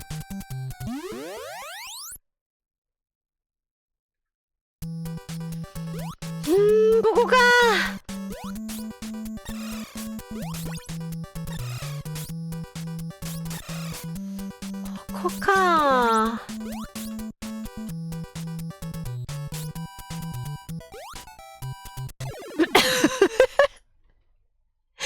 シンプルに落ちていきましたね。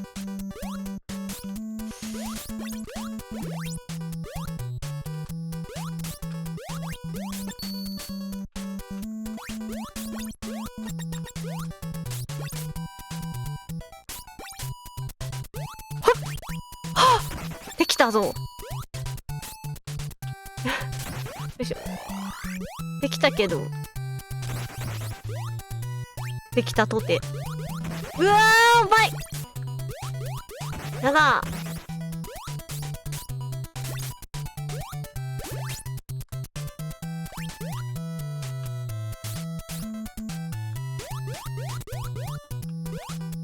じゃあ落ちてって。こ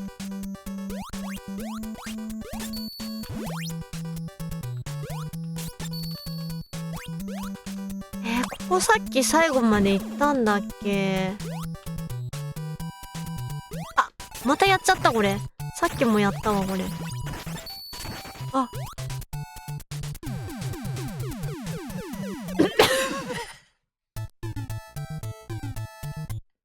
やりそうだったな。そうだな。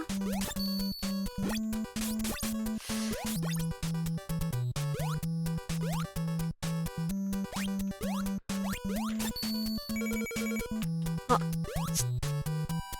足開いてる。次。いやー難しいですね、このゲーム。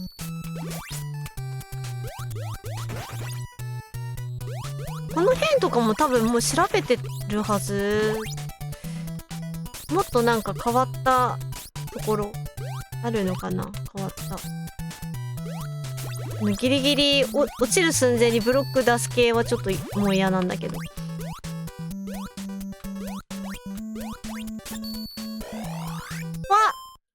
ありがとうございます。みなむさん、レイドもいただいて、見てくださってありがとうございます。お疲れ様です。おやすみなさい。またです。ありがとうございます。頑張って。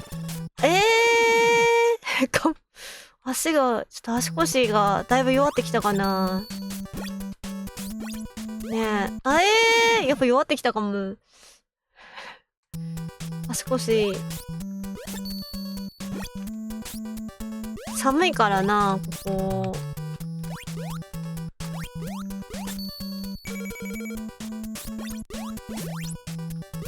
こから届く？届かないか。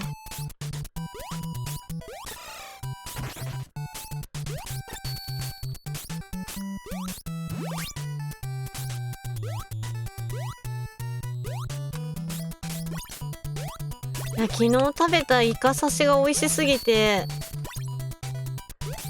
忘れられない。食べたい。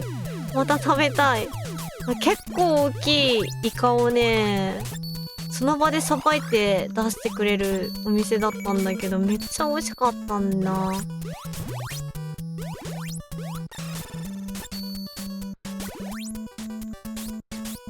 んか実家にいた時はイカ刺しとか当たり前に食べてたから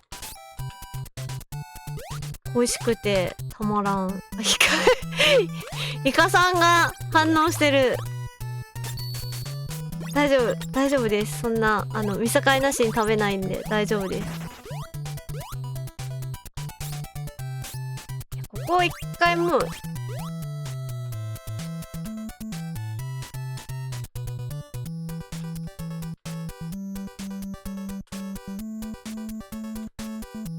でもたくさんあんだよな。あ、ちょっと違うとこ置いちゃった。こっちとかもなんもない。ナイスではないかもしんないんだよな。まあワープを探してるから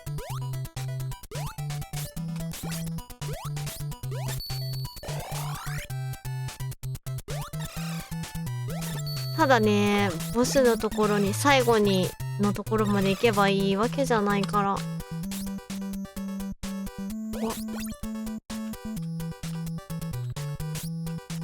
怖うわ、あ、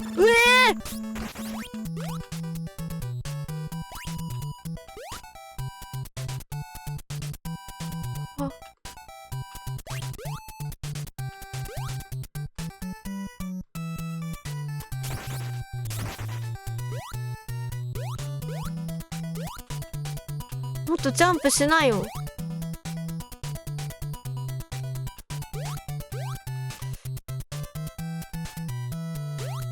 あ、あそこ、あそこ崩したかったのに。もうちょっといっぱい来るし。重い。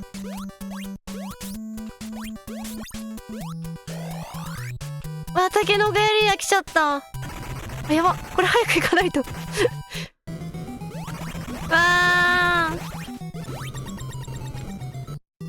恐竜の動き、そう。恐竜の動きはね、結構特殊で困りますね。戻ってきちゃった。もう記憶ない。どうすかなーって感じよな。今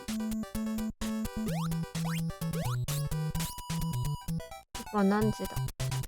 もう2時かー。これは多分どう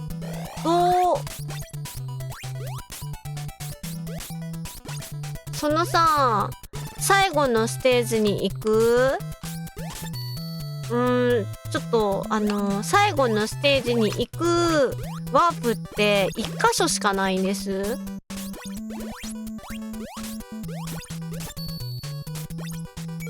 それがちょっと知りたくて、まずは決まったところしかないのかな。1箇所なのか、じゃあそのステージだけ教えてもらおうかな。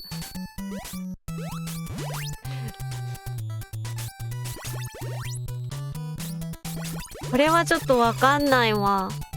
ヒントみたいなのも特にないんですもんね、ゲームの中に。ゲームの中にヒントあれば。なんだって太鼓さんか。太鼓さんぐるぐるしてればいいのか。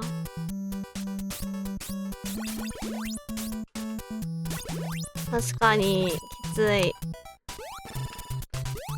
ボンバーキングもぐるぐるしたけど、でも最後には見たもんな、攻略。ノットランダム。ランダムじゃないよね。飛ぶとこは決まってるでしょ、確か。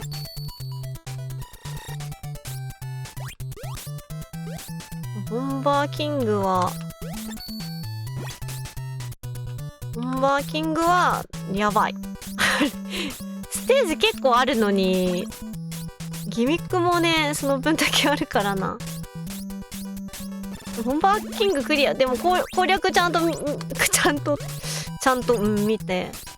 たけど、うちの親がボンバーキング死ぬほどやってて、だからなんかあんなに難しいと思わんかった。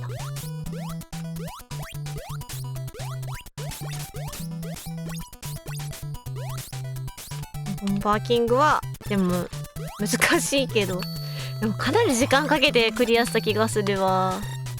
レトロフリークだからさ、数日間に分けて遊びやすいので、それでなんとかクリアしたかな。一気にクリアするのはちょっと難しい。最初に買ったファミコンソフトボンバーキングだったの？それはちょっとしんどいね。なんか強くてニューゲームの方ですかみたいな。うわーうわーうわーうわー、頑張った頑張って耐えました今。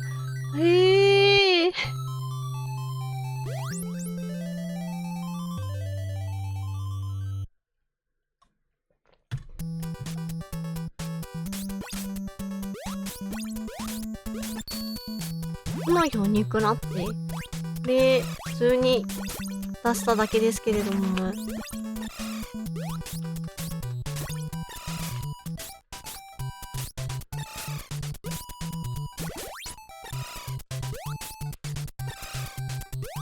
フラッペって何のこと言ってんやろ。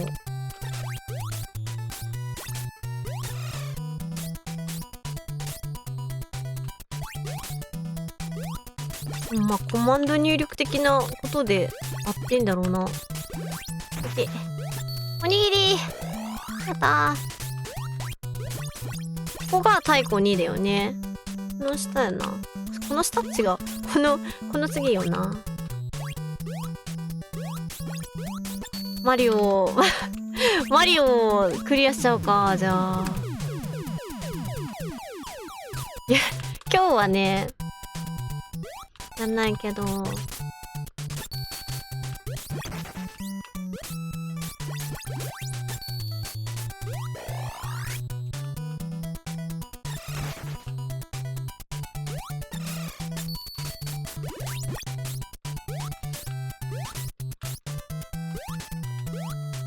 普通に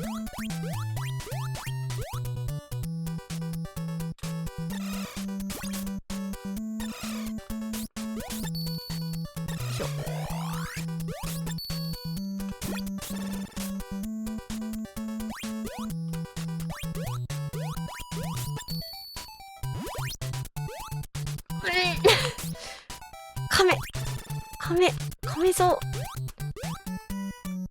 あ、ちょっと。へえ。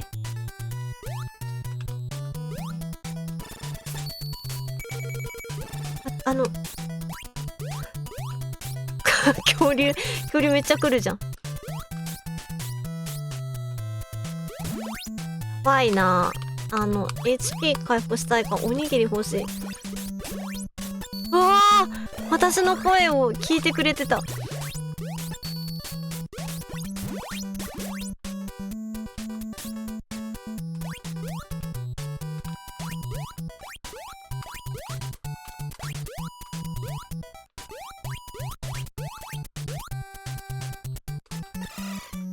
フィギュアーン。あ、戻ってくんのか。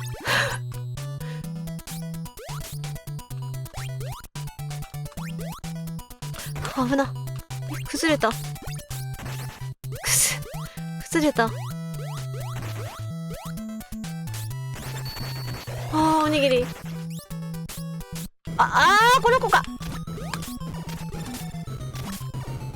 全然かわしきれてないんだけど。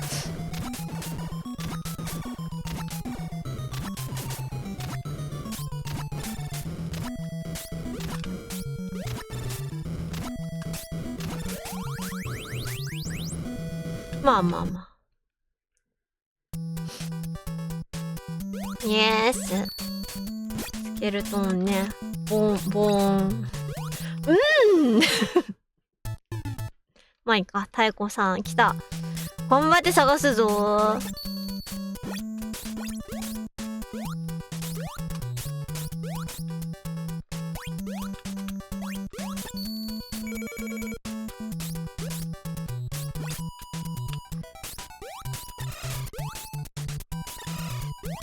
太鼓さんクリアしないように気をつけるぞ。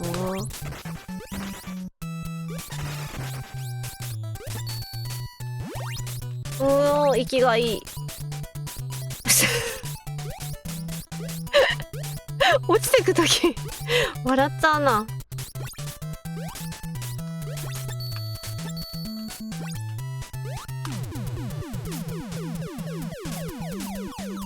ちょっとだけ恩恵受けた。にぎに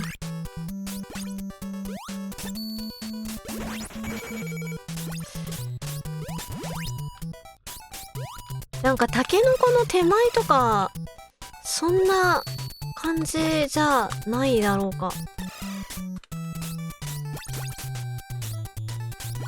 目に良くない。なんと視力下がったら火の鳥やりすぎて火の鳥の最終面見ちゃってよ。視視力検査することそんなないんだけどさ。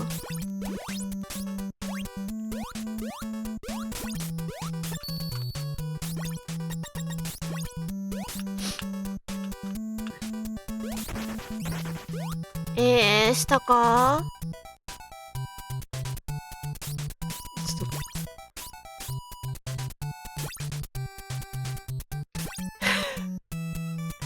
とやだやだ、ここ。あ、ちょっと、これ嫌なパターン。どうしてスタートボタンを押しちゃったんだろう。あ、終わった。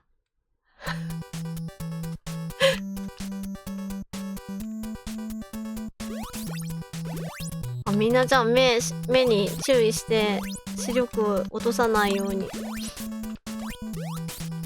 見終わった後は遠くのもの見るんだよ。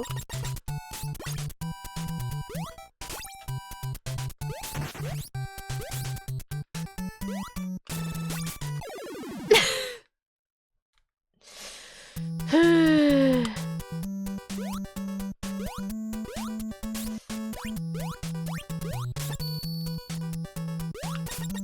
難しいですね。あれ？君いつもといるところ違くない？ここだっけ？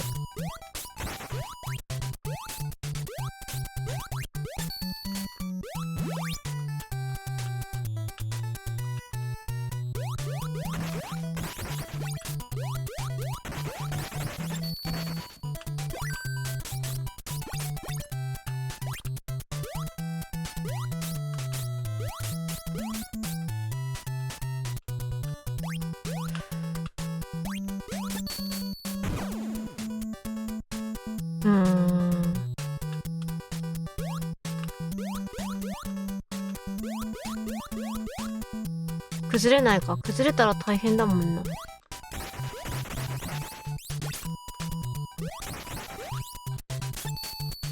あ、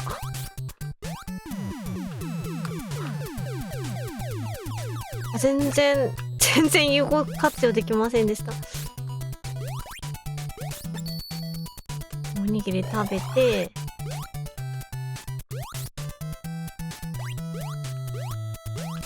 あれちゃんつついて、あ、ちょっとありちゃんこのままじゃ。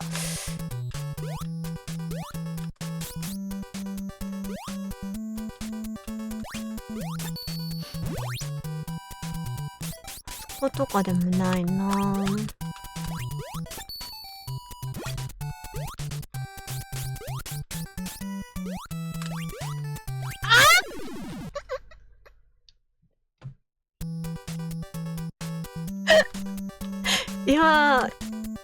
今なんかもうちょっと出したことない声出したような気がしたけど、気のせいかな。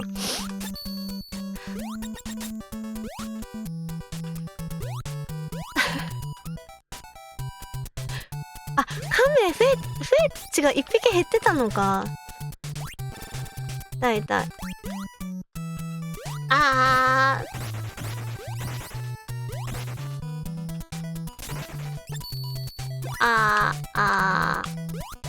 すごい、なんか翻訳かけたらシホピョンがなんか打ってくれた以上に「あ」が読まれたんだけど、ちょっと面白くないなんかまたなんかこれ中国語かな、なんかに変換されて、一体どういうことなんだ。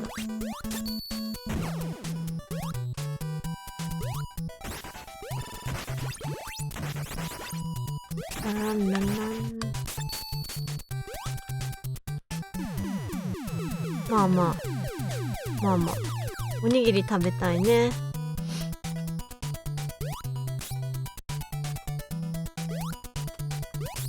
やったー。まさかあの下行かないよね。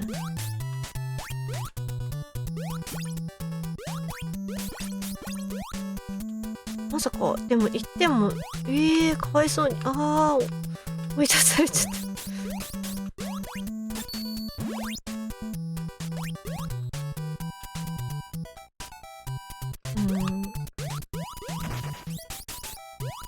ないもんね。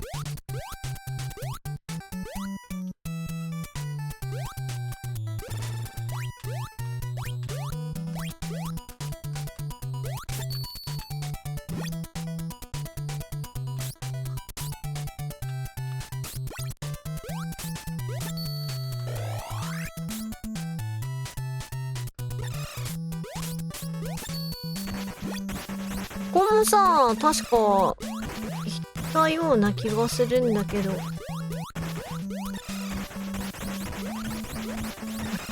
あれ行ってない？こんな崩した記憶はないや。やめて、やめろ、やめろ、やめろ。あ、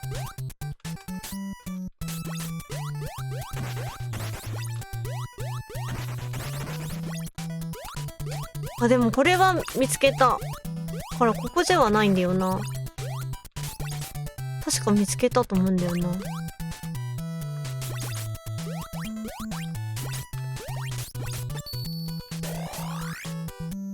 でもタケノコタイムになるじゃん。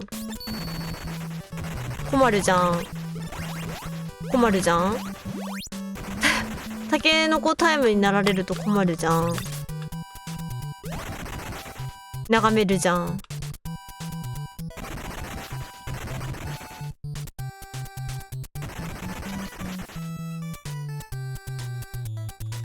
逃げ場作っとくじゃん。逃げ場すぐ壊されるじゃん。ここだけ崩れないのか。死ぬじゃんね。これどうすんだ。あ、ここの下は無敵なんだ。だからどうしたんだろうな。だからどうしたんだろう。こ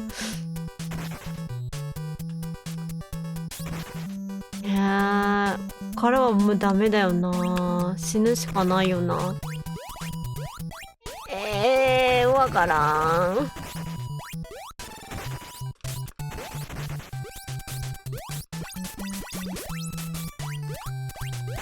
様子見に行くか。田んぼの様子。あー田んぼ。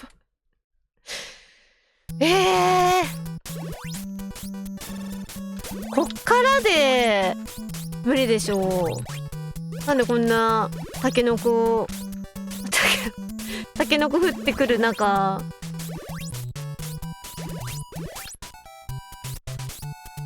なんで田んぼ見れなかっ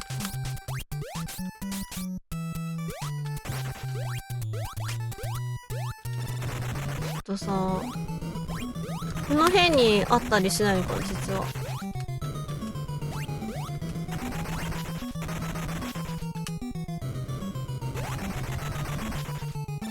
さすがにないかな。あそこを崩してくれないかな。まだかろうじて残ってる。まさかここに降ってこない？死にました。あそこの2本だけ崩れないのかな。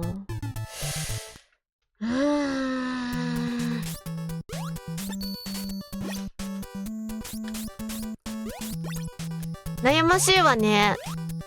悩ましいわね。もうちょっと頑張るか。いや、ここヒントもらうか。はっ、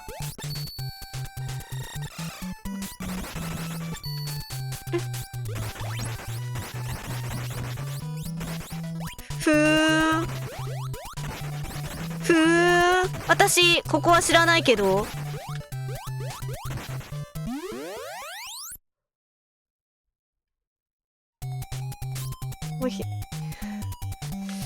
違った。もうヒントいらん。ここなの？ここじゃなくない？ここ来たことあるよね、普通に。滑り止め取ったけど、ここは違う。悲しい。ここじゃない。どうしよう。どうやって太古戻ろう。あれ、この辺って間違った。ただ普通に崩せるだけだったっけ。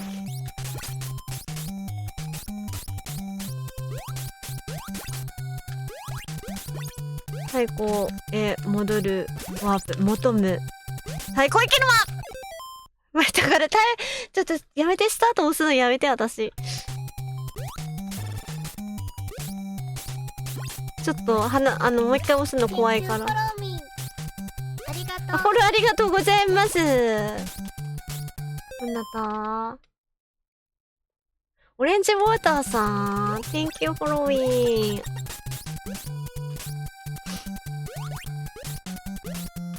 日本の方なのかな、それとも海外の方かな。はじめまして、まよこと申します。日本人の V ストリーマーでドット A のゲームが好きです。今日はフ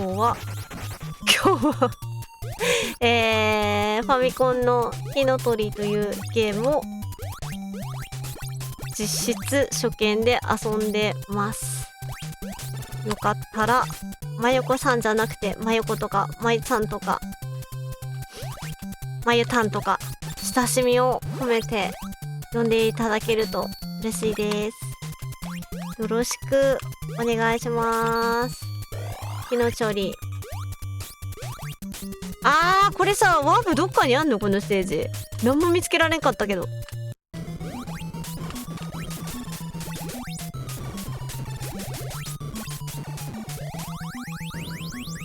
ライフ2ゲージしか減らんかったな。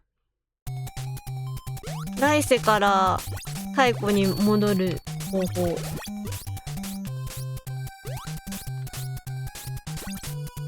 こで太古にもなんか距離をね、ポストの距離を縮めてとにかくご利用せばいいって分かりました。団子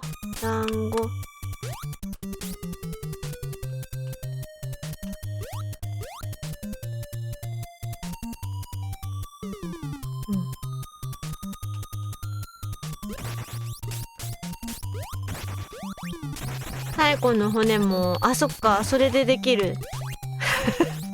ボスの難易度が低い。やば、そうだ、ここそうだったわ。なんか下から行くと大変そうだから上結局飛び越えるといいんだよな。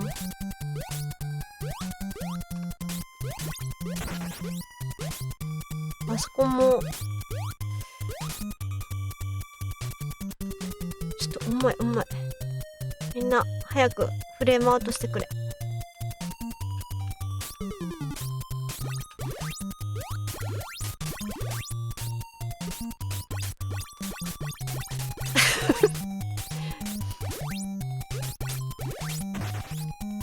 懐かしくもないか。よく来たなここ。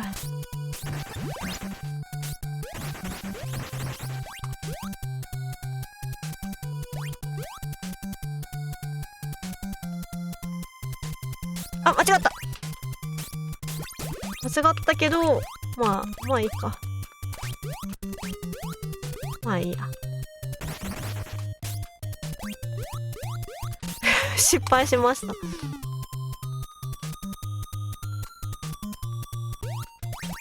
怖い。斜めに飛んだ。チャレンジ精神が芽生えてきてきましたな。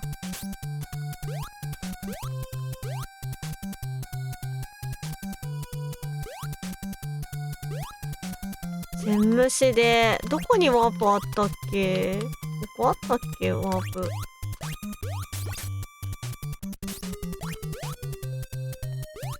で、普通に飛べば。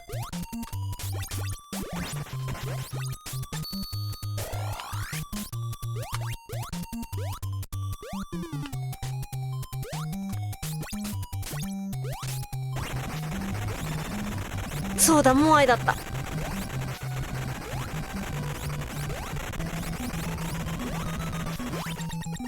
今回の前楽だったね。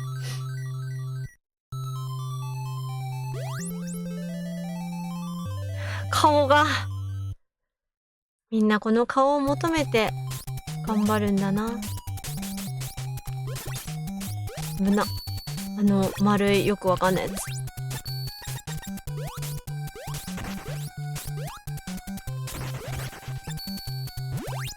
の辺は崩れないのか。あれ、この辺にあった？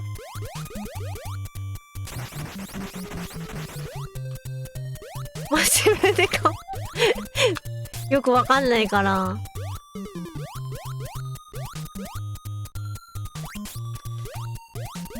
あれ、この辺、あれ、乗る場所が悪かった？乗る場所悪いんだな。でも崩れないもん。もうない。なんもない。崩れない。わかった。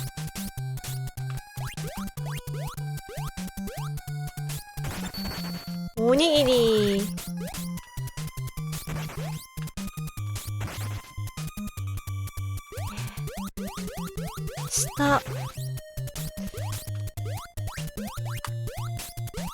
下になんかあったような記憶はあるけど、うわー、やだやだやだ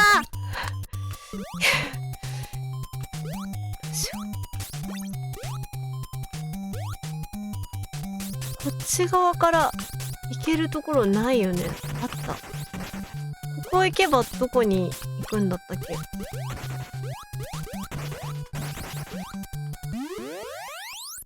太鼓ヤマト。みんな懐かしい BGM だよ。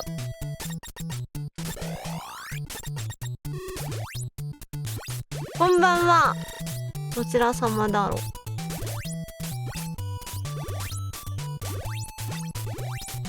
今日はアペで集中力そうなのか？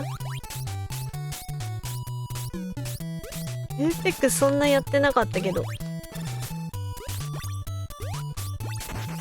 あ、りっちゃんこんばんは。いらっしゃい。来てくれてありがとう。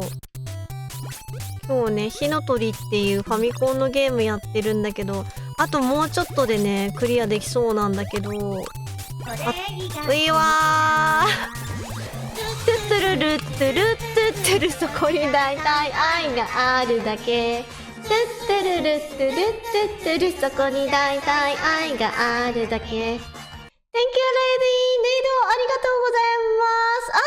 ひなちゃん、猫屋敷ひなちゃんと、猫屋敷ひなちゃんのところから来てくださったレイダーズの皆様、はじめまして、まゆこと申します。日本人の V ストリーマーでドット絵のレトロゲームが好きです。今日はファミコンの火の鳥っていうゲームを実質初見で遊んでます。よかったらまゆこさんじゃなくてまゆことかまゆちゃんとかまゆたんとか親しみを込めた感じで呼んでいただけるととっても喜びます。たまに、濁った悲鳴をあげますが、びっくりしないでください。よろしくお願いします。ひ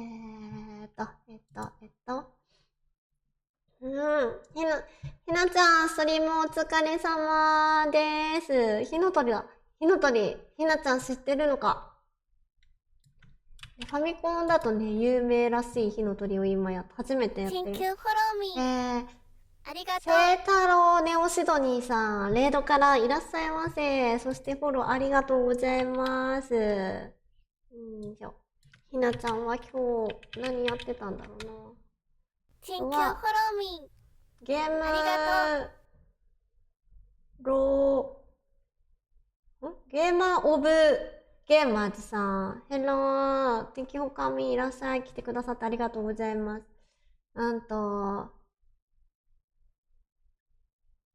ヘルアクシオさん。Thank you for following. フォローありがとうございます。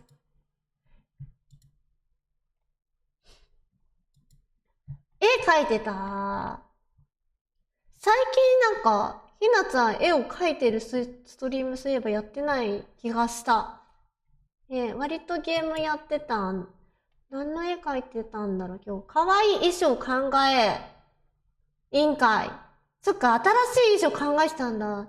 そう、ひなちゃんは、自分でね、押し立てもしてるね、V ストリーマーさんでね、出会いのきっかけは、なんか VTuber さんを、なんだっけな、お気に入り RT か。RT した方をね、全員書くみたい、全員ではないか。まあなんか全員書くみたいな、そういう企画をされていて、それでね、私も書いてもらったことがあります。それが出会いでした。その頃からね、貴重なね、ツイッチでストリームをされている、活動されている部員の方で、めっちゃ嬉しかったのを覚えています。最近ね、おもりとか、あとはスターデューバレーとか、そんな感じ。あと、ポゴもやってることがあったかな。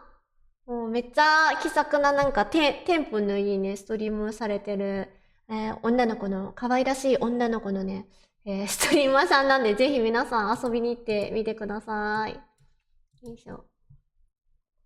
からはじめまして。カッパーさんって呼んだ方がいいのね。カッパーさんありがとうございます。ファーストチャットと、あと、フォローもさっきさせてくださったのね。ありがとうございます。よろしくお願いします。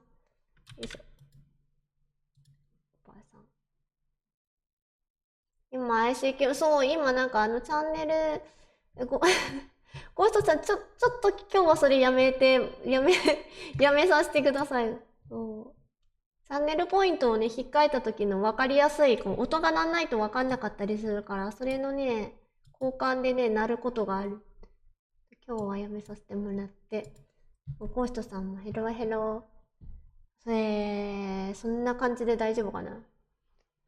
今ね、何か分かんなかったら交換しないで聞いてよ。交換する前に。いやー、そんな感じで。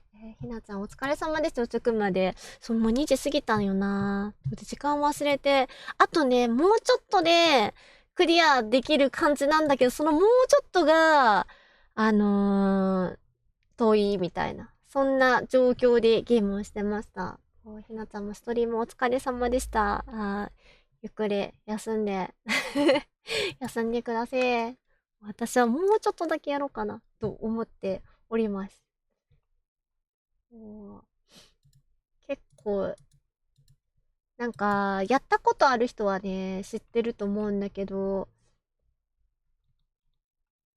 いろんなところにワープしながらなんかパズルのピースを集めていくみたいな、そんな感じで、その最後の1ピースがね、1ピースを手に入れるマップをね、見つけられなくて、マップにつながる、ワープを見つけられなくって、それでね、やきもきしてます。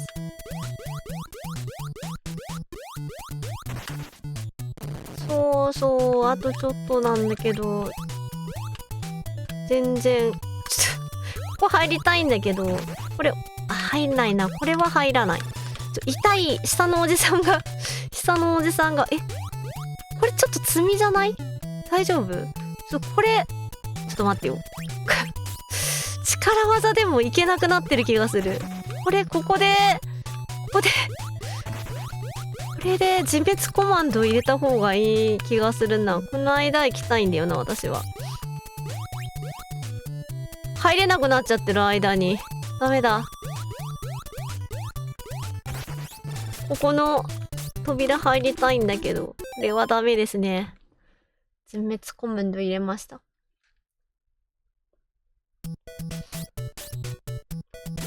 あそこさ、やっちゃーなのか？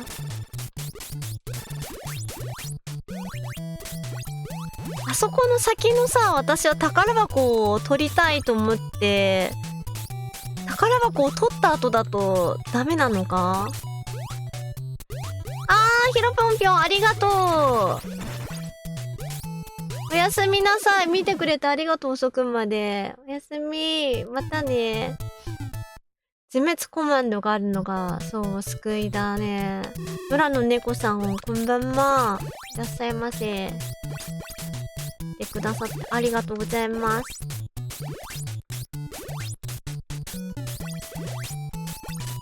自滅コマンドなかったら、結構、忘れてた、これ。結構ね、時間がたっぷり用意されてるから。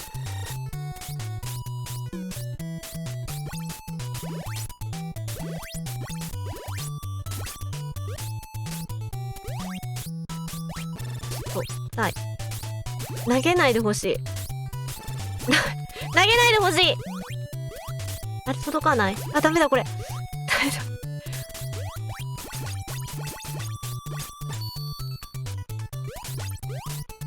夫。よいしょ。こ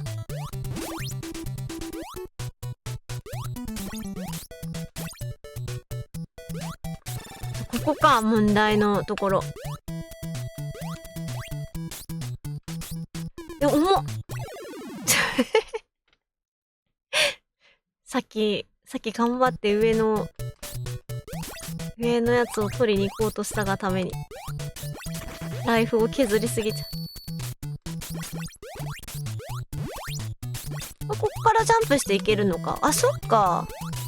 そうやっていけばいいのか。あ、でもこれならいけるね。よしよし。このワープどこだった？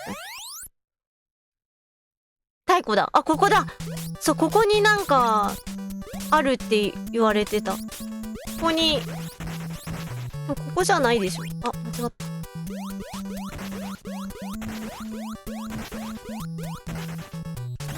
ここじゃはないよね。何やったんだ。あ、ここだ。でもここではないはず。そう、このヒントをいただいて、この太鼓の3ステージにワープがあるって教えてもらったんですよ。ないですな。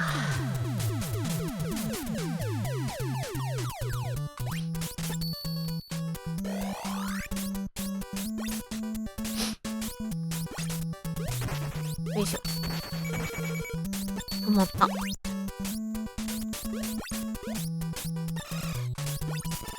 てここも行ったよね、多分。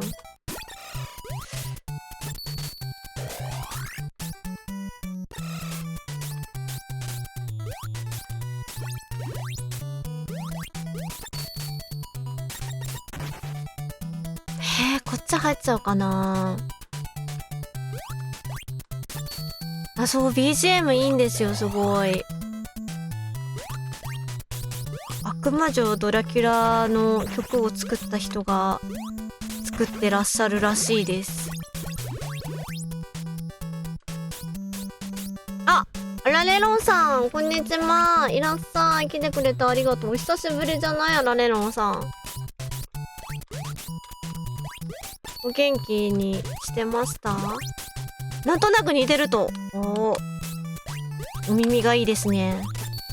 さっき私も教えてもらったばかりの知識なんですけど。コナミのね、ゲームなので。よ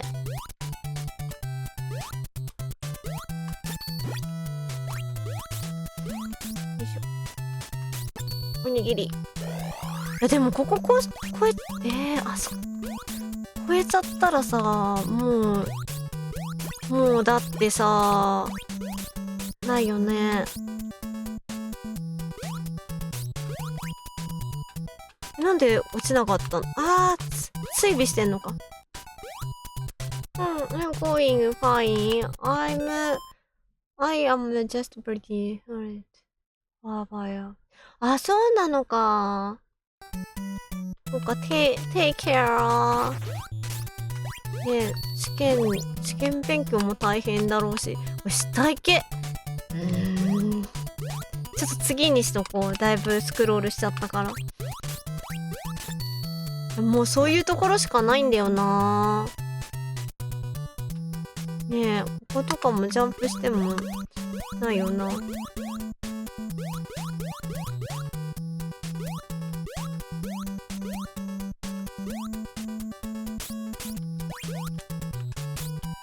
っふぅ。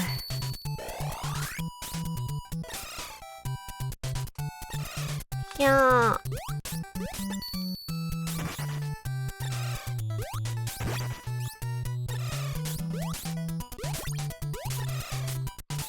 ここら辺もさっき見たような。うわー、そうだ、ここ恐竜がやばいんだった。こ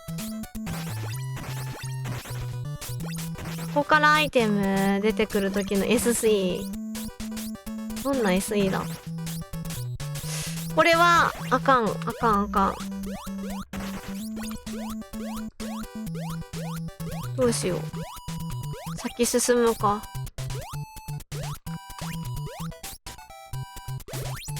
あ、これか。ピキーンって。ピキーンこれピキーン。これ何も見つかんなかったから、もうここで死ぬしかないな。このまま行ったらクリアしちゃうもんな。タケノコ。いやー、見つからん。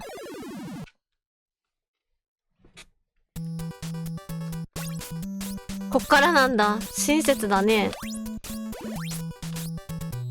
ゲームオーバーになんないと戻れない。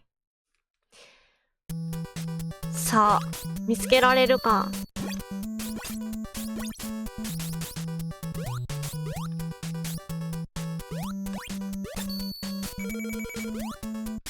あ、危ないさっきこの辺さ、削って出口ワープ見つけたんだっけ。こっちではないか。あ、そう、この辺で滑り止め見つけたんよな。あ、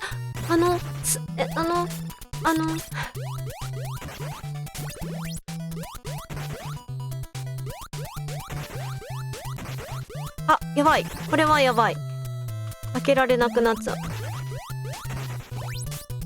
で、これで滑らなくなったんだよね。で、下にワープがあると。で、ここはさっき言ったから行かない。もう近いとこにさ、あったりもせんか。は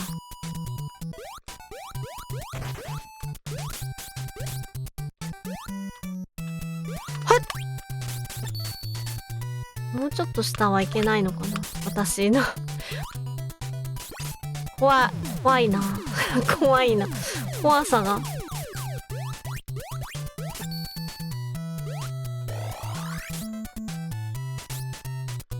そろそろやめなきゃと思いつつ、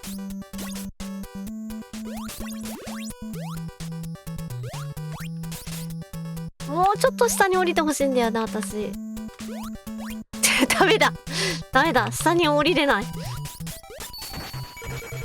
チキンレースに勝てない。見つけてるの？私が入ったと勘違いして、もしかして行ってない？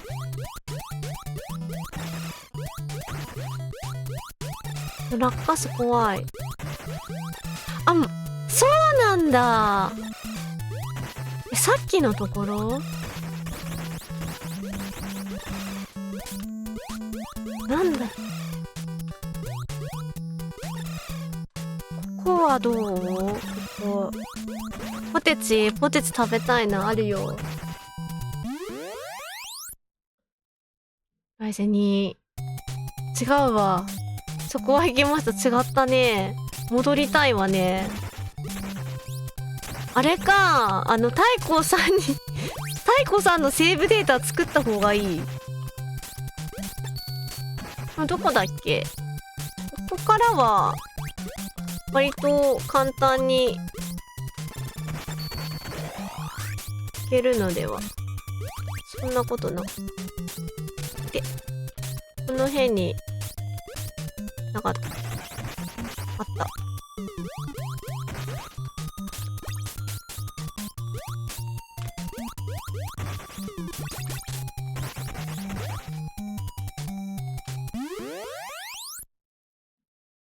ヤマトだった。あ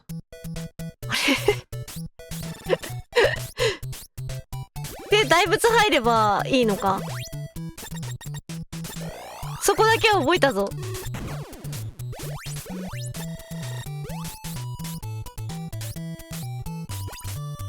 ショートカットなのかな、本当に。答え聞いたようなものだから。確かに、答えは聞いたようなものだけど、果たして私の記憶よ。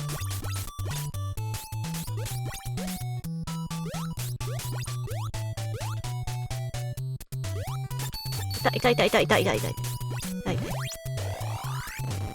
やめろやめろ。よし。来たー。来ちゃったー。これさっき開けた？ちょっとまた変なの出しちゃった。変なのではないんだよな。恐竜ちょっと黙らせないとダメだ。まだ飛んでくるんだ。これでいいかな？大丈夫。あそこに溜まってるかもしれないけど。ここさっき開けたところ？開けたところか、これ。そうだよね。よし、確認。これで戻っちゃったのか？本当に？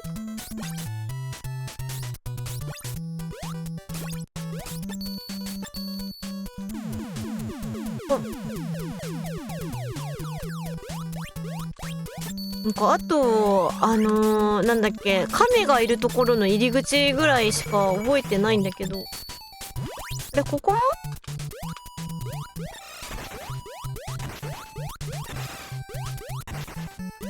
ここは何あるの？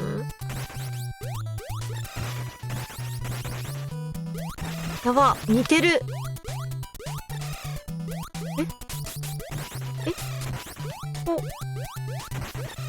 こことさっきのとこ似てるんだけど、どっちよ。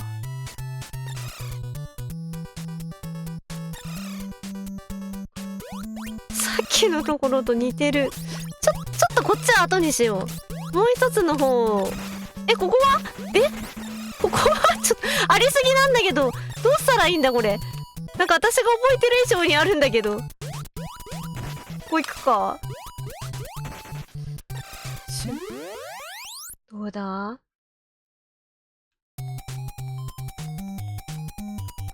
違ったー。記憶はない。最初からない。記憶力にね、自信がありますぜではないんだよな。どっちかっていうと記憶力に自信がないんだよな。困ったことに。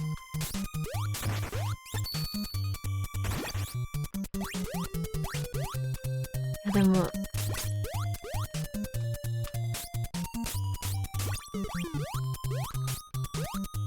で上通ってって、ここはなんかモアイ突撃してステージを、モアイだよね確かここ。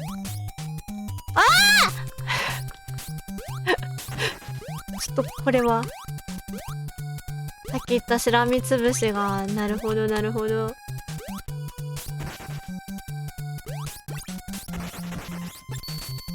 リアル世代、それはそうですよね。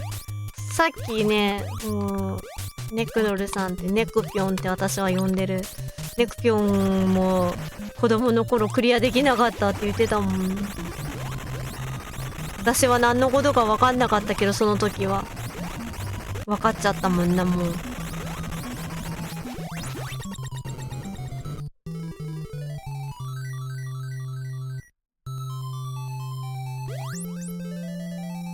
何枚目の羽だろうねこれ。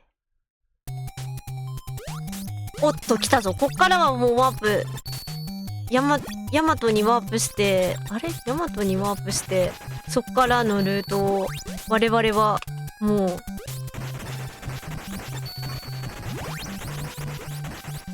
でも死にそう。我々はもうね分かってるはずなんですけど、死にそう。あ、おにぎりゲンループって書くね。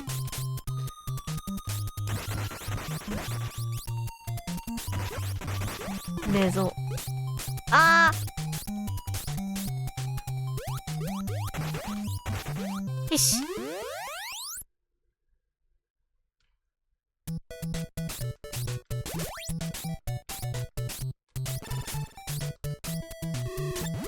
いやー、ファミコンはそうよね。なんかルールとかが分かればさ、まだなるほどなーって楽しめるけど、ルールがさ分からなかったりするともうほんとクソゲーだからな、それは。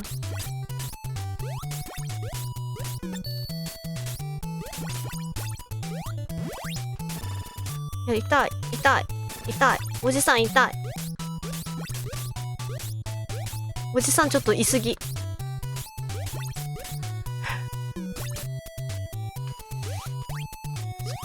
あ、やばいな。これ、良くないんだよな。このパターン。おじさん無限すぎ。おじさんダメだよ。それ以上はダメですわ。ほらー、おじさん。なんで、あ、びっくりした。屋根の上から始まったかと思った。次はね、綺麗に決めるぞ。よいしょ。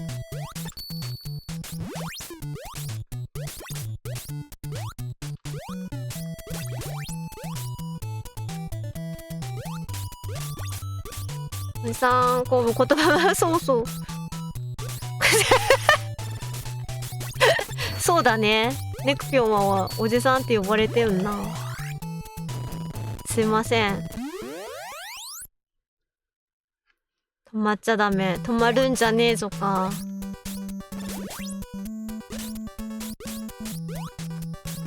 主人公ごめん。ごめん。ネクピョンのことかと思っちゃった。ネクピョンがネクおじって呼ばれてるからネクピョンのことかなと思っちゃった。ごめん。内輪すぎる話だったね。ごめんね。悪気はないんだ。本当に悪気はないんだ。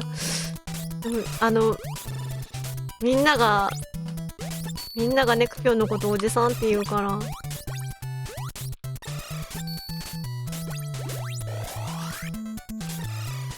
止まるんじゃねえぞは死ぬフラグだった。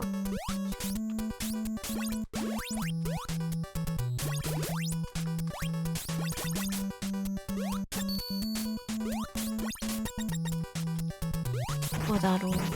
あ、そう、このカメさんのところに入り口のやつ入ったっけ？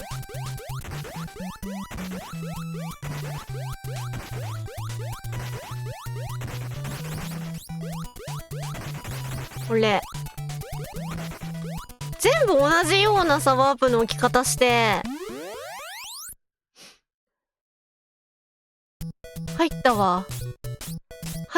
でもここからどう戻ればいいのかわかんない。しかも恋がいっぱいいるとこだ。やだ。何気ない一言すいませんでした。傷つけあんまりね、おじさんってみんながね、そうネクおじって呼んでるんだけどさ、私はさネクピョンって呼んでるから、おじさんって呼んだのはファーストクラストラブルで裏切られた時かなそれぐらいしか呼んだ記憶がないんだけど、だからこそだよな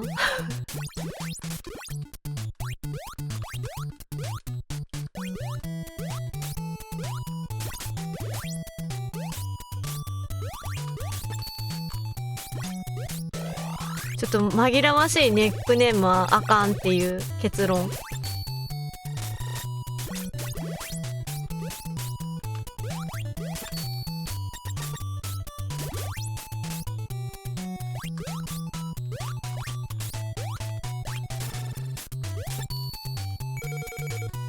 ペペペ。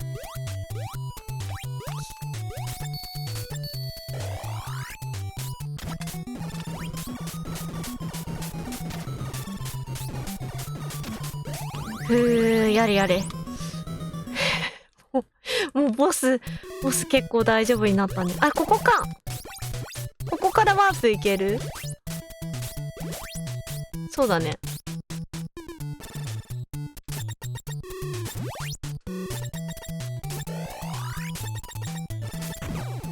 止まるんじゃ止まらない。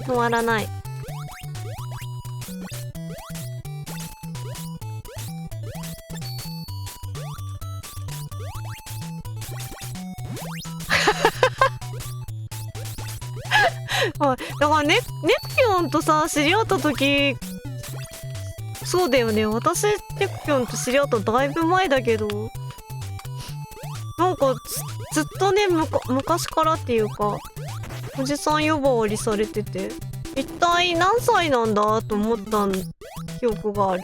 あ、これやばいかも。これやばいやつだ。やばいやつだ、これ。これ、壊れる。痛えですわ。これ。やってしまった。やってしまった。これ、隙間に入れない。もうダメ。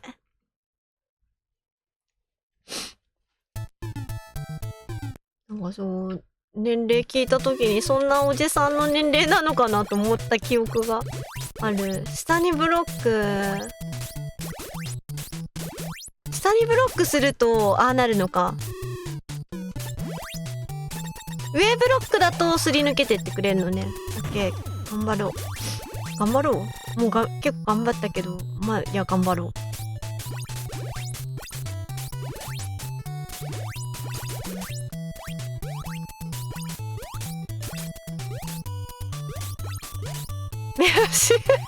ありがとう、チェックしててくれて。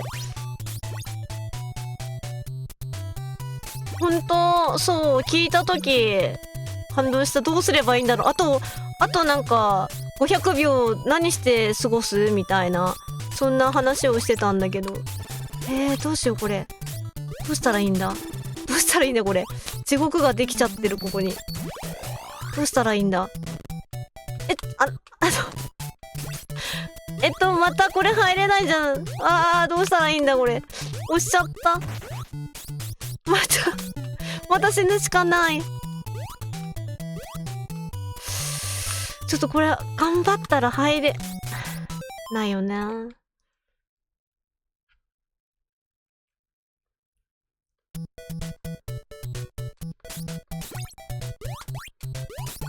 いしょ。止まっちゃダメだってさっき言ってたから、止まらないで、だね。おにぎりは欲しい。でも来るな。やっと入れた。で、こっからのすぐのところは、ここさっき入ってないよね。あれ入ったわ。入ったね。入ったわかんない。ちょっと、恐竜たちが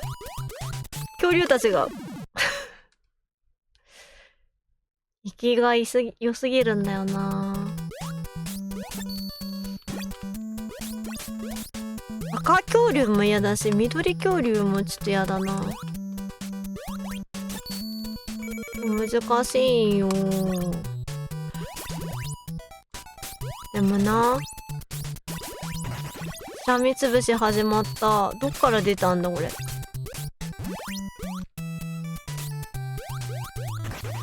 こ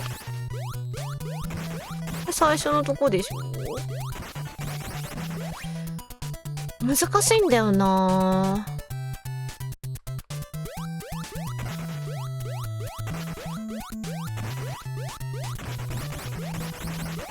ここ入ったね。でも違うわ。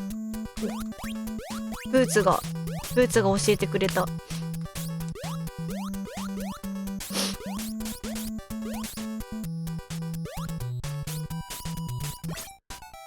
恐怖との戦い。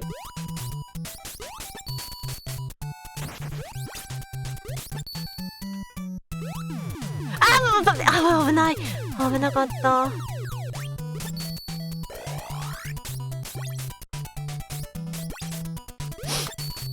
バクスさんごめんね。そう、エイペックスは結構時間がまちまちだからだし、ほぼ毎週やってるから、また時間があった時に来てくれ。こっちは来てない。こっち入ったっけ？入ってない？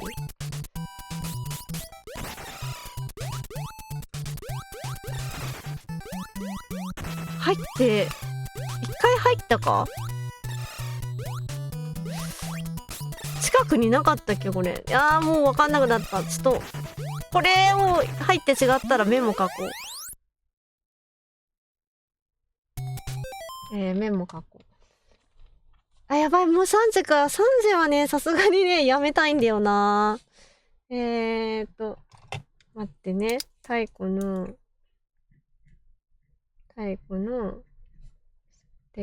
土さん。で、なんか、ブーツのところが一番最初だったような気がするんだよな。ワープ。ワープは違う。その次。ワープも違うと。あとなんだっけ亀が2体いるとこも違った。亀かける2のワープも違う。ブーツの次、ブーツの次のも×しました。今入ったとこがブーツの次だよね。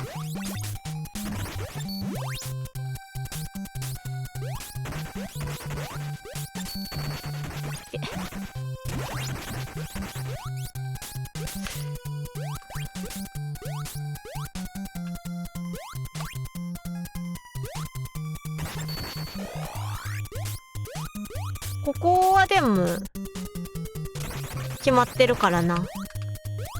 あ、間違った。何してんの？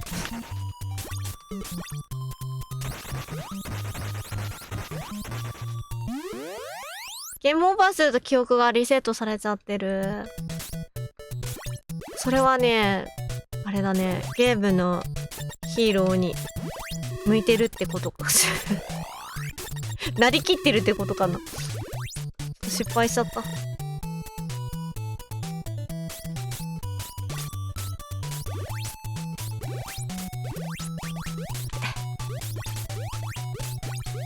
パルマもう止まるんじゃねえぞ。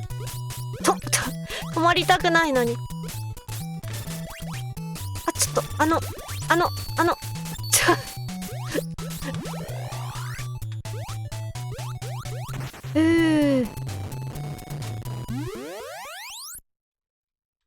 はい、来ました、太鼓。ここがどこなのかわかんないんだよな。ヤマトからのワープで来れるここ。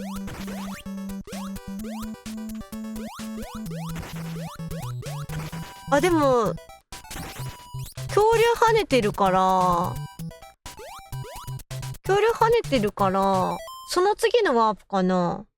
あれさっきそうだったよね。ここら辺も別にないよね。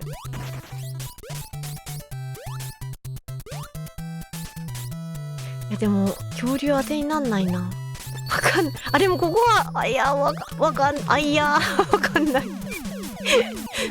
かんないよー。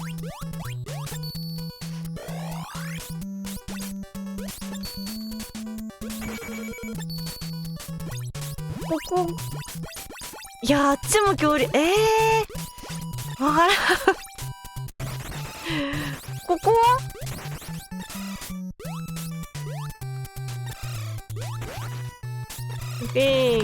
ここは入ったっけ？宝箱横で入ったここも違う。じゃあ高いとこプテラだと宝箱横ワープバツ。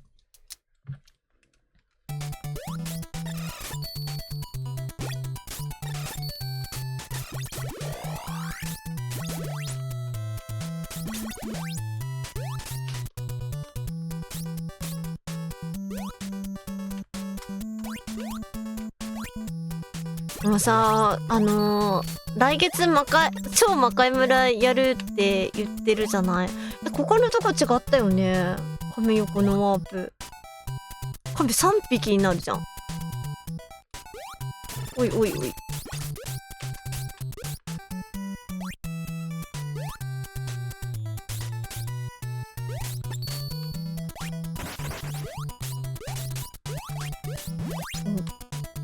魔界村ってさ、超魔界村、覚えゲーだって聞くからさ、大丈夫かな。まあでも、こんな感じでステージ全部覚えるわけじゃないから、大丈夫かな。この辺、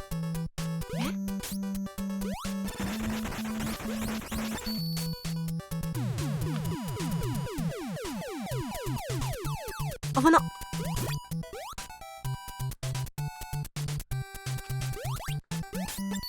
おにぎり。もうここまで来たら違う、もうタケノコゾーンだよね。あれ違ったっけ。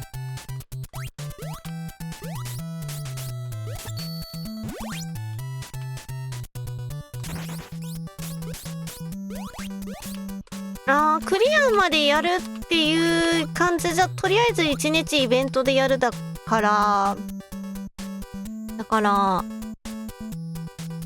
とりあえずそのどこまでいけるかって感じなんだけど、チホピョンもチャレンジしたんだね、魔界村。もう死んで覚えるゲームだからしょうがないよな。あ、この辺、ここか、ここか。もうここ以外ここはメモしてないもん。あれ入ったっけ。でも分からんけど、ここ過ぎたらもうなんもないからここかな。おいおい、やめろ、来るんじゃない。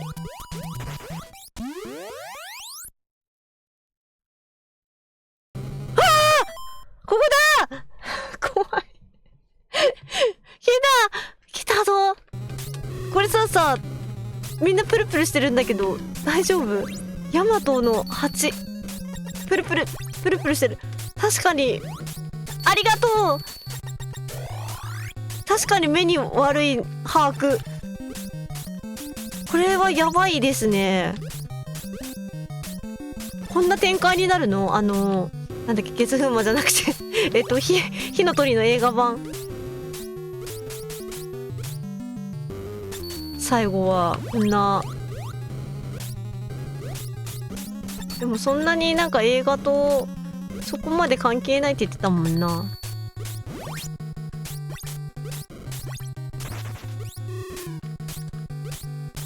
イメージでお送りしてますって感じかな。あ、違うかけ。じゃあイメージでお送りしてますだ。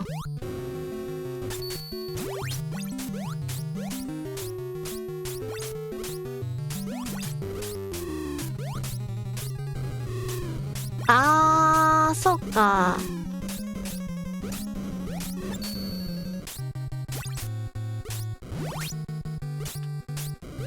そんな感じなんだね。アニメのゲームやったことあったっけなあ。てめっちゃ突っ込んじゃった。ちょっと恋はちょっと落ち着いてもらって。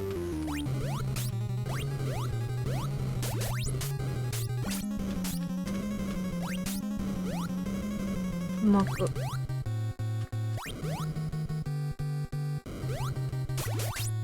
グーニーズも確かにうん。これでいいんですか。こんな撮り方でいいんですか。最後の1枚。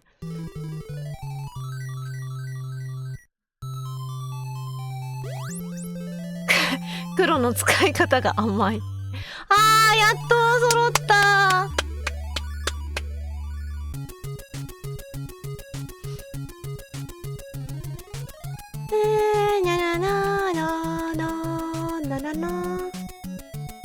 パチパチありがとう。ここまでの道からそう。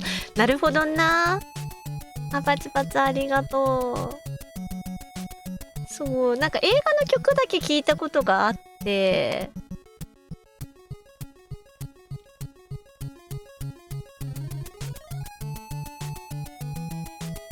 パチパチありがとう。ほうきさんはありがとう、見ててくれて。パチパチ。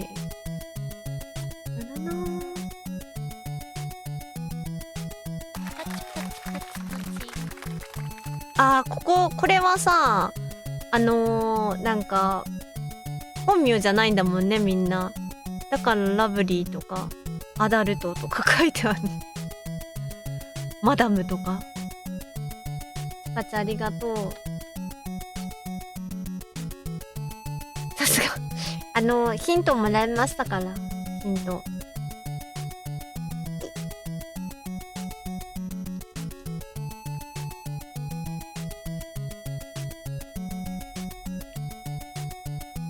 うん。あ、そうなんだ。火の鳥。原作、簡単に読めればいいんだけどな。あ、全然ありがとう、ほおずきさん。ステートってあれかな、途中、セーブみたいな。クイックセーブ的な、あれ。缶。ここまで散々、アルファベットで書いておいて。最後は缶。プリーズ、スタートキー。この2周目は何なの？なんか、あるんですか ?2 周目。有識者の人。やっちゃー。まだまだ遊べるドンっていうだけ？パチパチ。パチパチありがとう。パチパチパチ。強くて。ニューゲーム？あ、なんもないんだ。なんか、お試しでやったとき、なんかこんなできなかったから、クリアできると思わなかったけど、クリアできてよかった。敵が速くなる？あ、そうなんだ。3周目も一緒。敵の動きが。ハイスコアよ。はあ、なるほどね。そういう、ピボレーン。ボスだけ見て、じゃあ、やめるか。ボスだけ見て。おにぎり欲しい。あ！やだ。通じてしまった。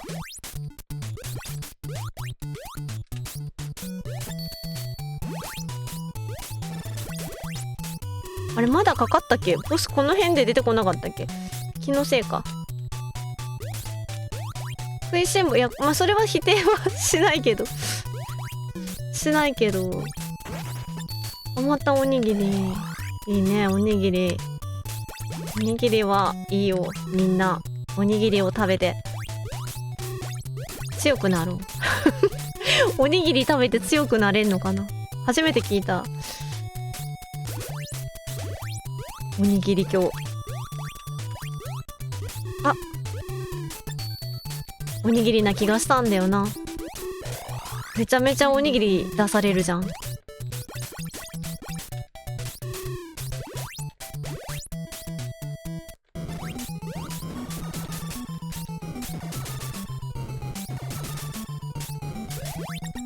ヒントなければ全面しらみつぶし。あー、確かに。そうなると。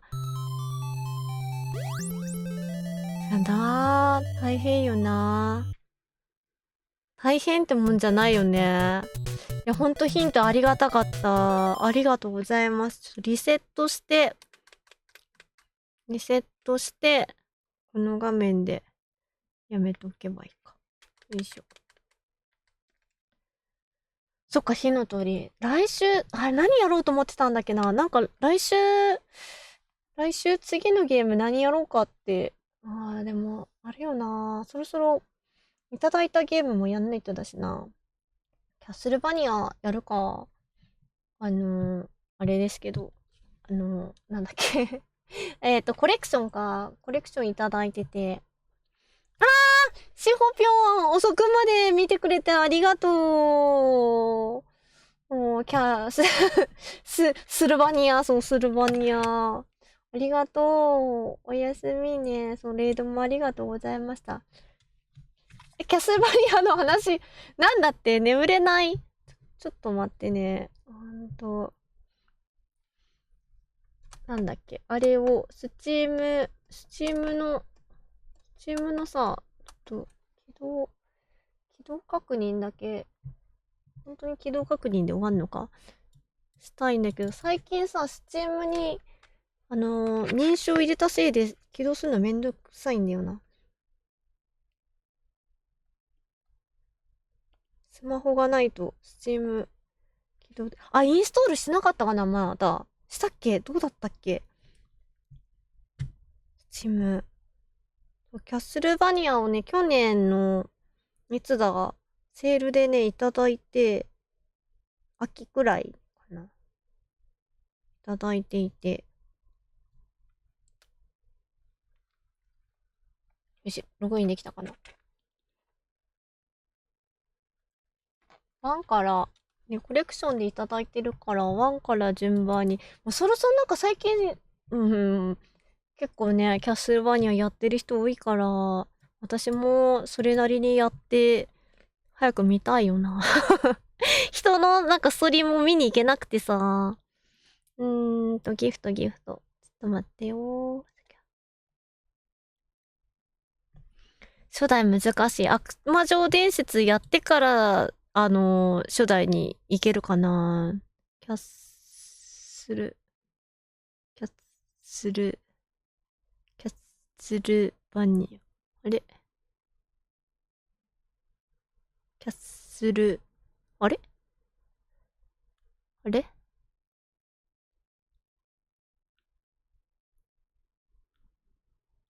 あれもらって、あれつけてなかったっけタグ。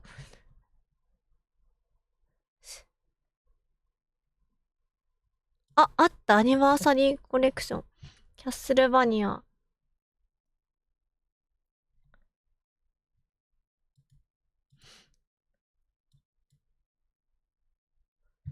あのー、でも、インストールはしてなかったっぽいわ。すぐ見れないよな、これ。このオーバー、だっけな。でもすぐはインストール終わるっぽいね。ちょっとオーバーレイ変えるか。ちょっと上に東京ジャングルで遊んでない東京ジャングル流れてるのちょっとダメだ。これはほい。消して、ちょっと待ってね。今もうちょっとでインストールが終わるかな。それで、そうそう、778メガバイトって書いてる。来た。来たけど、音、うるさそう。ちょっと待ってな。ちょっと待ってね。スチームゲーム、これだ。これで、これか。アニバーサリーコレクション。多分音がみんなには聞こえないかな。どれだっけみんなに音を伝えるための、そもそも画面見せてないわな。これやんな。音、めっちゃいいね。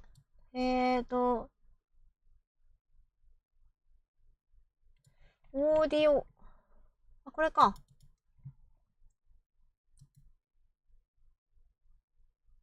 これかな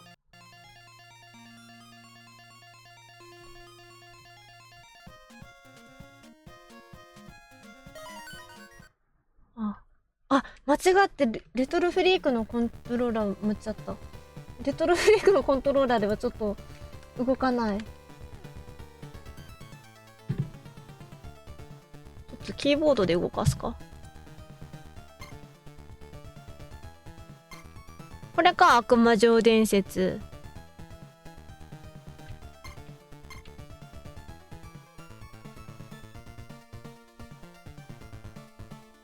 89年発売。悪魔城悪魔城伝説が89年。なんかね、キャッスルバニア2だったっけこれがネスバージョンしか入ってないんだっけなんだっけこれに入ってない、これに入ってるのがネスバージョンで、なんか普通の2がないみたいな、そんな話聞いて、確か、Wii U で買ったんだよな。そうだよね。ドラキュラコレクション。英語で Wii U のバージョンでWii U のバーチャルコンソールで日本バージョンのね2買ったんよな。これファミコン93年89年89年、あ、これか。ドラキュラ伝説か、さっき言ってたの。違うな、悪魔城伝説だ。初代ってどれ？初代はどれなるんだ？悪魔城ドラキュラ。一番、あ、これが初代になるのか。ね、これをおすすめしてされてるっていうことね。初代は悪魔女ドラキュラ。ありがとうございます。皆さん教えてくださって。結構、これをセホピョンが今日やってたんかな。今日昨日ボーナスブック。2、3、4、5、6、7、8。8タイトル入ってんだ。お得だね。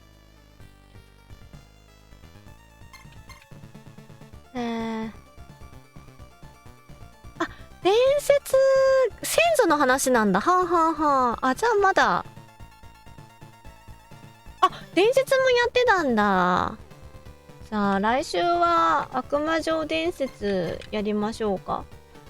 その後になんか、悪魔城ドラキュラからやるようにしたいですね。ネスバージョン。ネスとさ、普通のファミコンバージョンの2ってどっちが難しいんだろう。頑張れ。ありがとう、セホピョン。来週のはそうしましょう。ギフトでいただいたし。なんか、音が違うんだよね。サウンド、ネスとさ、ファミコンだったり、ディスクだったり。ゲームも多分違うんだろうね。違うんだったら、なんか両方やれるものはやりたいなとは思っております。じゃあ来週はそんな感じで。ネス版悪魔城伝説。あ、そうなの？ネス版の、でもネス版は買えないもんな。国内から。買えないよね。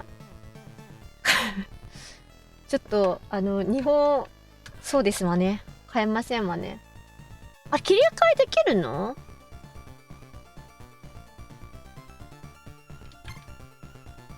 れさ、これで、リプレイになってる。スタートゲーム。どこで戻んのこれ。画面が見切れてんだよな。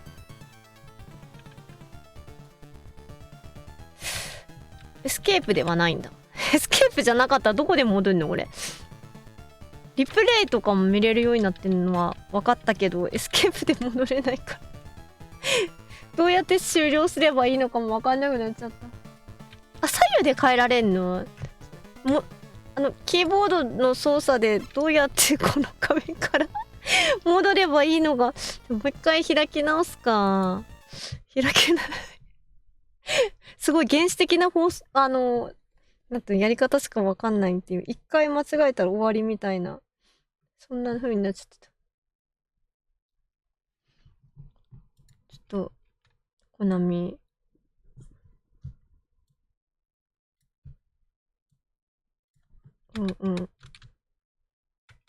キーボードでさ、普段ゲーム操作してないから、エーペックスくらいしかしてないから、エンターで決定を分かって、それで、左右で。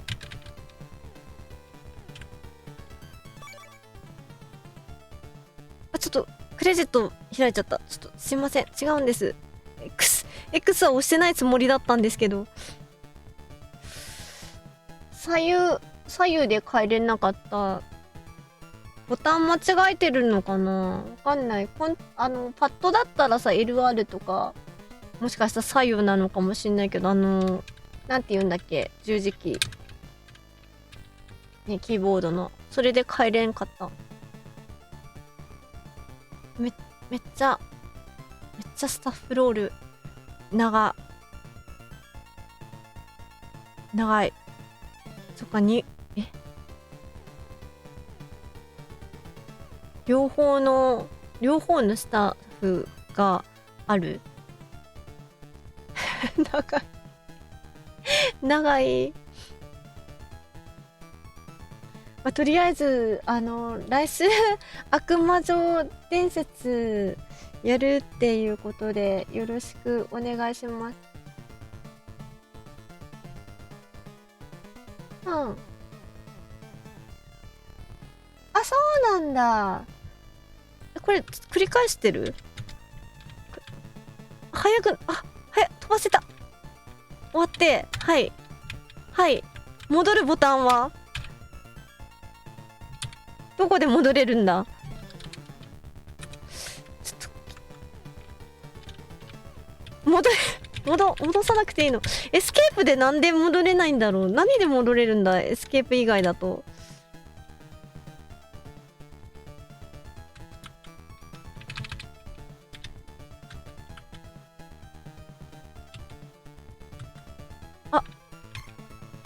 X で何とかなりました。一番下の。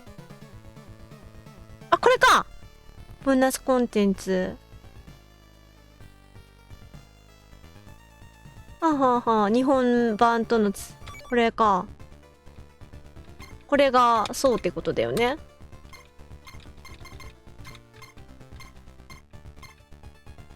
ありがとう教えてくれて、みんなから教えてもらい尽くし。この画面から戻れないんだよな、私。B って何？Xbox のパッドの、あれ、パッドの電源入れてなくない？私。入ってないよね。しょうがないな。でも戻れたわ。せっかくパッドの電源入れたけど。ね、なんで2だけドラキュラないんだろうね。日本のやつ。ちょっと分かったからこれで。すいません。それどっから終了すればいいんだこれ。X 押せば閉じればいいのか。閉じて。じゃあ来週はね、キャスバニアということでよろしくお願いします。じゃあエンディング。お腹すいたね、みんな。でもみんな寝なきゃだよな。私もそうだよな。お腹すいた言うてる場合じゃなくて寝なきゃいけないんだ。じゃあ、いつもの、お礼とね、レイドできるかどうか。しまったな。いつも、この時間になるとレイドできるところがあんまなくなるのもあって、早く終わろうと思ってたのに。今日もたくさんのサポートありがとうございました。Thank you for supporting. ありがとう。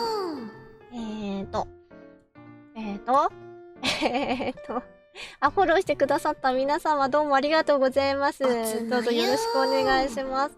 そしてレイドをくださった、猫屋敷ひなちゃんと、ねずみ大工さんと、しほぴょんと、みなもちゃんと、追えなかった。羽根うさぎさんと、コウノトリさん。どうもありがとうございました。いつもありがとうございます。レイド。パンツなんだこれは。お疲れ様。おつまゆありがとうございます。皆さんね、遅くまで見てくださってありがとう。寝るべ。うん。ほんとありがとう。寝るからね、レイドに乗ると、一応チャンネルポイントがね、溜まるっていう利点はあるんですけれども。乗らずに。離脱してもろてって感じですわね。今日はスケジュールか。スケジュールね、なんもない作ったけどね、今回なんもない。ちょっとね、不確定な感じで、一応ね、水曜日のペルソナと日曜日はいつも通りやるんだけど、他がね、ちょっとどこで時間に余裕ができるかちょっとわかんないから、やるときは突然にというか、ツイッターチェックしておいてもらえると嬉しいです。こんな感じです。そして、あ、めっちゃお腹鳴った。今の入ってないことを祈る。めっちゃお腹鳴ってしまった。あ、シホピョン、おつまみありがとう。おやすみなさい。ね、引き止めてしまってごめんね。ありがとう。ゆっくり休んでね。難しい時間ですわね、やっぱり。乾燥。程度が難しい時間帯。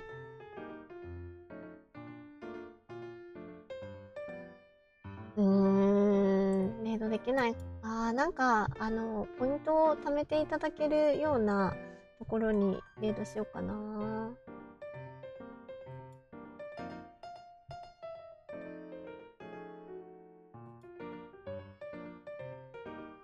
そうだね。じゃあ久しぶりに最近なんかレードしてなかったけど、子犬のストリームやってるところを、ワンちゃんをカメラで映してるところがあるので、子犬のね、ところにレードします。レードメッセージは、なので、ないです。子犬、ハッピーなんとかストリームさんにレードしたいと思います。皆さん改めてここまで見てくださって本当にありがとうございました。チャットで盛り上げてくださった皆さん、あとはね、見守ってくださった皆さんもどうもありがとうございます。また次は多分ペルソナ3水曜日の朝2時深夜2時ね。水曜日の朝2時ですね。にお会いしましょう。おつまゆー。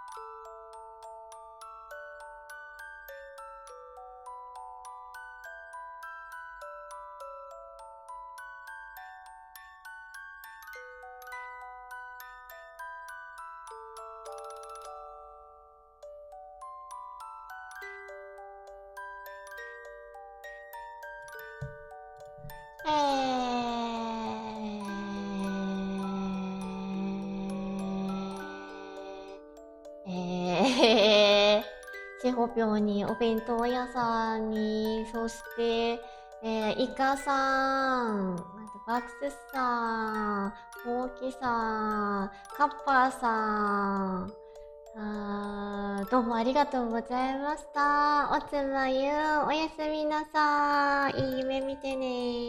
またねー。